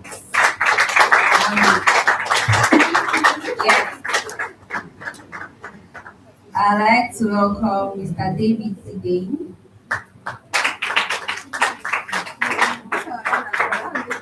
And lastly, last but not least, Mr. Prosper.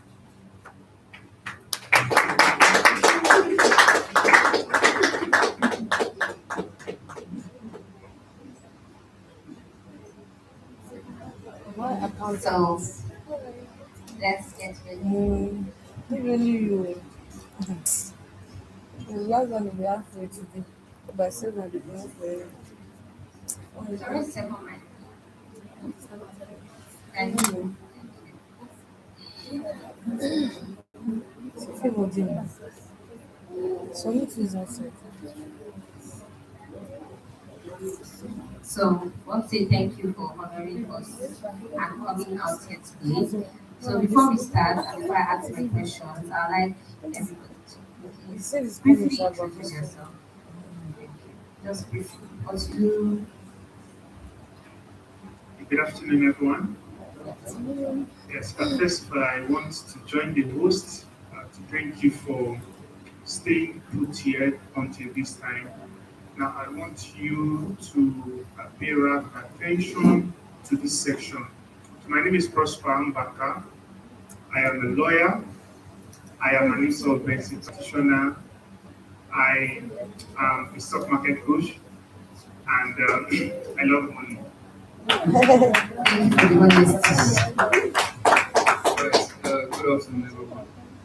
My name is Emmanuel Bruce Emmanuel. I'm a legal practitioner and also a writer.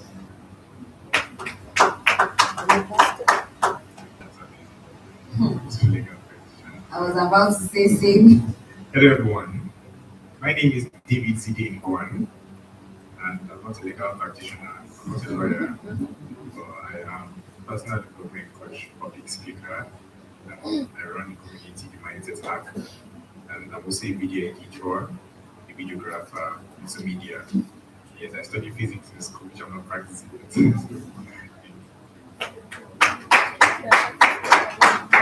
Good afternoon, everyone. My name is James Wells. I'm a crypto trader. I'm an investor. I'm also a coach.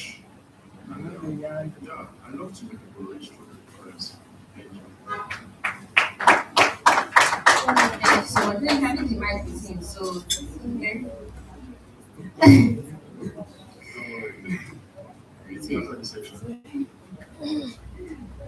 Okay, so thank you so much. So I would like to ask you the first question. You already told us he's a crypto trader, and you know that there are a lot of things that we have heard about cryptocurrency. Even today, some speakers have spoken about it, have people said, oh, cryptocurrency this, cryptocurrency that, and stuff like that. So I would like to ask you, with global volatility, is crypto still a smart investment for 2026? For those that doubt, for those that say, oh, crypto this, crypto that, how do they make crypto money? Thank you so much. investing in whether I like it or not, what is going to grow with it. So if the president of the United States, Donald Trump, publicly talks about cryptocurrency, then there's something that should, he publicly talks about it, invest in crypto. If firms like BlackRock talks about cryptocurrency, there's something in it. So don't be left behind. And I'll counsel you, if someone tells you to invest in crypto in 2026, ask the person which coin you want to invest in. We have different coins, Bitcoin, altcoin. You can't buy Bitcoin because probably Bitcoin is high. You can buy the alternative coin to Bitcoin. But don't invest in Bitcoin for now because of the volatility is too high. So counsel if you want to invest, and which I counsel, invest in the altcoin. Coin that are less volatile. So you don't lose your money. Thank you so much. Thank you so much. Hope you learned something. Do we have crypto traders in this case? Okay, thank you. So thank you so much for answering that. So the next person. Okay. So Mr. David, I'd like to ask you a question on mindset and productivity. So I would like to say, in your opinion, I'd like you to share with us what do you think is the biggest mindset limitation that is stopping leaders from truly being productive? Alright, my biggest mindset limitation. Like, what is the biggest mindset limitation stopping leaders from being productive? Amazing question. Alright, well, there are a lot of factors, but I'm not going to mention one. And I think it's the fact that when we come talk about productivity, some persons like it being busy. So you might be doing different things, and then you're like, oh, I'm being productive. You understand? But then the aspect of being busy and productive needs to be factored, right? Like I'm doing lots of things, I'm not being productive. I'm like working 9 to 5, but I'm not being productive. No shades, I also work 9 to 5. You understand? So you have to understand, okay, that busyness is not the same thing as being productive. So how do you now outline these both factors together? Productive is define productivity basically as making impact.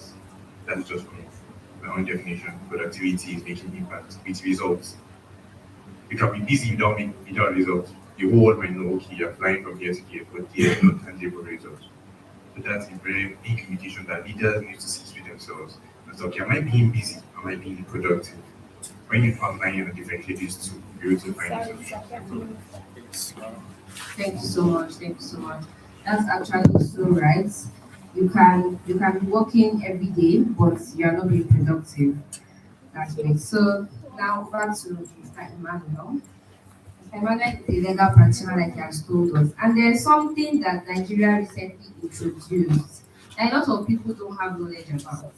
And now there is my that a lot of people don't have knowledge about, and I would like you to educate us on the new tax law. Like, there are some people here, they are business owners, they are making income, and they are scared, oh, my money will disappear. A lot of people, when this tax law came out, I saw tweets about people say, if you want to send money, put gifts, even if the salary has sent it, put gifts there. There were a lot of like notions, left, right, and center, even from people that are not legal practitioners. So I'd like to ask you, as people, young people, leaders, how does this tax reform impact us and basically affect us? Okay, so this question is very wide, but I'll go straight to the point. All right.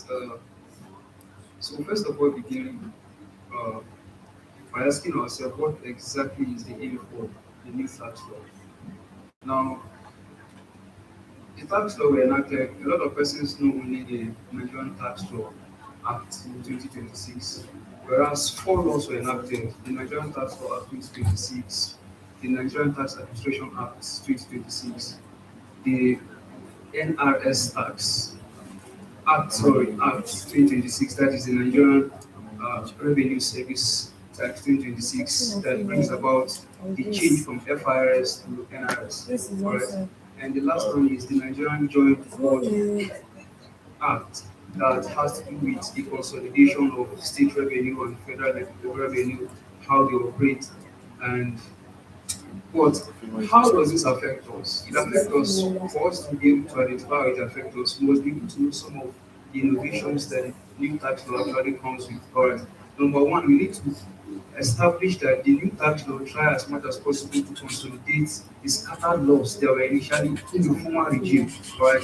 I.e., the Stamp Duty Act, right? It will Stamp Duty Act, it will kill the Petroleum Act, it will kill the Offshore Act that was in operational before, the Personal Income Tax Act, the Company Income Tax Act, Capital Gain Tax Act. So it will kill about 50, I think 52 acts that were initially in operational before. Now, how does this affect us? Now, for an individual, you need to, I would say the new tax law, compared to the former regime that were in operational, the new tax law is a deal mad in the sense that it tries as much as possible to come with what we call uh, the progressive tax ban. Now, the progressive tax ban is implemented in such a way that the higher you pay, that's for the higher earners, you are expected by the country because the main objective for establishing the act was the Nigerian tax, yeah, is number one to reduce over reliance on Nigerian dependency on oil, right? So that we'll be able to generate revenue from other areas, i.e., the digital asset, cryptocurrency, just like what our brother is one of the panelists is addressing. All right. So how it affects us is that number one, you need to understand the category in which you fall in. Now, if you fall within the category of if you earn below, that is the national wages, below the national wages have been increased to 70,000. Is it 77? Okay, 77, that's NYSC. 70,000 naira for civil servant, NYSC, that one is tight. 7,000 is supposed to be tight. All right. So if you earn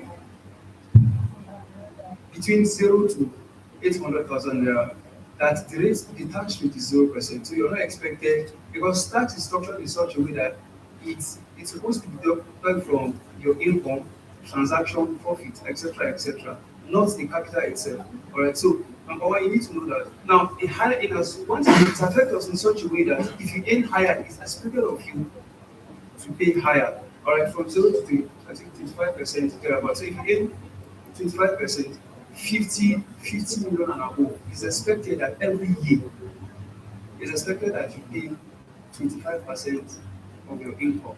Now, how does it affect people that are in businesses? All right. Now, if you operate in an enterprise called business name, you have business names, you have companies, right? Now, for business name, how does it affect us? It affects you in such a way that you are no longer expected. Now, for business name, automatically, you are not being, your company is not being charged. You are not expected to pay the company tax, right? As an owner of the business name, what you pay is the personal income tax, all right? Now, how it affects us is such a way that if you now own a business and your turnover in a year is less than 50 million naira, you're not expected to do what? You're not expected to pay tax for that year. Now, as a business owner, it's expected for you to convert your business name. If you have a business name here, for you to ensure that that business name is active, you have to convert the business name to what? To a company, limited by yeah, by shares, like equity company. All right. So, because if you do not convert a company that's business name to a company, the implication is that you will be taxed as an individual because it does not have a corporate personality. So we do not know you as a company. You don't know your business does not have a corporate personality. It does not have it cannot sue and be sued. All right. It's just like an individual operating a business. Right? But if you are a company and in a year you are unable to meet up with the turnover of 50 million and above, you're not expected to pay tax. All right. Now, the next question who asked, sorry, I will try as much as possible to cover both businesses and individual. Now, the next question we get to ask ourselves is in a situation where I have different kinds of businesses captured in my memorandum of association, all right? And all these businesses, after the end of the year, after you declare your assets, 31st of December, you were able to identify that you generate like 100, 120, 200 million naira. All right, and these businesses are scattered.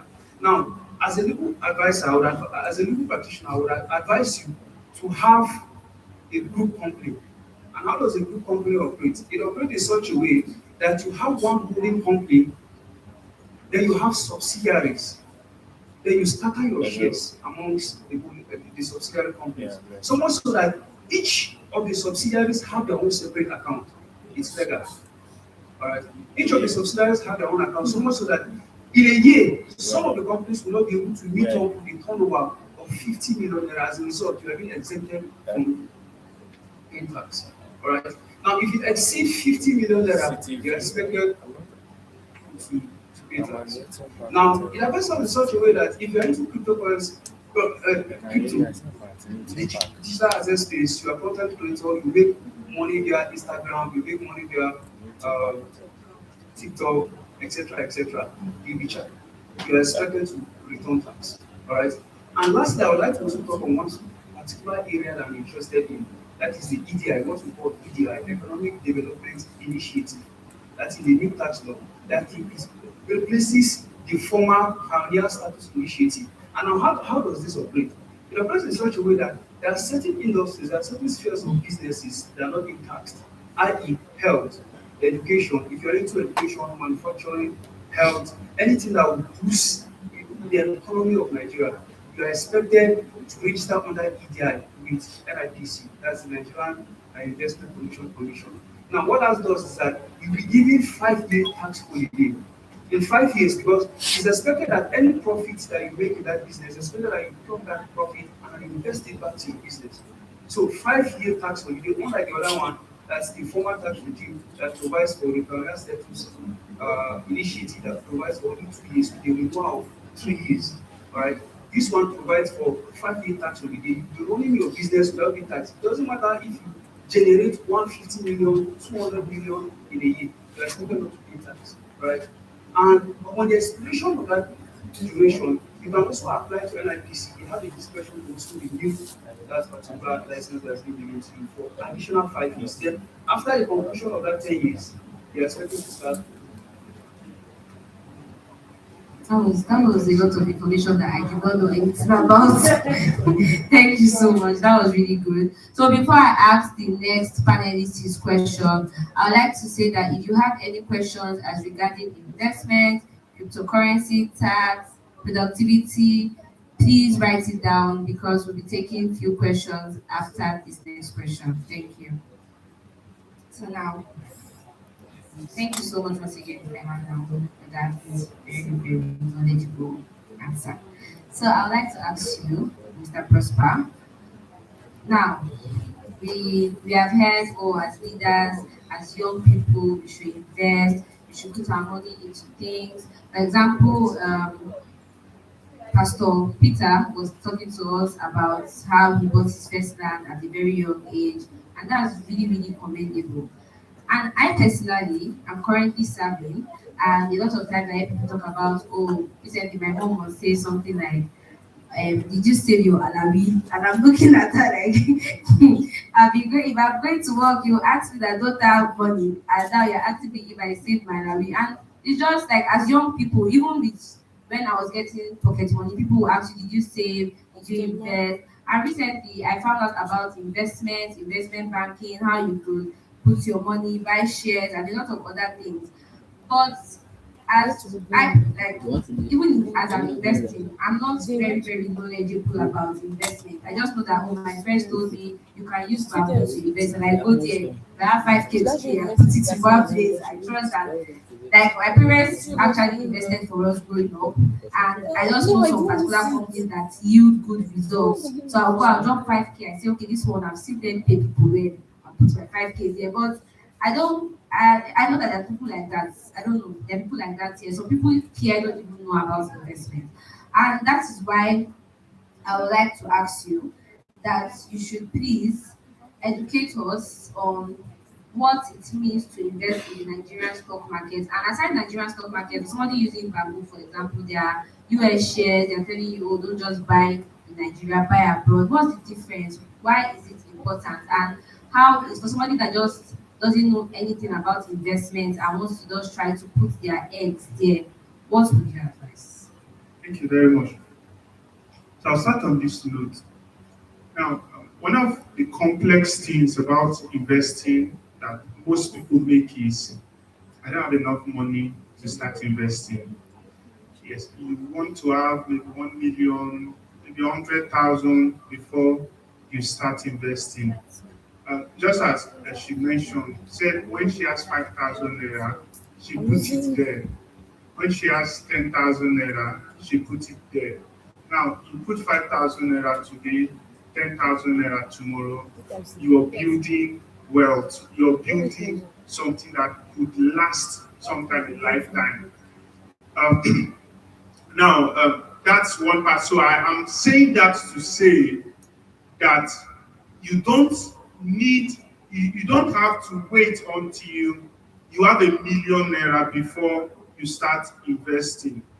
Now, there are different kinds of investing, but my focus is stocks. So, but if you're talking of things like real estate, you may wait that's because that's capital intensive. So you may talk of the 1 million, maybe 1 billion, depending on the kind of investment that you want to make. But when it comes to stocks, with the 5,000 naira, you can.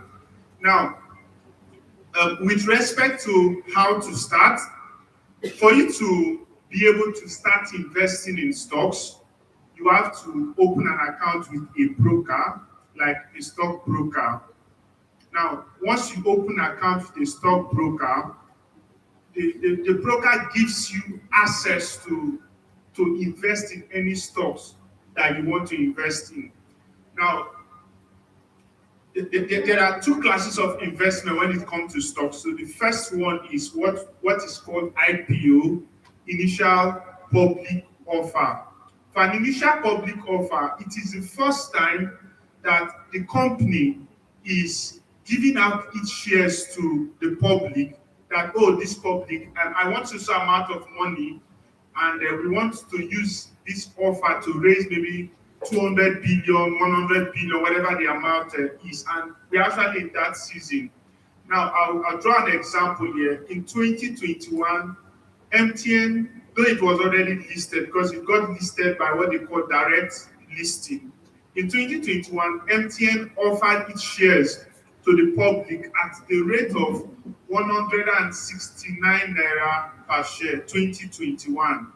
Now, fast forward to 2022, to 2025 and presently 2026. The stock that was listed for 161 naira is now about 700 naira or thereabout. Now, so apart from when you miss that initial public offer, because you have registered and opened an account with a stockbroker, you have the opportunity to buy from the secondary market. So the secondary market is, the stock market is there, you have an account, you funded your account, and you are interested in, for instance, buying MTN stocks, or you are interested in buying Access Bank. I'm not promoting any of this. Or you are interested in buying Aradel. Aradel is an oil and gas company. So you can say Prosper owns stocks in Aradel and he wants to sell. Prosper is not going to go and look for somebody that want to buy Aradel. Rather, what he will do is he will place an order with the stockbroker. It's more like an instruction that is given to the stockbroker. Oh, I want to sell my stock at the price of 1,000 naira. That's Aradel stock at the price of 1,000 naira. I'll put it there.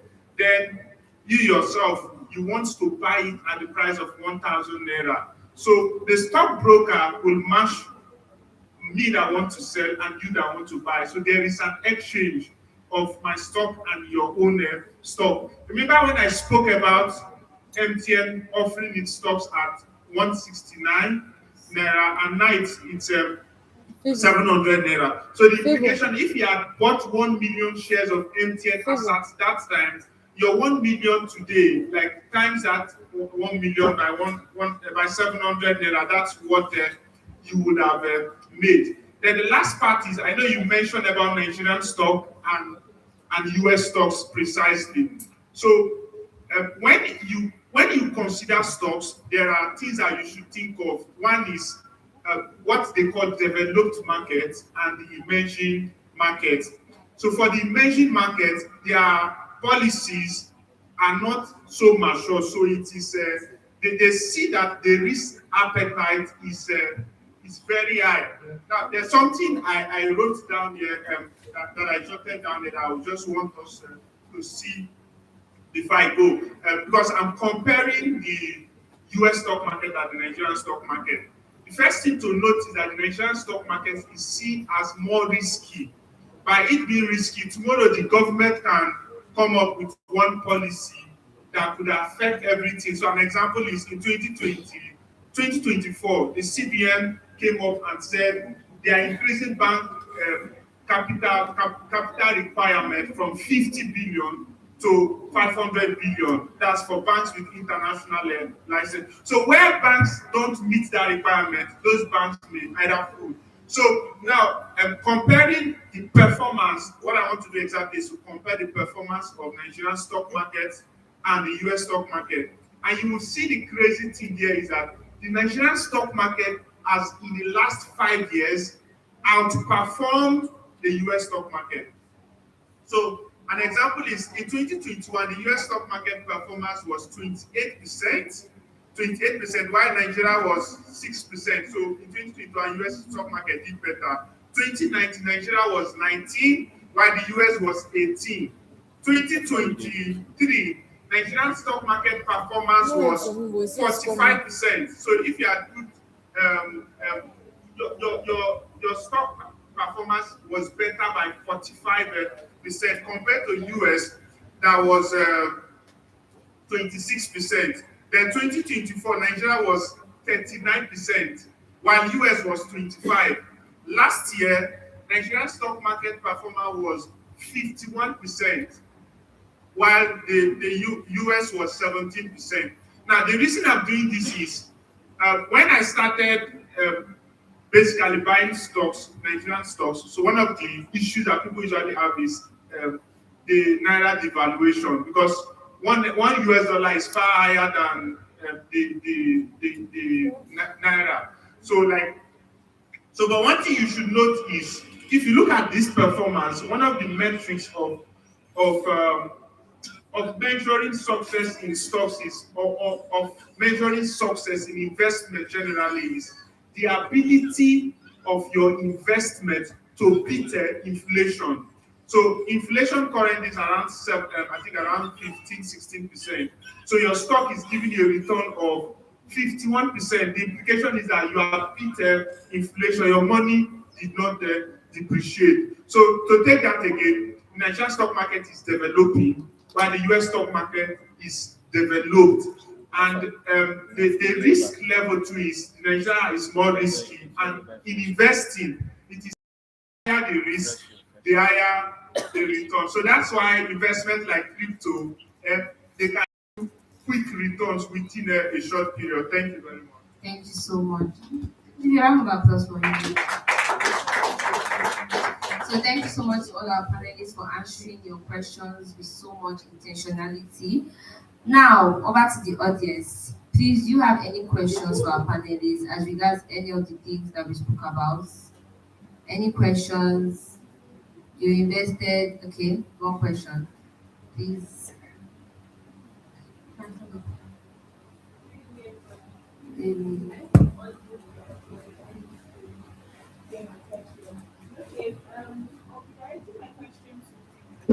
I'll be directing my question to Mr. Prosper. Regarding this stock market thing, I have a Bamboo account, but to be honest with you, I really don't know how it works. I just know that I put in money, but when it comes to like buying stock and all of that, I don't know which stock to buy. I'm also his friends about Dangote stocks lately. I don't know what it is, but I want to make money. I don't want to be left behind. So if there's a way you can like help us like explain how we can. Is this Bamboo app also a stockbroker like thing? If I have an account with Bamboo app, am I also interfacing with the stockbroker? I just want to thank you. So last year, I'll start from this. So last year, I think for about a period of about 3 or 4 months, the convener, the host of this event, he had a master class on stocks. So where we had a very long, extensive discussion on stocks. Yeah, but I'm going to answer your question because you asked the question. So Bamboo is not a stockbroker. So that's the first thing you should note. But they give you access to invest in both the Nigerian stock market and the US stock market. They are not so much there. So what Bamboo did was they entered into a partnership with stock brokers that are listed that are operating rather in the US and stock brokers that are operating in Nigeria. And there are 2 principal ways, let's say 3 ways you can invest using Bamboo. The first one is just put your money there and allow it to trade like Forex. By that I mean, when you put your money on Bamboo, usually you convert it to dollar. And yeah, so I know right now that the Naira and the Naira is outperforming the dollar right now for a period of about a year now. So if you had converted your money to dollar about a year ago, your 1,500 Naira to $1 will now be around 1,300 or 300 Naira to $1. So you would have been at a loss. So that's one way. Then the second way is Bamboo has what they refer to as a pool. Now, not everyone that uses Bamboo can be able to pick which stock to buy. So what they did was they created a personalized investment pool. So once you put your money there, the app uses they invest that money in various stocks. So it operates more like a mutual fund. So once you put your money in that particular investment that they have, they will invest it, and what they'll be doing is they'll be giving you either monthly returns or daily returns. So you're not actively buying a stock, but by putting your money in that particular pool that they have, your money will be appreciated because they are using that money to invest in stock to operate more like a mutual fund. Now, the third way is you picking your stocks. So in Bamboo, like I said, you can invest in both Nigerian stocks and foreign stocks. So the stocks like people that use iPhone, I give this example a lot. People that use iPhone, you can own Microsoft stock. And the stock of Microsoft, I think it is around $400 per share. But now you don't need to, on Bamboo, you don't need to have that 400. When you have $10, you can click on just for Microsoft on Bamboo, then click on buy as far as you have funds. Once you click on buy, you will see that once you go back to that Microsoft, I'm giving it as an example, you will see your ownership. There's what they call ownership there. So you see that, oh, you own so unit of Microsoft. So you will see that. So that's one. Then, so any stock of your choice now, you may be able to buy using Bamboo. That is that. So, but now the homework that you have to do is, and for me, the advice I give is usually start with, just like she mentioned when she started, start with what you're familiar with. Then, like one of the speakers mentioned, while you're starting with what you're familiar, while you're concerned about what you understand, try to expand your knowledge base by making research for which stocks are doing well. An example of an industry is artificial intelligence. Because of artificial intelligence, we see stocks like NVIDIA performing exceedingly well in the last 1 year. Shows that it is the most valuable stock in the world. So that is that. So you can buy the Nigerian stocks on Bamboo and buy the US stocks. Then the last part you mentioned is Dangote. I know you mentioned Dangote as well. So we all know that Dangote refinery is like the biggest refinery in the world at the moment, and it has the capacity to meet Nigerians' fuel demand and also export.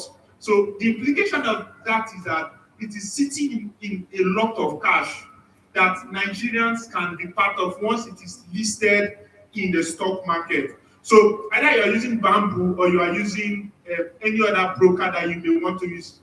The simple thing to do is search for stock brokers in Nigeria, and you will see a lot of them. So for Dangote, at the moment, it is not yet listed.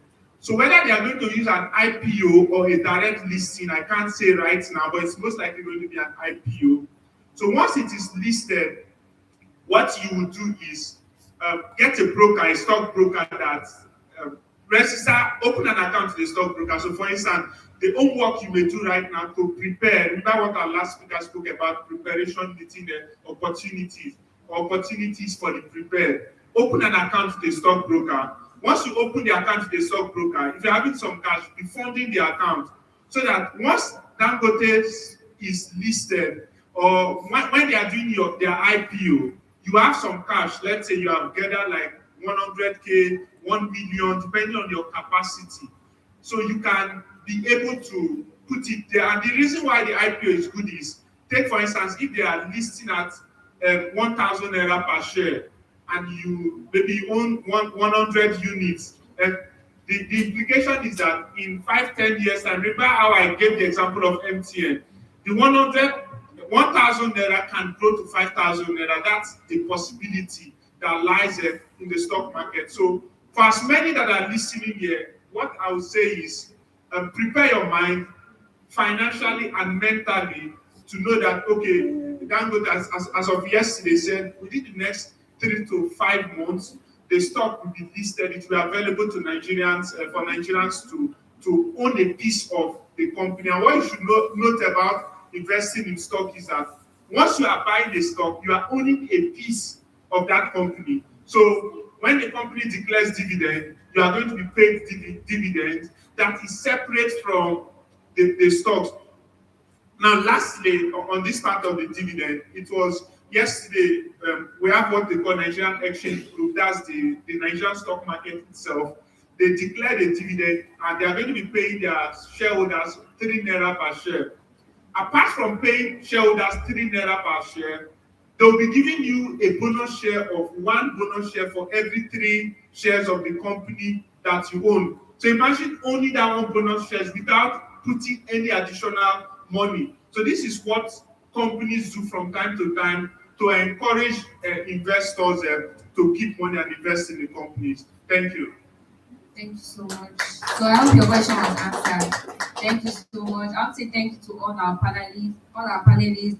Thank you for giving your all to this and for sharing your knowledge with us. Please just say thank you to our panelists.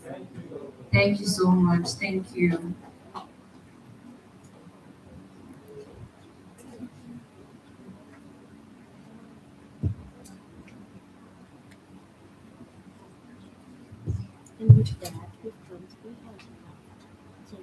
I'm looking at your faces. That's all. So sorry about the time extension, but did you learn something today? I want you to say it with clarity. Did you learn something today? You sure learned something, right? It's worth it. It's worth it, right? All right. Don't worry, your refreshment is already just here to okay? So thank you so much, everyone, for taking our time to be here. I want to appreciate all the speakers, right? My my my pastor, Miss Rejoice, Mrs. Rejoice, we have Faith Emmanuel also, that's my sister and friend, and we have Barrister Tony Valerie, and we have also had our pastor in the Oasis Abuja, person of Pastor Peter Abraham. Right, so I appreciate each and every one of them, and I want to appreciate the panelists also. We do not have enough time because of us. So I want to appreciate each and every one of you. James Walt, thank you so much. Zidane, we grabbed you from Kaduna, from India. course. As always, thank you so much. Mr. Prosper, since I see the panel session was because we're the only one talking, you understand. All right, thank you everyone for your time and your sacrifice. All right. So by God's grace, next year to be bigger and better. Right? Bigger and better, we'll be more excellent at our execution. Right. So also by God's grace, we'll come to your school soon. Because we invest in we'll be having a program so it's very soon. So we communicated to you. Right. So how many of you are on the platform? Really network. All right. So those of you that ask questions,